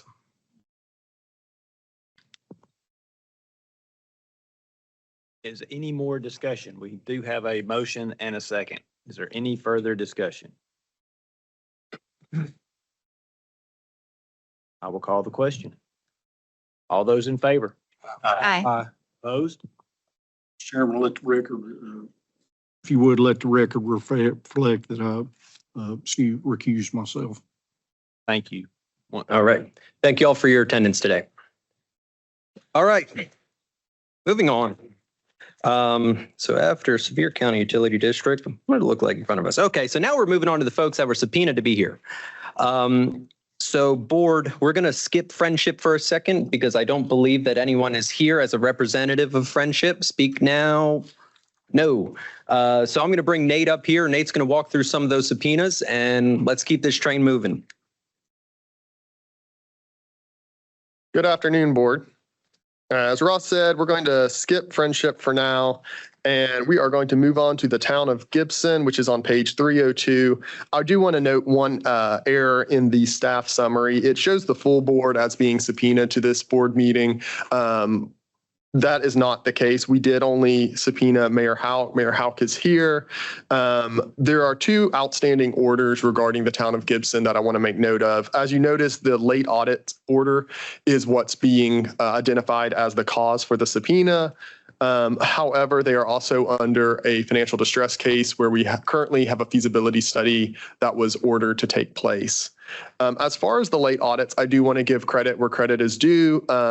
Since the order went out in March, the 2021 audit was filed in May. The 2022 was filed, believe, sometime in July. And I spoke with their auditor yesterday or Tuesday, and the 2023 audit should be filed by the end of July, with hopes of getting the 2024 out after that.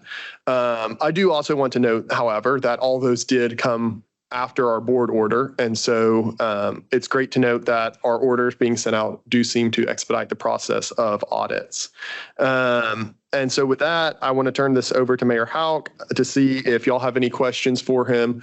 One thing I will note is that the feasibility study, we had a conversation, I think on Monday, a contract was required to be signed, I believe, by May 31st. The town was having difficulty, so board staff extended that to June 30th. However, at this time, the town has still not retained an individual to perform the feasibility study. Based on our conversation, you said you had had difficulty finding someone or getting responses from individuals.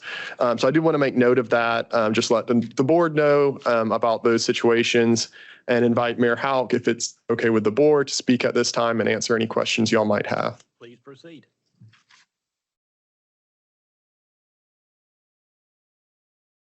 Hey, good afternoon. First, let me thank y'all for what y'all do. Sitting up here today, and y'all not take decisions lightly, and the questions y'all ask is very pleasant. And I wish that I could push that on to my aldermen back home to not just push stuff to the side and really dig down and find what's going on. And let me invite you to my nightmare. The former mayor was elected in 2020.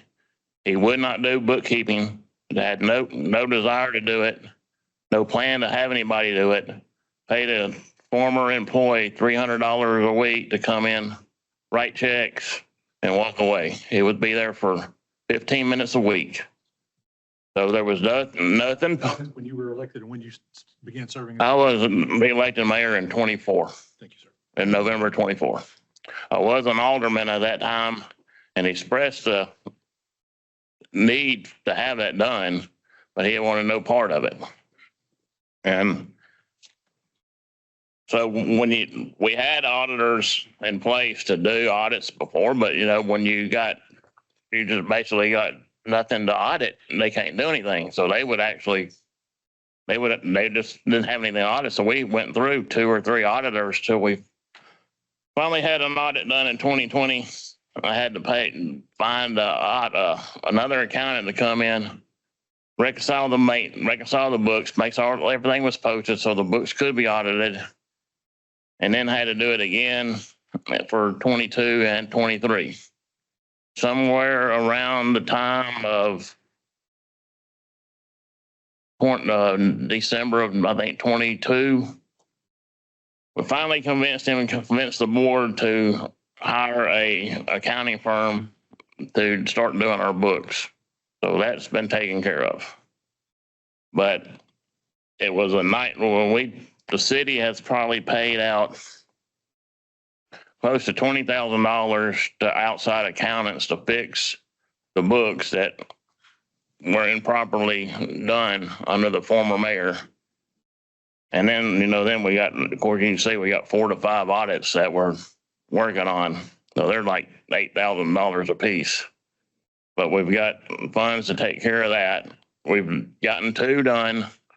The 3rd one will be done by the end of the month, and the 4th one, 24, should be done by the end of August. I talked to the auditor yesterday before I came up just to make sure that I had all the details. He told me that he can't guarantee me that he will have 25 done by the end of this year, but he thinks he will be done by January of 26. So we should be 100% up to date by the end of January of 2026. In the meantime, the audits that have showed up, it does reflect a loss in the water department, but there again, the way that things were ran at that time, I found out there was a kid that he paid $50 a month to go read the water meters who was taking the sheet home and filling them out and not even reading the meters. So I don't know how much revenue that we lost during that time that was happening. So I did remove him, and I have two gentlemen that read the meters together, so there's no mistakes and everything's on the up and up now. We did have an automatic meter reading system. I was going to say, I appreciate those updates, sir. And commend you having been elected in 24. It sounds like from Nate's updates to you. I want to make sure that I understood in my notes, Nate. Previously at the March meeting, there were multiple years of audits behind schedule. 21 was now been supplied in May. 22 was in June? July. And you're expecting 23 to be by the end of July or August? By the end of July. And so then 24, it probably in a month or two thereafter, and you're on the verge of catching up with 25 by either December or January of 25 or January. I would just commend you on that. That sounds like a big undertaking to take on, especially to recreate those, because you had to go to bank statements and check registers to be able to work backwards. What is your, I guess, because we've been here a long time. And I ain't hangry yet, but I'm still fat and big.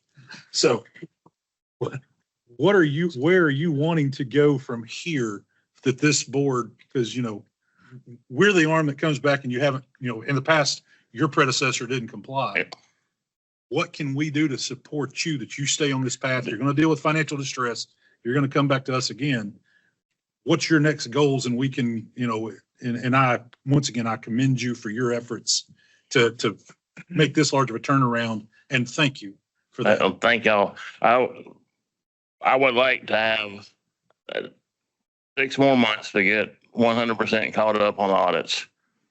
What we have, I also have done is we've already done a 10% rate increase. We just voted on it last week. So that's that should help us get us more financially able. I've already got a plan together to do a rate study, but they wanted the audits called up first.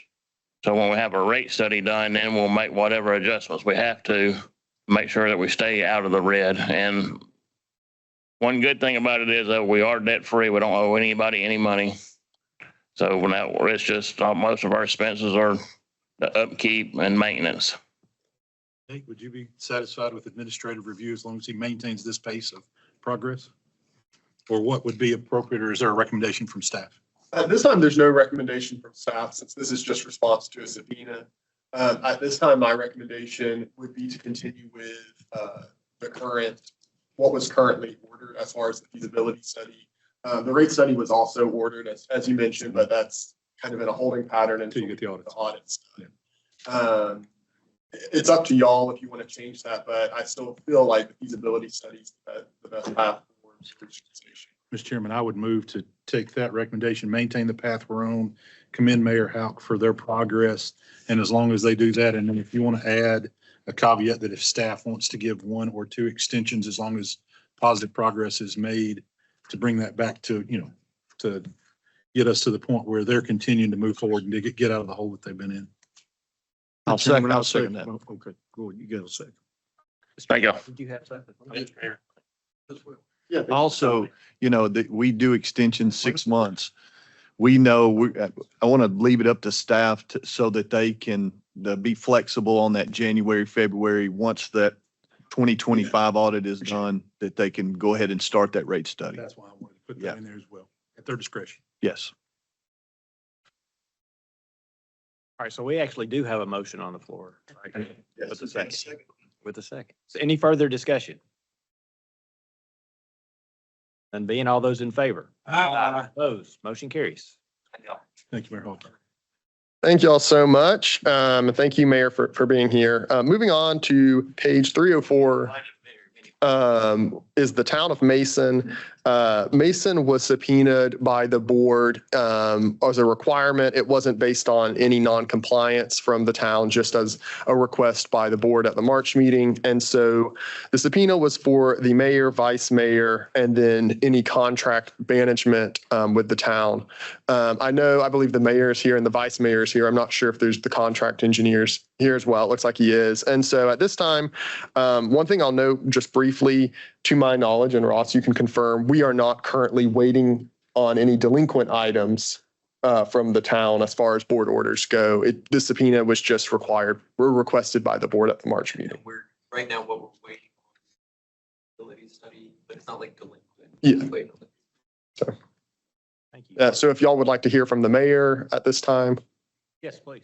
I'll invite the mayor up here to speak.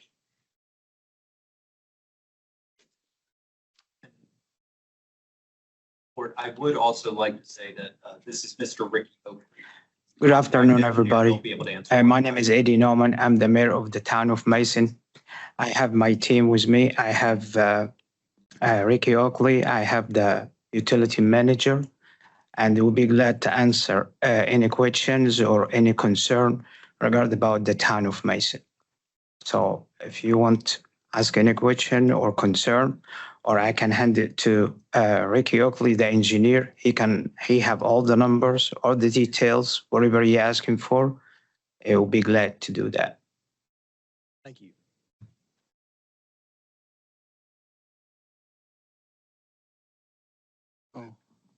Mr. Chairman? Yes. Again, thank you for very much for coming. Yes, sir. Come on, Mr. Ray. And so, Mr. Oakley, just from my perspective, having been on UMRB and then now to TBOR, the town of Mason, at least from even seeing the Water and Wastewater Finance Board, has been a reoccurring. Speak up because I have a little hearing problem. Yes, sir. So from my perspective, Mason has been just a reoccurring concern. Administrative review, financial distress, water loss, water rates. I think there've been multiple orders. I think one time all other orders were rescinded, rolled up in a new order written, if I'm not mistaken. What, if you can give us just a little bit of an administrative as a chief officer, what is your goal or objective so that we quit having this little issue? And I think we move forward and support you, but we want to make sure you're financially sound and people get good service. I appreciate it for giving me an opportunity to answer all this.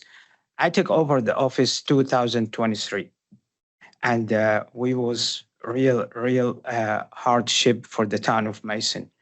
When I took over, we found that the system is too old. From 2023 until right now, we fixed over 85 leaks. And I was there with them with the public work, and the percentage of the water lost, it was 62% when I take over. Now, the up to date we get it is almost 32% to 29%. So we did big progress with that. This from the utility side. For financial side is we was behind about the audit, and we was behind about TBES, the budget. And finally, with the new board, we coming in the board, we pass it. And right now we're in the right direction. Right now, we almost one more week, we supposed to cut up with the audit because I changed the financial team, and it was very hard to do because the former financial team, it was there for almost 10 years, and they put too much stress in the town. So I got new teams with it, and I'm so happy with it. The comptroller office so happy with it, and we did a lot of change since I have been there. Like I say, in a small town, you have something going on. Since I have been there in my position, I fire over 16 people. And right now we have a little bit money. We was operating the town in the red when I take over. Right now we have a little money in the account. So right now we have almost 1.5, 1.6. How many full-time employees do you have in the enterprise fund of the utilities Yeah. for the town?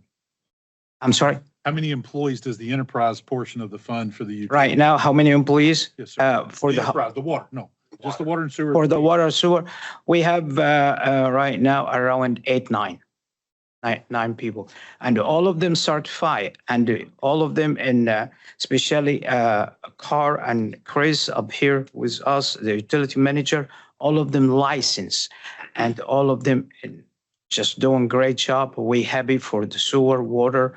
We're doing great, to be honest. I have a quick clarification. You said, so are there 8 or 9 Mason employees or are they contracted? We don't contract anything, everything in the house. Okay. Everything in the house, you know. So, One other question, this may be for yes, Mr. Oakley or for your licensed staff. My colleagues here are far superior to me when it comes to sure, financial. be glad. It's been shown, but with operations, any issues with TDEC violations as of right now? No, that's something Mr. Moss generally kept, not maybe, but any other water loss? Sounds like you've dropped your water loss to below the 40% threshold and would be approaching compliance for the AIR reporting? Yes, we do. We do. And the matter of fact, you're going to see with the new reports coming up, you're going to see a lot of, we fix a lot of leaks and the water loss is way down. And my target, maybe by the end of this year, try to go for 12 or 15% water loss, which is great because we have an old system and we try to fix whatever we can. So, Mr. Oakley, is that? Sorry.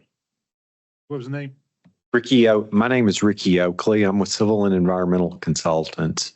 And the mayor is ambitious at the 12% goal, but what he generally said is correct, that in 2022, 2023, water loss was in the 60% range. In January of 24, they actually lost their system for a lot of water line breaks due to 0-degree temperatures, but they really got aggressive and fixed about 75 leaks then. And I've got a graph. I had shared it with Nate, showing how the 60% is down in the 40% range in 2024 after those repairs. And in 2025, that's continued. The mayor has actually bought leak detection equipment here in the last few months. They fixed more leaks. So I don't doubt his 32% claim. One of the things, and I'm just taking a chance here to I know you've had a long day, but explain some of the things they've done.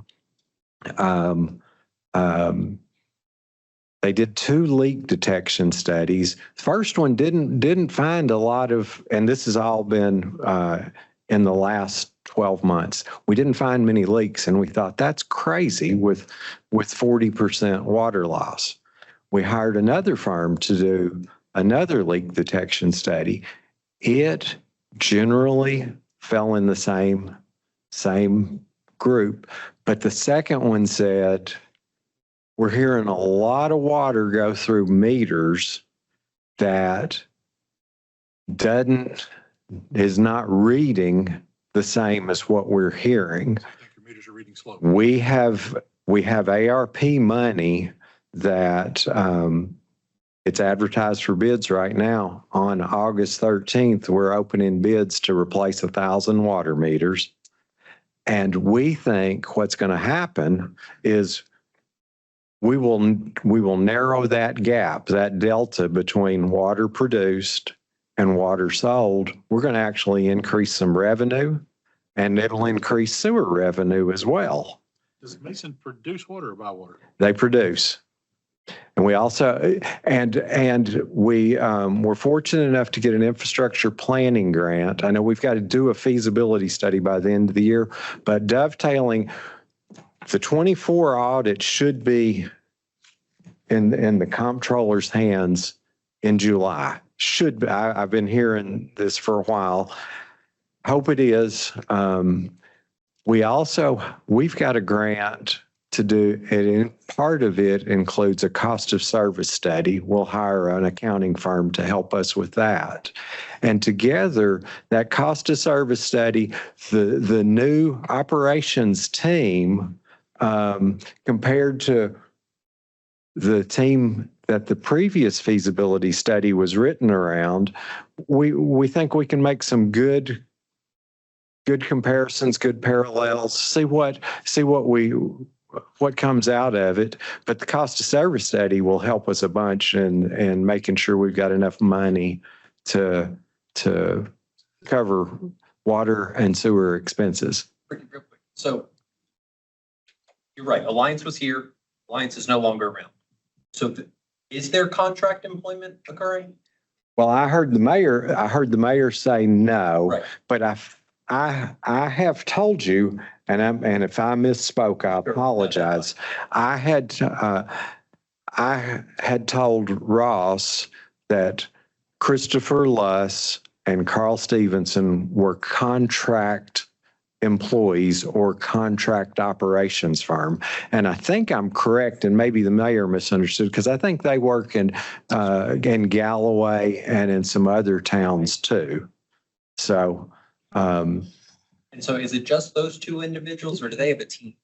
I don't believe they have a team. Okay. It may, Okay. and I may need to let Carl answer, so I'm not answering I'm trying to incorrectly. make sure that we have the right answer of how many Mason utility employees. I think there are other employees that work in utilities Okay. that are city employees too. I just want to. Am I saying that right, Carl? Or, okay. Okay. Can I add something if you don't want? Yeah, the direction of the comptrollers is we try to bring everything at home. Did you know before we used to contract and subcontract, and we used to losing a lot of money. So I bring everybody's home. So we have Carl and Chris here, and also we got the finance. I bring it home. So we not contractor, any finance, no bookkeepings, nothing. So we head in the right direction, what the state recommend, and I'm follow to do it. And we did almost 75% what the state recommendation. We got utility manager at home. We save a lot of money with it. We used to have a contract with company, we call it Alliance. We used to spend $32,000 a month for it, and I was not happy with it. Second thing is, regarding about the finance, we bring it. We used to spend over $8,000, $9,000, $10,000 a month for accounting.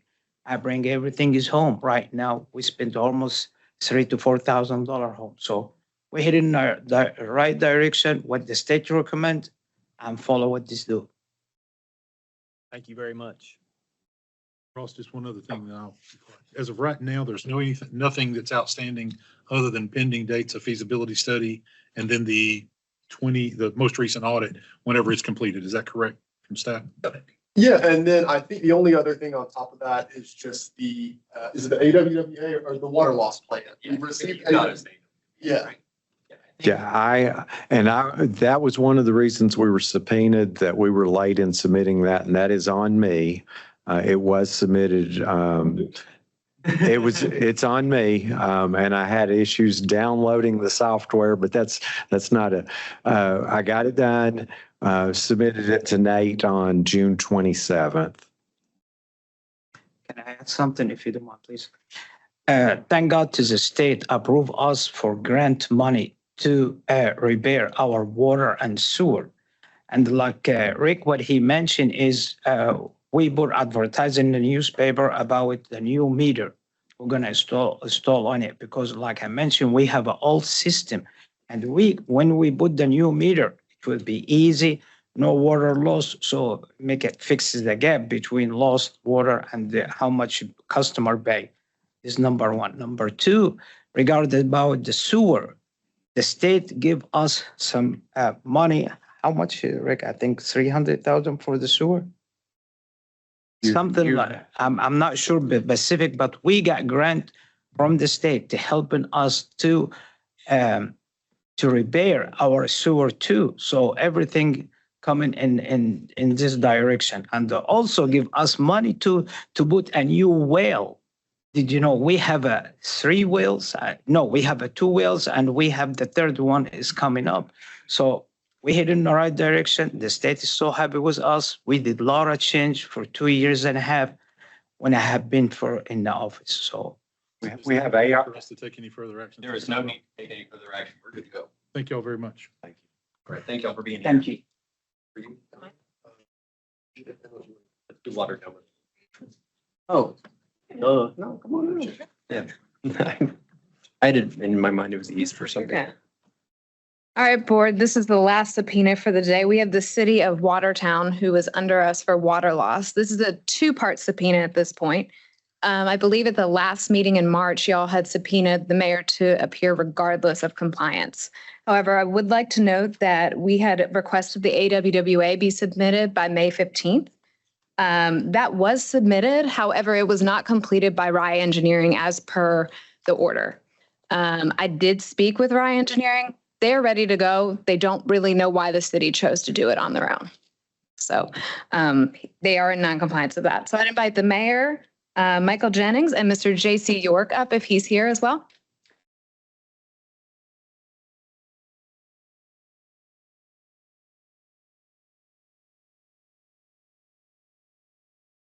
Good afternoon. My name is Mike Jennings. I'm the mayor over at Watertown. I'm in my 43rd year of doing this, so I can't come up here and tell you that I got left with a mess or whatever, because if there's a mess, I'm the mess. But I don't think there is. I know on here first the financial distress thing. I think, well, let me give you just a little background. I know you've been here a long time, and I don't want to take up too much of your time. But we have borrowed $5.4 million to do a sewer project that was mandated by the state. And we also received an $899,000 grant to do some water work. That's a 25% match. We hired someone to do a financial study, looked at the last 5 years and then projected what we needed to do to finish in the black each year. Had a budget of $660,000 roughly for water and sewer. We now have passed, and we are in our second cycle of billing, an 82.5% water rate increase. We did that unanimously. We did that without anybody getting killed yet. And it is in place, and our budget now is at a little over $1.3 million. We project to be in the black, not only this current year, but in the future. So hopefully we've resolved that. And if you have questions about that, I'll be glad to. Did you say 82.5%? 82.5%. Yes, sir. And they pick it and come throw rocks at your house? Not yet. Honestly, we had 2 readings on that as required by law. We had our public hearing. I wrote an article in the local paper and explained the history and why we had to do this. And we had a council meeting Tuesday night after the second cycle of billing where people got hit with their large bills. And we had 10 or 12 people there, and I was expecting the worst, and there wasn't a word said. So it's been amazing that we've been able to do it. And I can't say I'm proud that we had to do it, but I'm proud that we were able to do it without, as you said, rocks, sticks, or fist fights or anything else. So hopefully we're going to take care of the financial issues. I think from our study, it showed that 4 out of the last 5 years we were in the red, but not by a lot, $6,000 or $13,000. This should fix it, I hope. Good there. With one question, and if I understood Ms. Megan correctly, the board order for the water loss percentage for the AWWA 6.0 form to be filed. I want to think I read in the packet that you originally engaged Rye Engineering. I think I saw a letter dated April of 24 that had an original due date in October of 24. Yes. And that's kind of where this origin, I think I'm the one that made the motion for the subpoena because there's a frustration level for lack of responsiveness or delayed responsiveness. And I understand you're a busy man. I can't imagine what your schedule is and don't want to belay the day here. But just what was the problem there? And if she reported correctly that Rye didn't fill out the AWWA report, why not? Or what's the reason for that, if I may ask? I don't know that I've got a good answer for that. I will tell you that we did employ RIDE. They're still employed. And we've got some plans doing some zone metering and that type of thing. But my city recorder sent that in. And I would assume that she got the information from Rye Engineering, but she's the one who sent it in. And I think she sent it in 9 days before the deadline. Mayor, I can speak to that real Yes, quickly. please. I'm J.C. York. I'm the contracted certified operations. I wasn't aware that we contracted Rye directly for that order. Rye was contracted for a water loss survey, water loss audit. They've done a lot of work for us in water loss. I wasn't aware there was like a direct order to do that. So I filled out the operational side, pumpage data, flushing data. Your auditors helped your city recorder fill in the financial side. So I did about half of it, and the recorder did the other half along with the city auditors. So that would have only been required if you exceeded 40% from 23 that came up for the 24 report, just to get to the nuts and bolts of it. I'm a utility manager myself, and we watch water loss like a hawk. Right. To the best of our ability. What are you running now? Right now, we're running in the high 40s. That I suspect is going to come down drastically very soon. There's some zone metering that's going to go in. It's going to help Rye locate some more problems. And we've also identified that we've been losing some water backwards into the clear well due to a faulty check valve. We've done it twice. That's correct. I think that's going to be, there's probably 10 to 12% right there off the board that I can wipe out as soon as we get those corrected. And you said your contract not full-time, is that correct? That is correct. Does the town have any full-time licensed staff, Mayor? Would you ask that again? Was the water department or do they have any full-time licensed staff? Obviously, Mr. York is your licensed certified operator in charge, that the COIC form that would have to be filled out. He has 3 other gentlemen that work with him that are all licensed. They kind of divide it out. And then I have a licensed sewer operator, and then I have 4 employees that are paid out of water and sewer. They're not licensed, they're laborers. And one last question, then I will shut up. Why did we not communicate better when there was the due date last October 31 that kicked around to the end of the year and into March? Because that's where this subpoena came from. What was the holdup in communication from October 24 through the winter? I think I saw some emails back and forth in February before the March T-Board meeting. Mm-hmm. What was that breakdown in communication, or how do we, are you a full-time mayor? Are you there every day and reachable? I think you hold other positions, do you not? I am a part-time mayor that gets paid nothing, and I'm the only mayor in the state of Tennessee getting paid what he's worth. And I'll say that when I speak to civic clubs and stuff and get the same response. People that know me agree. I don't have a good answer for that. I don't know that I do. To me, that's just the frustration is when staff, they work hard and we give our time and we come here and then people don't respond and you don't know, it's a level of frustration on, is it incompetence? Is it frustration? Is it disrespect? What is it? And so we want to be good advocates and stewards for the customer. Sure. I think my colleagues as well, but why there's not a response or at least communication to say, here's where we're at. Well, Proper update. As I say, I don't know that I have a good answer for that. I will tell you it's not disrespect. But this is all new for me. I think the folks in the comptroller's office and the TDEC folks will tell you that over the years, when they've approached me with something and told them it needs to get done, we've gotten it done. Because there's no sense arguing and fighting about it. It needs to be done, do it. But we have a shortage of money like most everybody else. Hopefully we've resolved that. And hopefully I'll live through it. So. Thank you. Megan, is there a staff recommendation on this? So this was written and then we realized the AWWA was not filled out by then. I think it would be good if the board ordered that. I would assume Rye, because with their engagement letter, Rye agreed to do it. I think it would be good to give them an August 31st deadline to resubmit the AWWA. And then maybe an October 31st deadline for the water loss plan. So we can finish up this water loss Okay. case. Mr. Chairman, I would make that motion or make that recommendation in the form of a motion. Then I don't know if we want to include subpoena language or any kind of extension language in there. That's up to you guys. I would amend to include extension language, up to the 6-month standard extension language at staff discretion if they felt like there was positive progress, but lacked some small deficiency. And I don't think subpoenas, unless somebody else thinks, I don't think it's necessary. We have a motion. We have a motion and a second to accept staff recommendation. Although, any discussion? None being, all those in favor? Aye. Motion approved.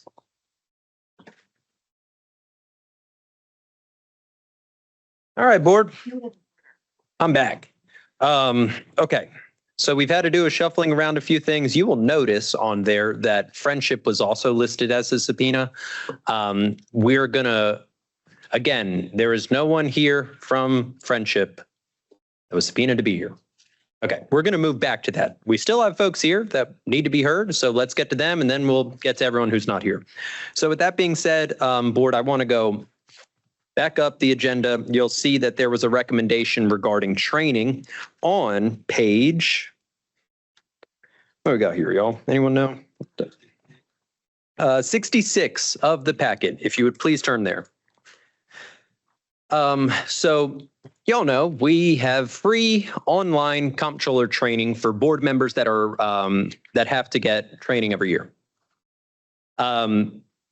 We use this program called Trainees. When this was first set up, it housed the training videos internally, and you'd have to sit there. You can't fast forward the video. 15 minutes elapse. You have to click next. 15 minutes next. You get through 50 minutes, hour video for your 1 hour of training.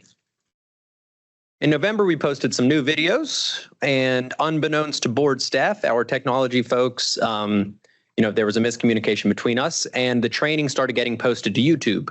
So on Trainees, it would direct you to YouTube. And at that point, individuals watching the training would have the ability to skip forward in the YouTube video. The video would finish. You'd get your certificate. Well, this resulted in some people taking advantage of that. We had some individuals finish a 50-minute video in about 30 seconds, which is incredible. I wish they could do that to this meeting and make it go a whole lot faster. But the problem is, that's just unacceptable. Listen, you're just trying to get what was 12 hours every 3 years. Now it's down to 6. It is a very minimal training requirement for a board member to have to get. And the fact that you have individuals that want to try to beat the system, listen, they were caught, they got caught. The individuals, the utilities on this list were utilities that already have open training cases. And that's why these ones are singled out. I wanted to note that there are other utilities that did the same thing, but we don't have an open training case with them, and we kind of do now. But if they don't comply with getting their training rectified, we're going to bring this up for further action by the T-Board. With all that being said, our recommendation is to have the utilities have this rectified by October 31st.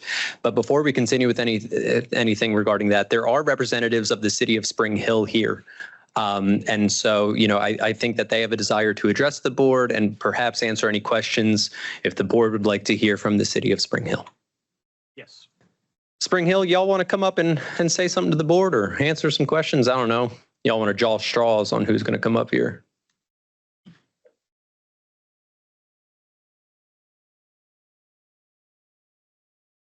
If you don't mind, just identify yourself. Good afternoon. My name's Dan Allen. I'm the Assistant City Administrator and the General Manager of Spring Hill Water. And just wanted to take a moment and apologize to you all for us having to be here today to talk about this. From staff's perspective, we've got a pretty robust system in place for advising our board, both existing members and new members, of their compliance requirements. In our monthly reports, we include links to remind them of their training obligations.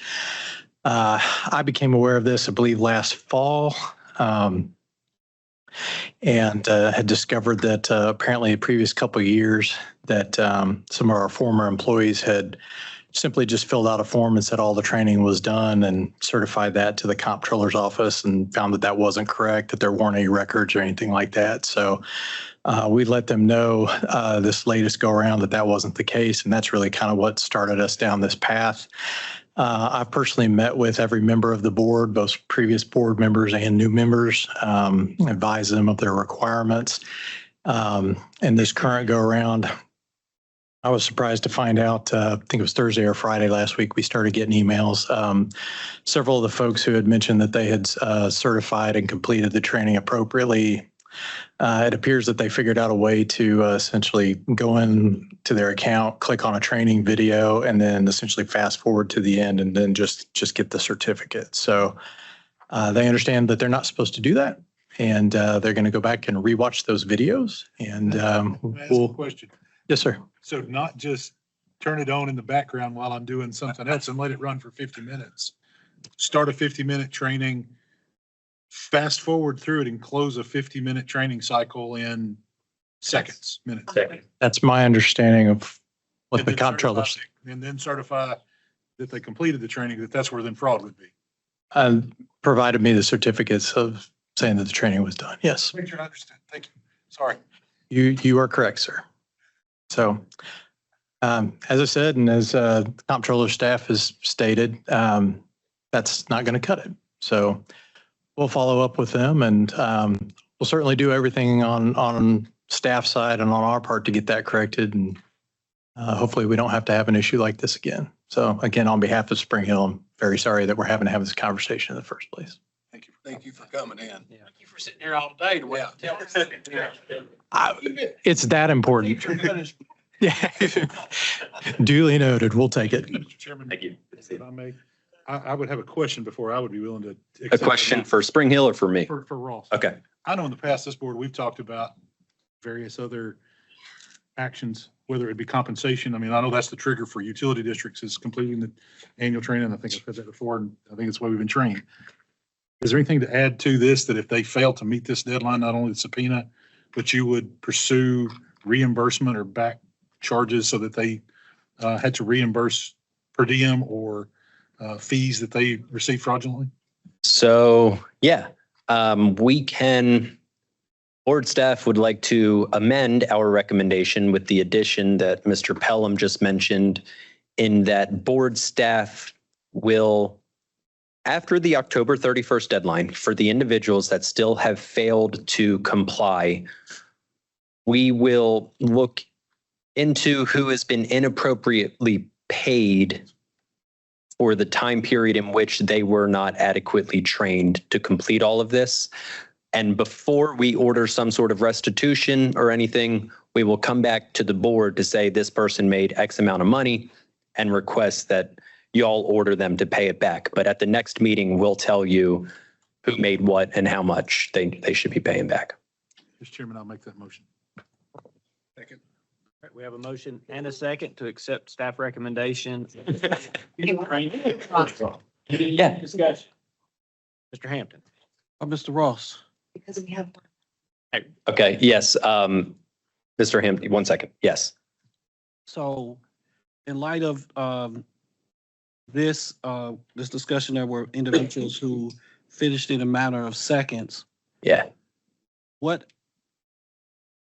How long would they have to watch before they would not show up here? So I know it's not a record thing, but it's like, obviously there was others in there that probably wasn't 30 seconds. They were 5 minutes or 15 minutes into this. So 2 things. I want to make it clear that this has since been rectified and it's no longer taking them to YouTube. So before I answer your question, I want to say that this can't happen anymore. Okay. However, Nate, and I want to give kudos to Nate and Megan. Nate is the one who heard about this, and then Nate and Megan went down the rabbit hole of determining all of this. And there was a threshold set, and it was 30 minutes, 20 minutes and under. If you completed the training in under 20 minutes, there may have been someone who did it in 25 minutes. And what we said as board staff, and y'all can disagree, and if you want us to go back and get everyone that's under the amount of time on the video, we thought, if you set the video to 1 1/4 speed or something of the sort, but we said 20 minutes and under was the threshold. Okay. For a 50-minute video. For a 50-minute video. Speed is 25 minutes. We felt like. So, all right, in the current since you rectified the skipping of the 30 seconds, It's still. the way it currently is now, individuals can still do a 2 times. No. So For one. yeah, so now you only get 1x speed and you got to watch it for 15 minutes. Then you got to hit a button that says next, and then it's going to take you to like the next clip of the video. And then you got to watch it for another 15 minutes. Then you got to hit next, and then it finishes the video. And yeah, so they can't even hit 2x on it. You're watching it 1x speed, and you got to click next 3 times.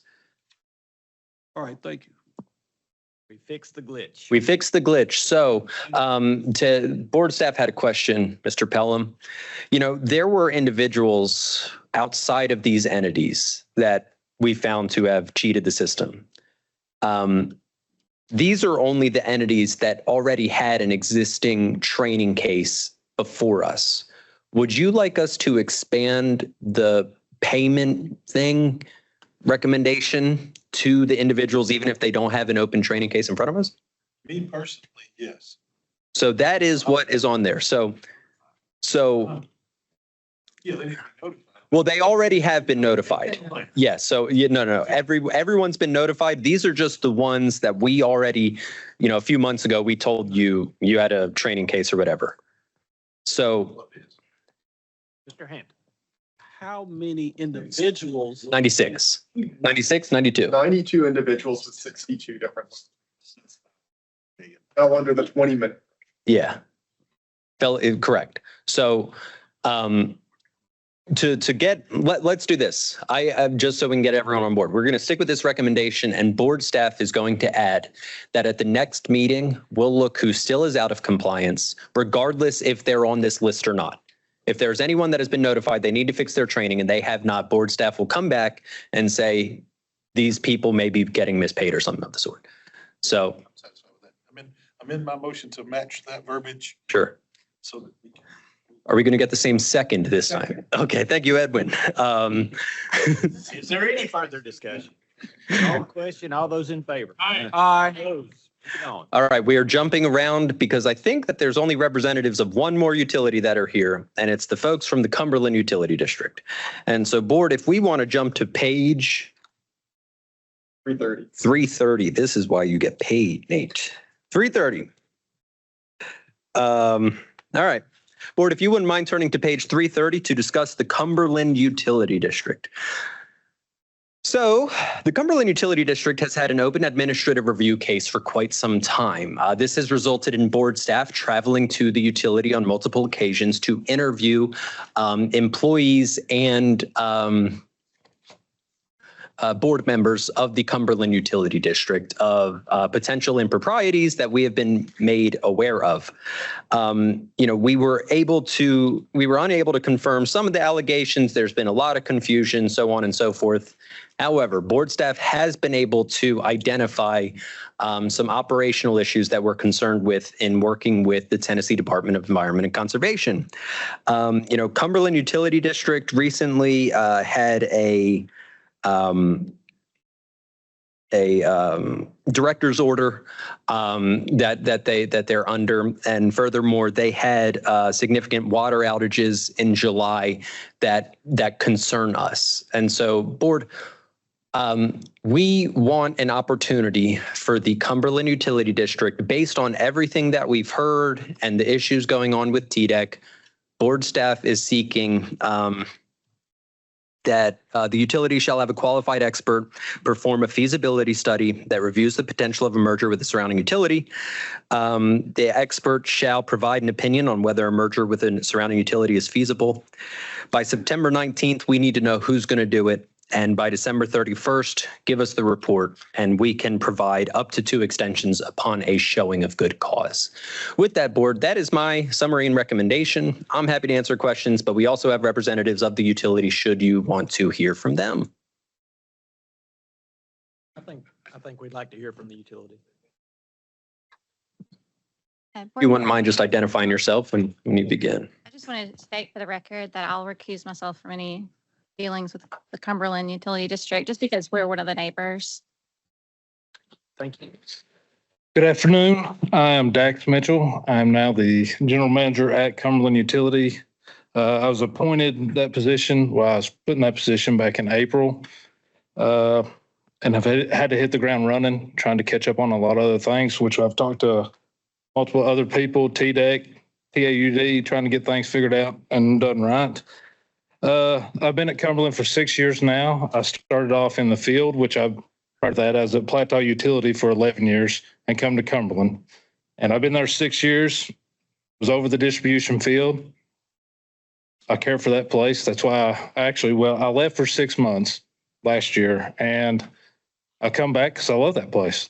Great people. They got great employees and I want to make a stand for them and get it done right.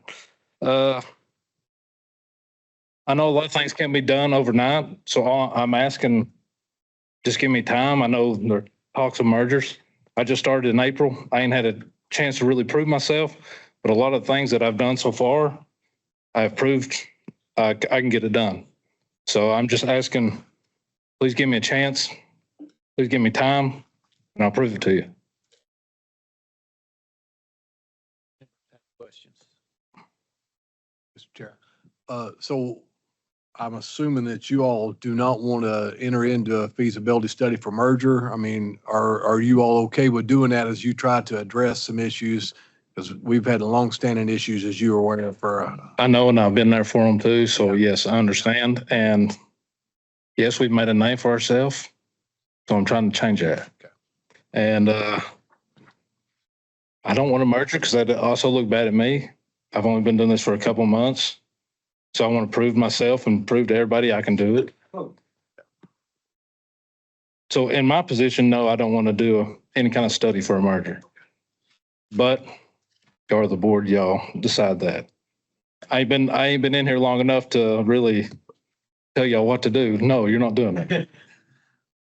Dax, not respectfully to the finances, that being its own thing. Yeah. Operation wise, what kind of water loss do you run with?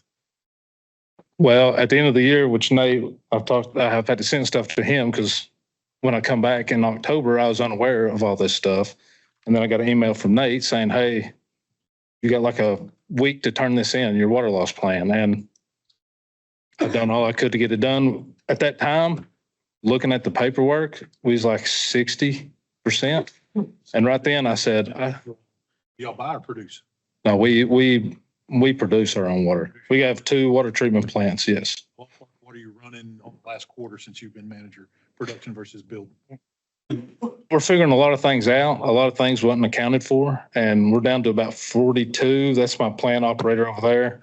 And we've been working on this because there's been a lot of unaccounted water going out. At that level of non-revenue water, what kind of inequality issues, stage 2s, NOVs, any type of performance quality issues to customers? Nothing this year. Yeah.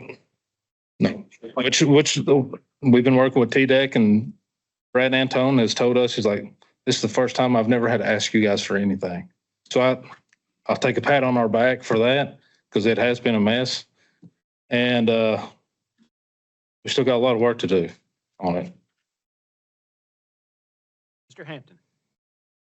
So, not speaking for TDEC, so when you gonna pay them this fine? When you gonna finish this fine out? Well, we was under the impression that, which I've just been here in, the director's order was back in 23, correct? Yes, sir. Yes, sir. It was in. Yeah, from then on now, I thought it was took care of. And I've been made aware that it was, if we are contingent and doing good, the fine is not paid. I don't know if how true that is or not. But that's what they told me. Said we've paid $7,000 or something right now. And I was under the impression if we're not turning our stuff in, it could keep growing or up to that. And as far as the penalty from Cumberland to TDEC, are you aware that like they don't owe y'all any money currently, but if they continue, if they violate because it's contingent, then they'll owe y'all more money? yes. Because we're supposed to have stuff in between February and August. And we've been turning all that stuff in. So the fine was forgiven? That was prior. That's prior. Okay. Yes. All right. Which after looking at all the stuff that's come out with it, monitoring violations, stuff like that, easy stuff. But all that stuff's been addressed and took care of so far. But talking about the July leak that was on that, you're talking about this year, correct? We had, it's an unfortunate weekend. It was 4th of July. We had 3 main lines blow out in 3 days. As a utility, on a tank that's 85,000 gallons that supplies a lot of people, it's hard to catch up from that. By the time you start gaining back, another leak in the same area blows out. There you are trying to play catch up again. And then 4 hours after that leak, we fix that leak, it blows out again 20 foot from it. So we've had an unfortunate weekend. It's unfortunate for us, the customers, everybody. But that Monday morning, we've made plans. I can't stand social media. But that was one of the things that was addressed. Maybe you all need a social media, a Facebook to notify. So we've done that. As bad as I don't want to do it, we've done that. We also have a new answering service. That's been a lot of the confusion. There's a wrong phone number that was listed on that, and that is now fixed. There's a lot of things we're working on. And that new answering service went in effect June 30th, so we're still working kinks out. Dax, I commend first off, your dedication to sit through all this, to stand up and address this board. Tell me about it. That aside, with the regulatory issues and compliance issues that have been going on for years, I don't think, in my opinion, we've done our job, primary responsibility to the customers themselves. Understood. If we've at least not ordered that you at least enter into the feasibility study and engage somebody to do that, to see if it's even viable. Yeah. First off, that's it. It's a feasibility study. It's not a mandate. It's not a requirement.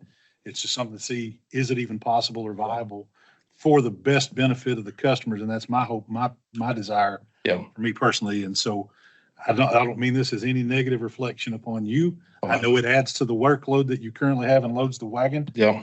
But the hole that's there doesn't start to dig out if we don't start making some alternative plans. Absolutely. So that being said, Mr. Chairman, I would move to accept staff recommendation the way it is.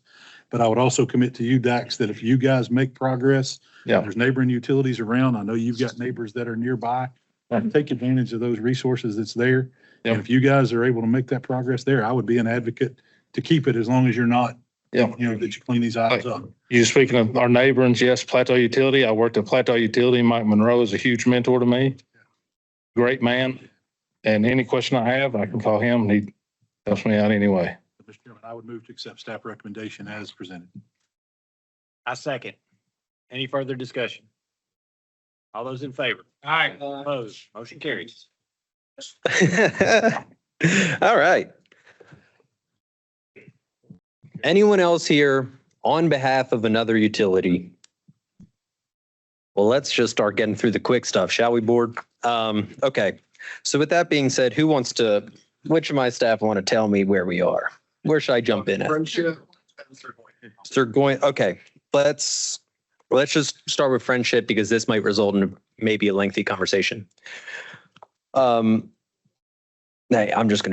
friendship was subpoenaed to be here. They didn't show up. Nate, who did we subpoena? This was also a mistake on my behalf. It was just the mayor. Okay, so we subpoenaed the mayor to come and he did not come. What do y'all want to do? Wait, what page are we on this? 294. And also the last question I have for board staff, did we receive notice that he was not going to attend? I never heard. No. So we did not receive any notice that he was not going to attend. He was served and he was given a subpoena. How do y'all want to proceed with this one? Or Council, what's alternatives do we have as a board? well, and I also want to we still have an open lawsuit with them, don't we? No, did we close that? We never had a lawsuit. Why were we working with the Attorney General's office about friendship? Because they were way out of compliance with our board. Okay. Comply due to the lawsuit. Okay. And I'm trying to verify this. I think we did end up subpoenaing all of Friendship's mayor and governing body. Oh, did we? Okay. Gibson, we just subpoenaed the mayor. I think we. I'm sorry. All the Friendship. Because the mayor was just never a question that he would show up. Right. So I guess the question is, Seth, what can we do to someone who does not? Because again, it's not like we received notice. They did not tell us they did not plan on listening to the subpoena. And they got the subpoena because they're not listening to the board directives. Can I ask a question, Mr. Chairman? What does the subpoena say is the penalty for not showing up? I believe I can pull up the subpoena we sent them. I believe it says that they will be referred to the Attorney General's office for action. It might mention Chancery Court as well. I can find the exact subpoena in just a second, though. If it says that, then then we probably should do that. I mean, It says, if you ignore the subpoena, this matter will be referred to the Office of the Attorney General for enforcement in the Davidson County Chancery Court. Failure to obey an order of the court may be punished as contempt of court as prescribed by Tennessee Code 782-702. So board, it sounds like I'm looking for y'all to direct us to refer this to the Attorney General's office for enforcement. here I make a motion that we follow the recommendations on the subpoena or the words on the subpoena. Before y'all vote, can y'all, I know what the Attorney General's office is going to ask is, what do we want? What do we want Friendship to do? Just listen. More specifically, do we want them to come to the next meeting? Remind me, are there deadlines they're missing? Nate, are there deadlines? Yes and no. Because they're behind on audits, right? Yes, they're 2 years late on audits. They didn't get those filed. That's why the subpoena was issued. I think they're also supposed to have a rate study at some point that was supposed to be completed, but they're late on their audit. And there was other issues. Friendship was one of the entities that we rescinded all prior orders and started anew, I think, in 2023. But there's just been a lot of issues with them of non-compliance. I know we attempted to restrict capital improvements at one point. I don't know if that was that may have been one of the reasons we did that. Yeah, they were supposed to let us know anytime they wanted to borrow or get any grant money. So board, to go in to, Bruce has his recommendation for his motion. And Seth is now asking the question because the Attorney General's office is going to say, well, what do y'all want them to do? Here's what I want them to do. I want us to provide a list to Friendship saying this is everything that you need to do. And I'm asking for the board to give board staff the discretion of giving reasonable timelines for the items in front of them regarding their late audits, regarding their financial distress. They have a water loss case. I think they got a water loss case. And if they have a water loss case, regarding the water loss case, just everything in front of the T-board that they're missing, allow board staff the ability to give them new deadlines. And assuming what it is, it'll be either before the next meeting or the December meeting. And then the Attorney General's office will assist us in enforcing a subpoena for them to come, regardless of if they hit those deadlines, for the board to ask why they aren't listening and address the materials that board staff is asking them to address. Sure. Where's Crockett County? I'm sorry. That's far West Tennessee. Far West Tennessee. Yeah.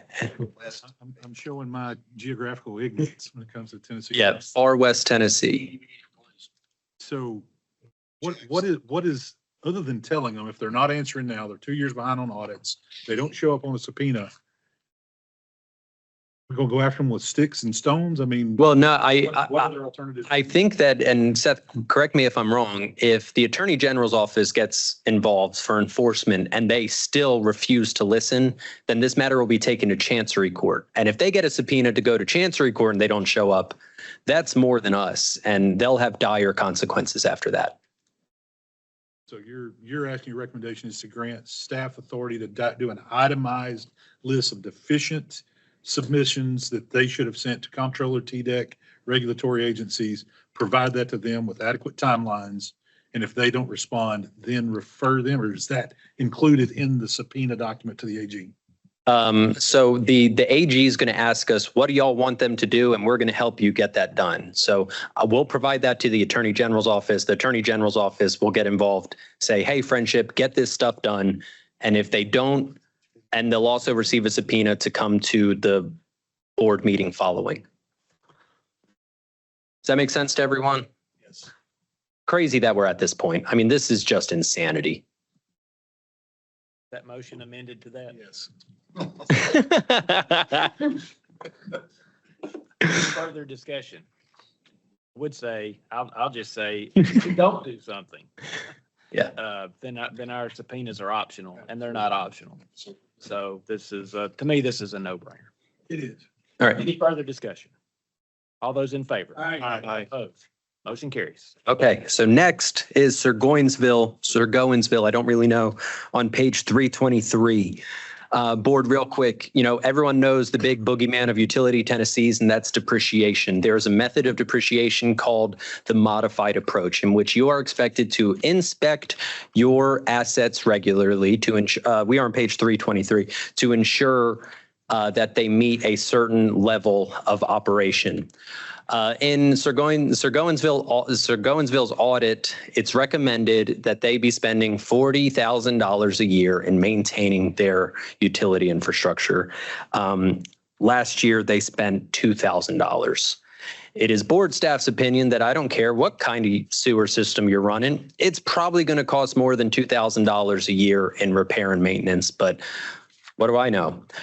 So I'm asking for them to be placed in administrative review, for board staff to verify that and to work with our Division of Local Government Audit, to work with their auditor to ensure that they're meeting the standards for which the modified approach can be applied. I will say that the city recorder and one alderman, I believe, has reached out to Charlie, our East Tennessee board staff, and has pretty much said, listen, we get it. This was set up by the last recorder. We're willing to do. They're going to comply with us. This is just merely just a formality because they seem willing to comply. Make a motion, we take staff's recommendation. We have a motion and a second. Do we have any discussion? All right, my question is, seeing that we know $2,000 is not a lot, and it looks like they didn't present any depreciation for the in 2024, which is really odd by itself on the financials. Would they be required to do a redo last year's audit to reflect what depreciation should have been? So that's the thing about the modified approach is it allows you to omit the depreciation in lieu of paying that repair and maintenance. So yeah, it's crazy. And so to do that for an entire utility is questionable at best. So I don't know whether restatement or whatever will be necessary. That's going to be part of that administrative review, and we're going to really rely on coordination with our local government audit folks to figure that out. And okay, yeah. Any further discussion? None being, all those in favor? Opposed? Motion carries. All right, board, page 391, the East Tennessee cases. And I'm going to present those to y'all because I know y'all love hearing from me, and Charlie ain't here right now. He's working on something very important. Mount Carmel, page 391, decrease in net position. Board, they've had 3 consecutive years of a statutory decrease in net position. We are asking them to have a rate study done by August 31st. Send us the contract who's going to do that as approved by board staff. February 15th, give us the rate study and proposed plan of implementation if they haven't already implemented.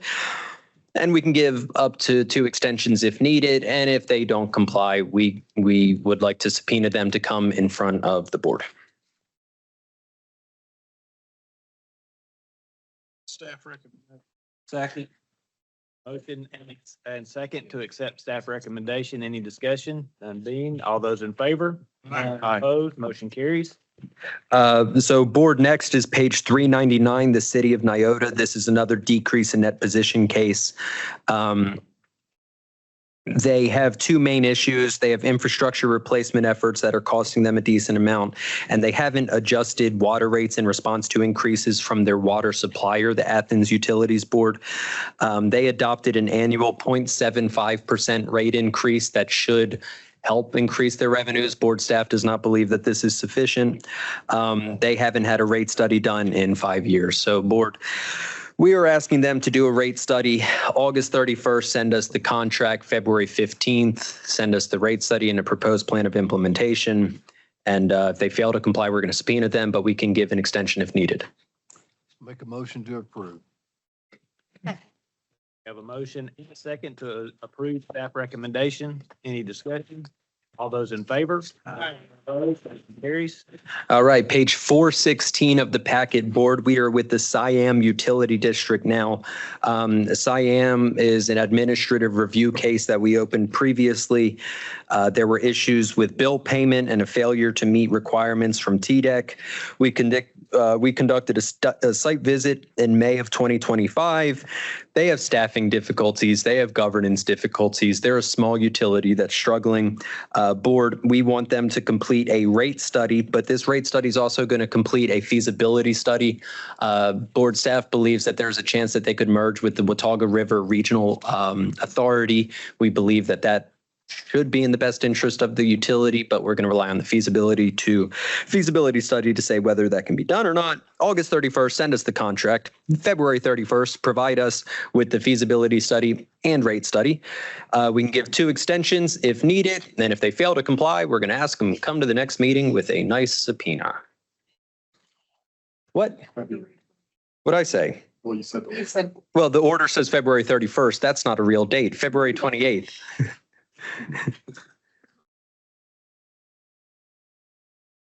I move we accept staff recommendation. Second. It's interesting. Any discussion on the motion? None being, all those in favor? Motion carries. Megan, tap in. Middle Tennessee, brevity, we're almost there. All right, City of Mount Pleasant, they referred to us for a negative net position in their gas system. They indicated on their financial distress questionnaire that they have not had a rate increase in 5 years. They are already engaged with a third party, so this order is just to kind of formalize everything and do our due diligence.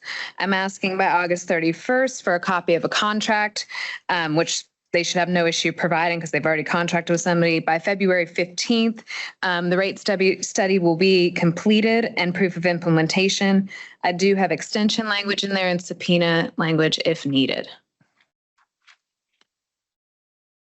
Chairman, I move to accept staff recommendation. Second. Thank you, board. Second, approve staff recommendation. Any discussion? All those in favor? Opposed? Motion carries. Perfect. Moving on to page 429. O'Connor Utility District. This is another decrease in net position in their water system. They were referred in 2024. We noted that they had not had a rate study completed by an independent party in over 5 years. They have a current plan to remedy their financial distress through rate increase, but it was done internally and not by that third party. I would like to note that their audit for fiscal year 24 is late due to some information that we're waiting on from TCRS. So they allege. I have not verified that, but I can do that. The language in our recommendation is for the standard rate study, August 31st, providing us a contract, February 15th, the completed rate study and proof of implementation, extension language and subpoena language if needed.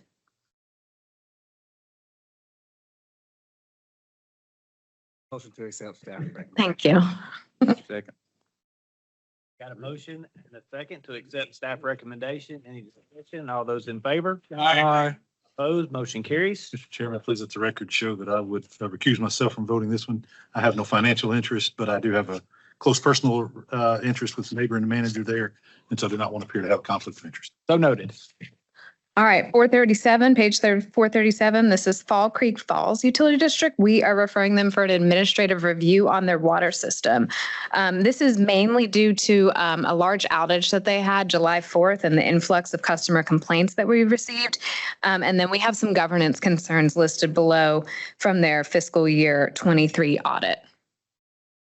So just asking the board to place them into administrative review. Can we ask TDEC to also make a visit? I'm hearing some concerns about how that water system was brought back online and reporting about flushing and disinfection and some things. I don't know if they're true or not, but if so, it might be worthwhile for a quality check. I'm just Sure, yeah, I'd be happy to take that back. Okay. Okay, so add a TDEC review to the order as well. Is that possible? Or I think so. Can we do that? So what I would like to add to that, I mean, obviously Paula will go back and tell her friends what we're asking, but board staff will send a formal request to TDEC on behalf of TBOR requesting, a site visit or anything of the sort. So we'll coordinate them. I just heard multiple things about the failure and how they would fix it and break it and fix it. And there was just lots of stuff going on that really concerned me from a operational May I perspective. make a comment there? It's another neighbor I used to do their engineering work. I actually Warren County Utility District and called in several favors, but went and provided mutual aid. And when there were people that were out of water for 5 days. And so I think the park ended up being out of water for approximately 4 or 5 days. And so I will be recusing myself from any vote, but I do think it would be warranted to at least have a review. I think they're split though, right between the Cookville field office and the Chattanooga field office. And I believe Falls Utilities is technically in Chattanooga, I believe. Well, and I think the last time we mobilized for a visit, we sent Fleming Training Center staff to join our field staff for that visit. Very good. All right. West Tennessee. We didn't have. Well, let's go ahead and get that vote in. I'll make a motion to accept her recommendations. Got a motion and a second to accept staff recommendation with the adding of the referral to TDEC. All those in favor? Opposed? Motion carries. Thank you, Bart. For the record, my abstention, same purpose. Noted.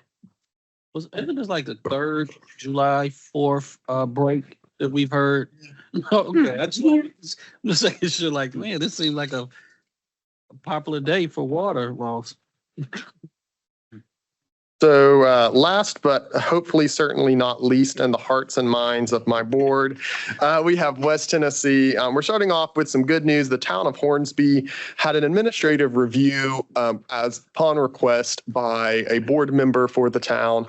And board staff, we visited there. There definitely was some issues with the utility. It's been, I think, 1.5 years since we were down there, but there was definitely some issues that we reported to y'all regarding mismanagement of funds by the prior administration. A lot of that seems to have been fixed by the new administration and new board members brought on.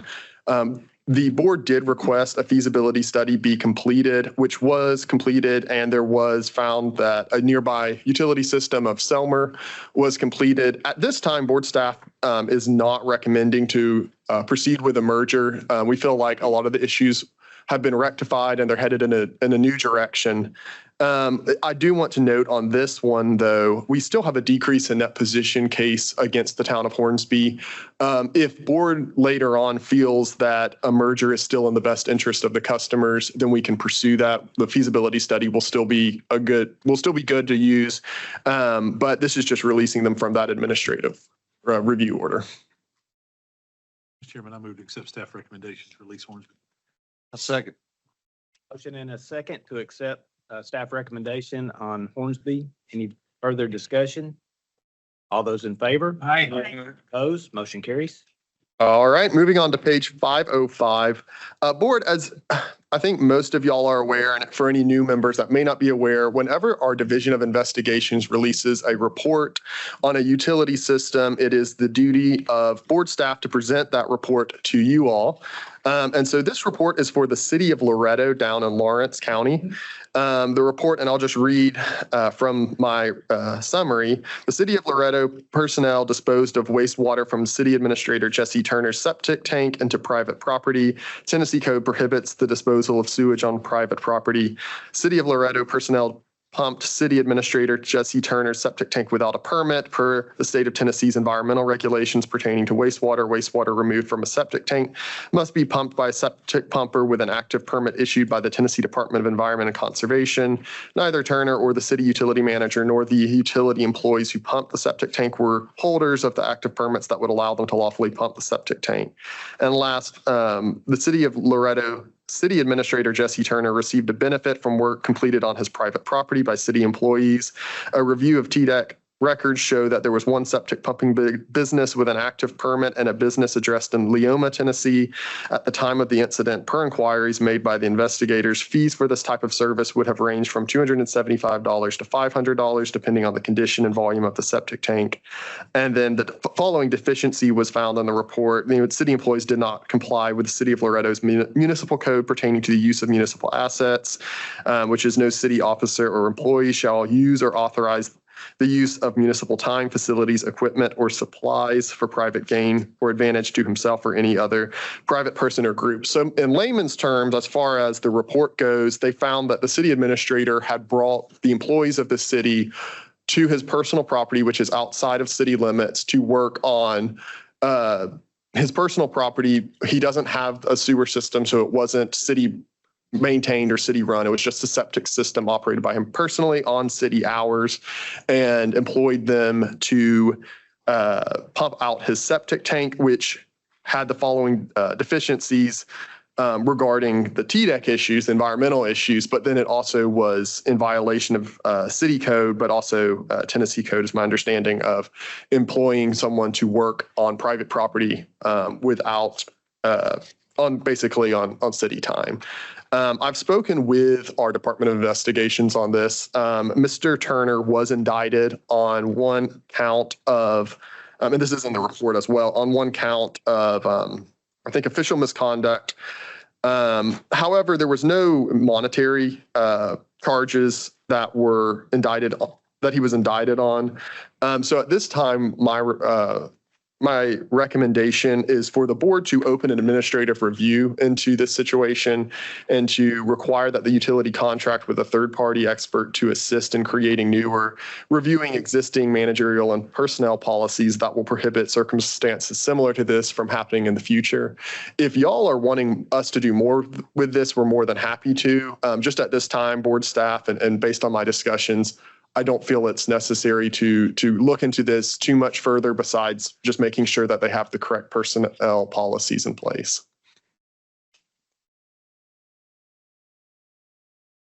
Motion to approve board staff recommendation. Second. Any discussion? All those in favor? Aye. Opposed? Motion carries. Awesome. Now moving on past the city of Loretto to the town of Mason on page 513. The town of Mason was placed under board review, I think back in 2024 for a customer complaint. This complaint was brought before the board. Board staff dealt with it, and it's actually been remedied. We've received confirmation from both parties as of March 12th, 2024. And if you happen to remember, that was one day before the T-board meeting. I would have loved to release it then, but we just didn't hear back until that day. So this is just releasing the utility from oversight of the customer complaint. Chairman, the customer complaint closed case. Second. We have a motion and a second to accept staff recommendation to close this customer complaint of the town of Mason. Any discussion? All in favor? Aye. Opposed? Motion carries. All right. The next one is Dyersburg Suburban Consolidated Utility District. They had 2 years of decrease in that position, and we referred them to the board. They returned their distress questionnaire.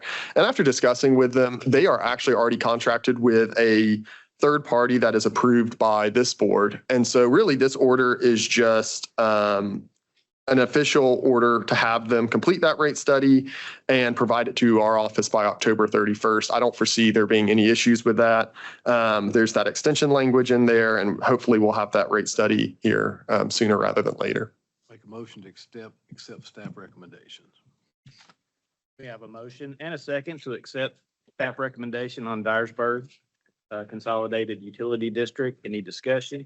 All those in favor? Aye. Opposed? Motion carries. Great. So page 522, the town of Halls. The town of Halls is another new decrease in net position case. They were referred in 2025 for their 23 and 2024 fiscal year audits. They actually just completed a rate study with Communities Unlimited, who has done work for this board in the past. The rates were adopted, and so we believe that we can just actually expedite this straight into the update cycle without any further action by the board. Make a motion to accept staff recommendation. We have a motion to accept and a second to accept staff recommendation on the town of Halls to go into the update cycle. Any discussion? All those in favor? Aye. Opposed? Motion carries. So now moving on to page 524 is the town of Hornbeak. The town of Hornbeak was under the purview of the Water and Wastewater Financing Board back in 2018. They had a financial distress case then. They had a rate study completed in 2019.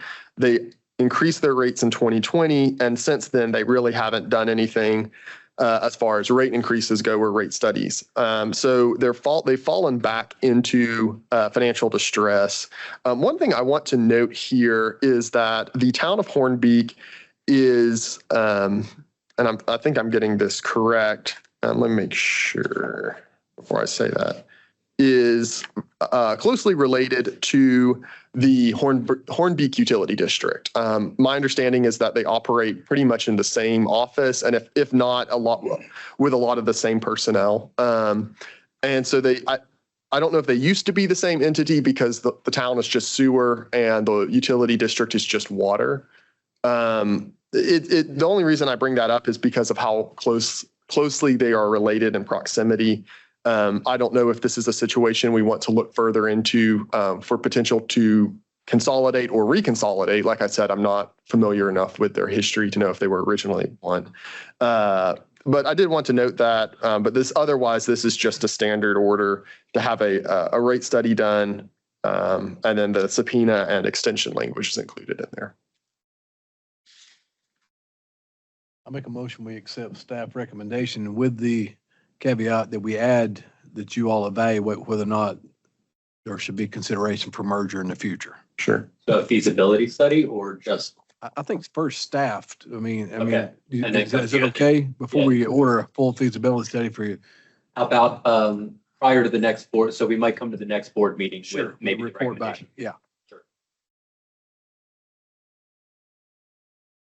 I'll second that. Any further discussion? All those in favor? Aye. Opposed? Motion carries. Great. So now moving on to Iron City Utility District on page 526. Iron City Utility District has been a long time entity underneath the boards. Prior, it was obviously the Utility Management Review Board and now under TBOR. Since 2018, they're still negative, and it's not necessarily positive and negative fluctuations. They've been negative every year as far as we have audits for. And you'll see there that we don't have the 23 audit and we don't have the 24 audit. The 24 audit should have been filed in June 30th of this year. They're a December 31st fiscal year end entity. So at this time, we are recommending that the utility district proceed with a feasibility study.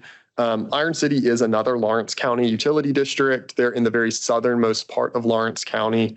However, from what I have been told and what I have heard, they are more amenable to consolidating with the town of St. Joe or St. Joseph, which provides 100% of their water to them.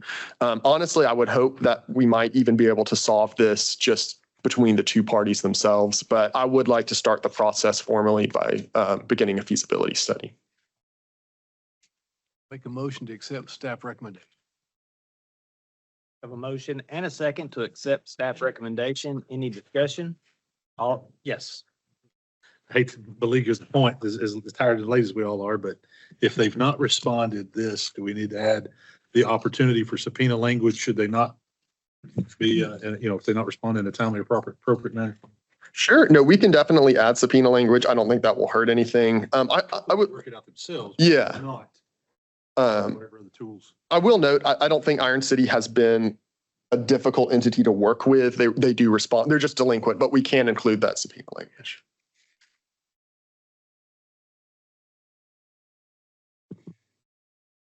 Did we have a second? Motion and a second. Any further discussion? All those in favor? Aye. Opposed? Motion carries. So moving on to the city of Middleton, and it's another one that's ahead of schedule. They were referred for a decrease in that position in 2025 for the 23 and 24 fiscal years. They actually completed a rate study back in May of 24 with Hussey Gaybell, who has completed rate studies for this board's orders in the past. Similar to the one I just mentioned, I feel like we can go ahead and move them into the update cycle and expedite the process.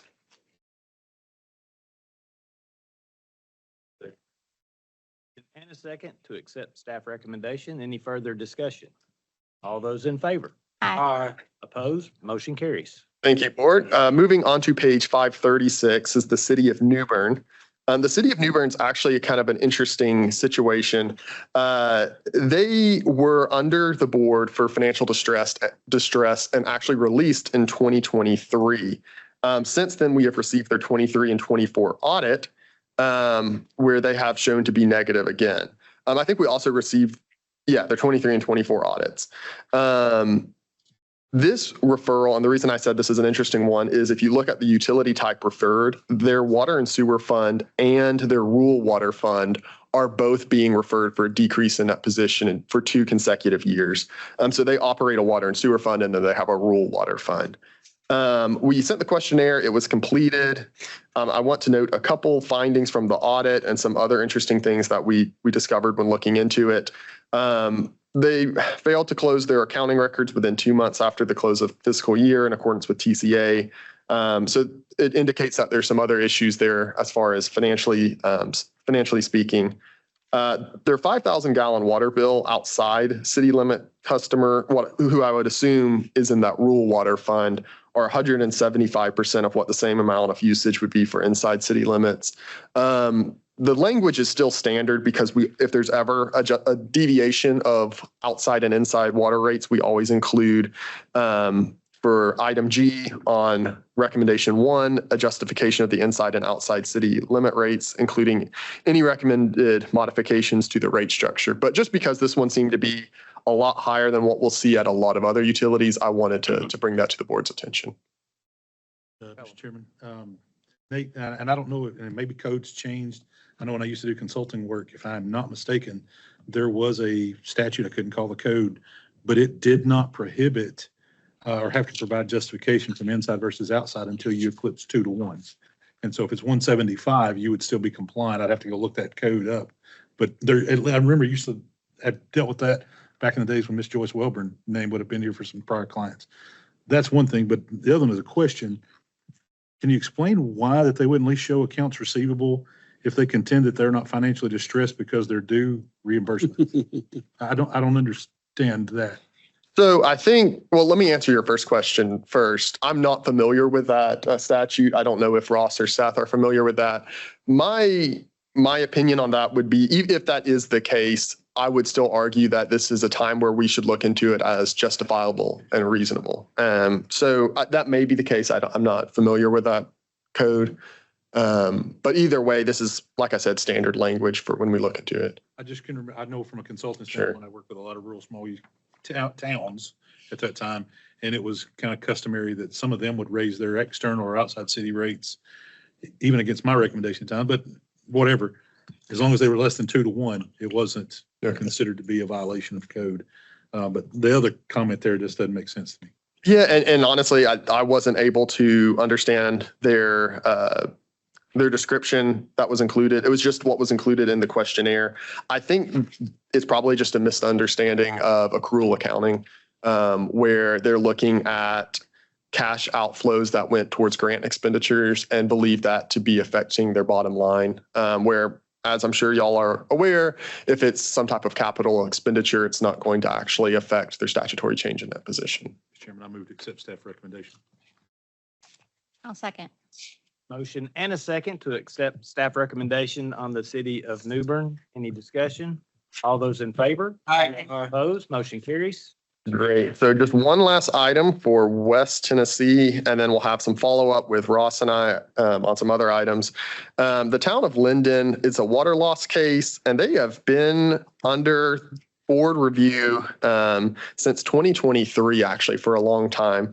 And there was correspondence between our office and the utility, and I do believe at some point in 2023 there may have been miscommunication by myself or someone in our office. I will say that, but since then there has been numerous requests by our office, and we did receive an engagement with Rye Engineering, but multiple attempts by myself to get that AWWA water loss audit sheet, and just no response or nothing provided. And so at this time, it's just a standard board order, including subpoena language, but just a request for that AWWA to be submitted.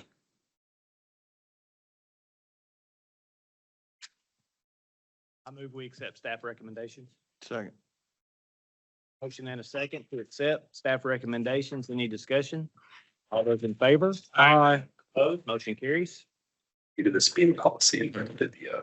Okay, board, there is the last part of the packet, page 549, a policy that we would request this board to adopt. Seth, you want me to explain this or you got it? No, I got this. This is a request to give us a little bit, really to codify some of the authority we have when we issue subpoenas. For the most part, when the board issues subpoenas, it's to accomplish a specific goal. It's because we want an entity to submit their AIR or submit their audit, something like that. And a lot of times we'll think to put in language saying that we can release the subpoenas if they comply with whatever we're needing them to do. And I always change the shall to may when it comes to issuing subpoenas, because the goal is to accomplish a task. It's not, subpoenas are not just for a punishment. They're not just to bring people up here because they've done something wrong. It's always to accomplish a discrete goal. The subpoena policy that's in the packet, the goal with that is just to give us the authority to effectuate the board's goals, but still having the authority to release subpoenas or to not subpoena people to begin with if it's no longer necessary. So in no way are we trying to usurp the board's authority. We don't want to, counter the board's intent. So it explicitly states in the policy, and it's the board's inherent authority, that if y'all would like us to subpoena someone without discretion on our part, we would absolutely do that. But this policy is just to solidify some of our authority whenever a subpoena would not be helpful towards accomplishing the board's goals. And I would ask the board to pass that policy. It would go on our website. I don't think it would be codified in rule. It would be put into rule at some point, and the board could withdraw it at any point. But if we adopted this, we issued a subpoena, and then from the time the subpoena was issued, people complied with whatever those outstanding prior items that necessitated the subpoena, staff would be authorized to withdraw or terminate. Correct, because there are some instances where, let's say that the board said, October 31st, get us something, and then they get it to us on November 2nd, not because they were acting in malice, but, things just got delayed. We believe we should have the ability to say, okay, you don't need the subpoena. You were a few days late, auditor's fault, whoever's fault, whatever. There are still issues where there's just gross noncompliance, and we wouldn't want to rescind the subpoena in that instance. We just want the ability for when the flexibility to rescind the subpoena if need be. And then also it still gives the board the complete ability to say, hey, we're going to issue this subpoena. Ross, I don't care what the reason is. You're not allowed to rescind this. And that the board is still completely within its rights to do that. Mr. Chairman, what about if Seth just adds one provision that the chairman and the vice chairman are notified? Okay. I like that. Yeah, we could do that sure.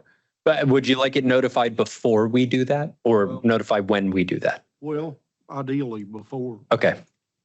Since the board issued the subpoenas.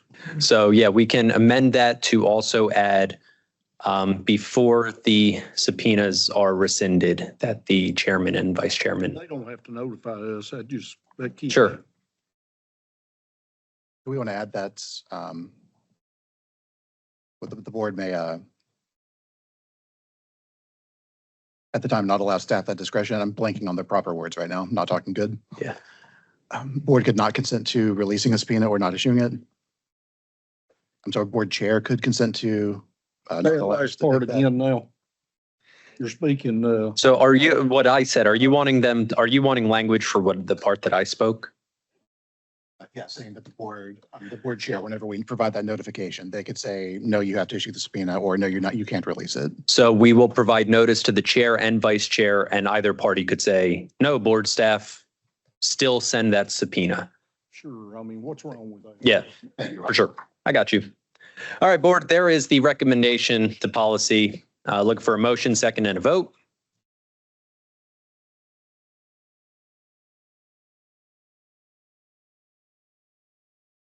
Motion and a second to accept the new guideline subpoena for this board. Any further discussion? None being, all those in favor? Opposed, motion carries. So the last thing in front of you, when y'all came in, there were two items that were on your desk. One was a conflict of interest form. If you would not mind, if you have not returned that to me, it doesn't need to be returned today. Just scan it to me when you get a second. The second thing were proposed changes to the annual information report. You'll notice some fields are striked out. We struck out. We already record that information through new business processes within local government finance, so we recommend removing those. And we're also recommending adding new fields, and Nate can briefly explain those. Yeah, for sure. So one of the new fields that we're discussing, and I'll just give a general summary of what that will entail. This conversation actually started before the whole training incident that we discussed earlier. But we feel that as board staff and as the Tennessee Board of Utility Regulation is required by statute to enforce training and to regulate training compliance, that we need a little bit more information in our annual information reports regarding training. So this will be changing what it currently is. And I don't know if you printed out what the current report looks like, but currently we just ask the submitter of the report, the manager, the recorder, whoever it is, to verify yes or no, is the utility in compliance with training.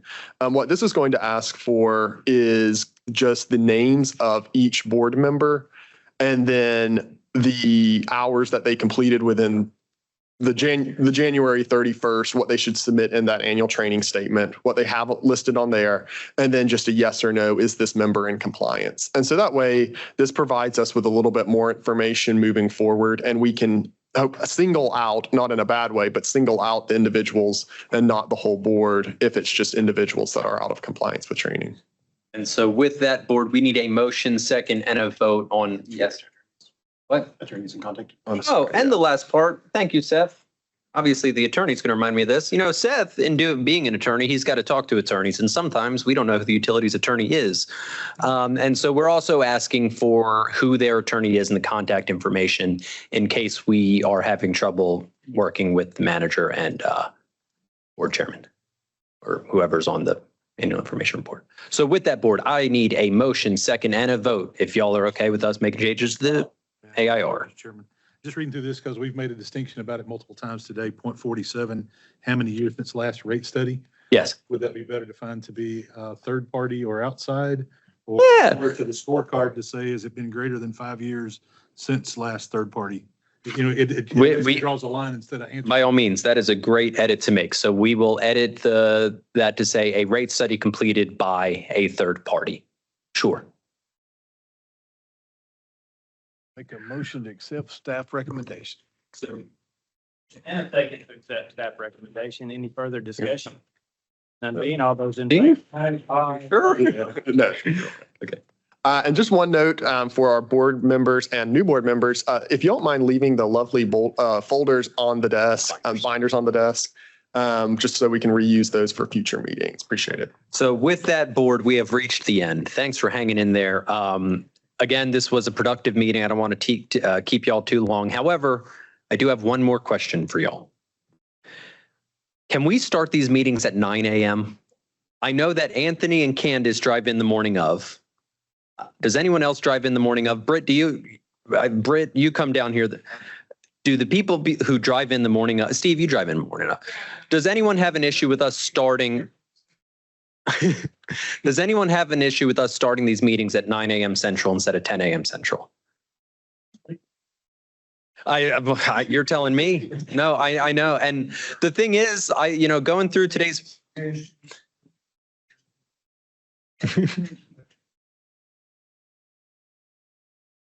Yeah. And in all honesty, I always think that they're going to run shorter than they did. And I really thought that this one was going to run shorter. I'm always wrong. I'm open to discussion on how to make these shorter. I really am. And if that's maybe we have just one big long meeting and then we delay things to the following big long meeting, I don't really know. But like today, I don't really know anything because I thought we were going to shave a lot of time by removing the customer complaints. Well, this is a very selfish thing, Mr. Chairman, I'm about to say, but I'll have to get out of Nashville and then I've got 3.5 hours. And I'm worn out. Yep. Just to be honest with you. Is there a way when we get into some of this stuff it's almost semantics?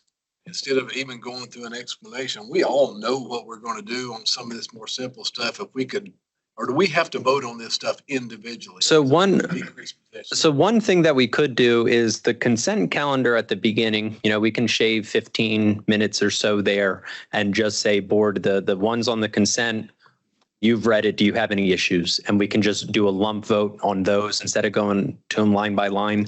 The other ones like simple rate studies and stuff, we can attempt to do those similar.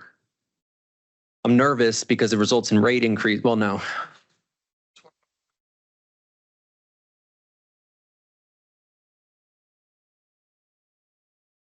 County commissioner or something. So if we all read our package, so if we go through and see something there that looks funny, now we don't want that on consent. We want that pulled out and Megan can explain it to us or whatever.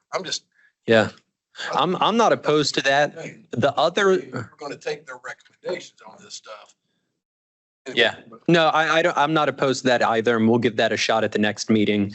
The one other thing that I'll consider is, when it comes to rate studies for regular financial distress cases, which is usually the back half of the meeting, if we can handle those differently to shave some time. So board staff will consider it because I agree with you, Mr. Perky. As much as I laugh about these meetings being long, they are too long.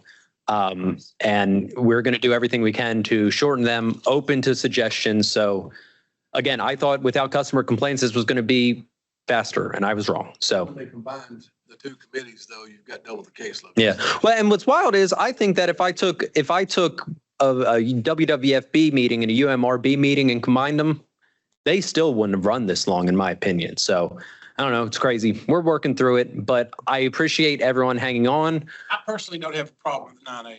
Okay. So at a minimum to get us out earlier, we will be starting at 9 a.m. at the next one. I apologize for the folks that drive in. But with that, board, I have nothing left to say other than thank you all. Any further business for the board members? None being. Sorry to be a lawyer here. Would y'all mind voting on it starting at 9 a.m.? I don't remember if our schedule said 10 a.m. It does not, but let's just get a vote anyway. Can I get a motion and a second and a vote on 9 a.m.? We have a motion and a second to move the next meeting to 9 a.m. Central Time. All those in favor? Aye. Opposed? Motion carries 9 a.m. Any further business to come before this organization today? I'll accept a motion to adjourn. I'll move. Second. That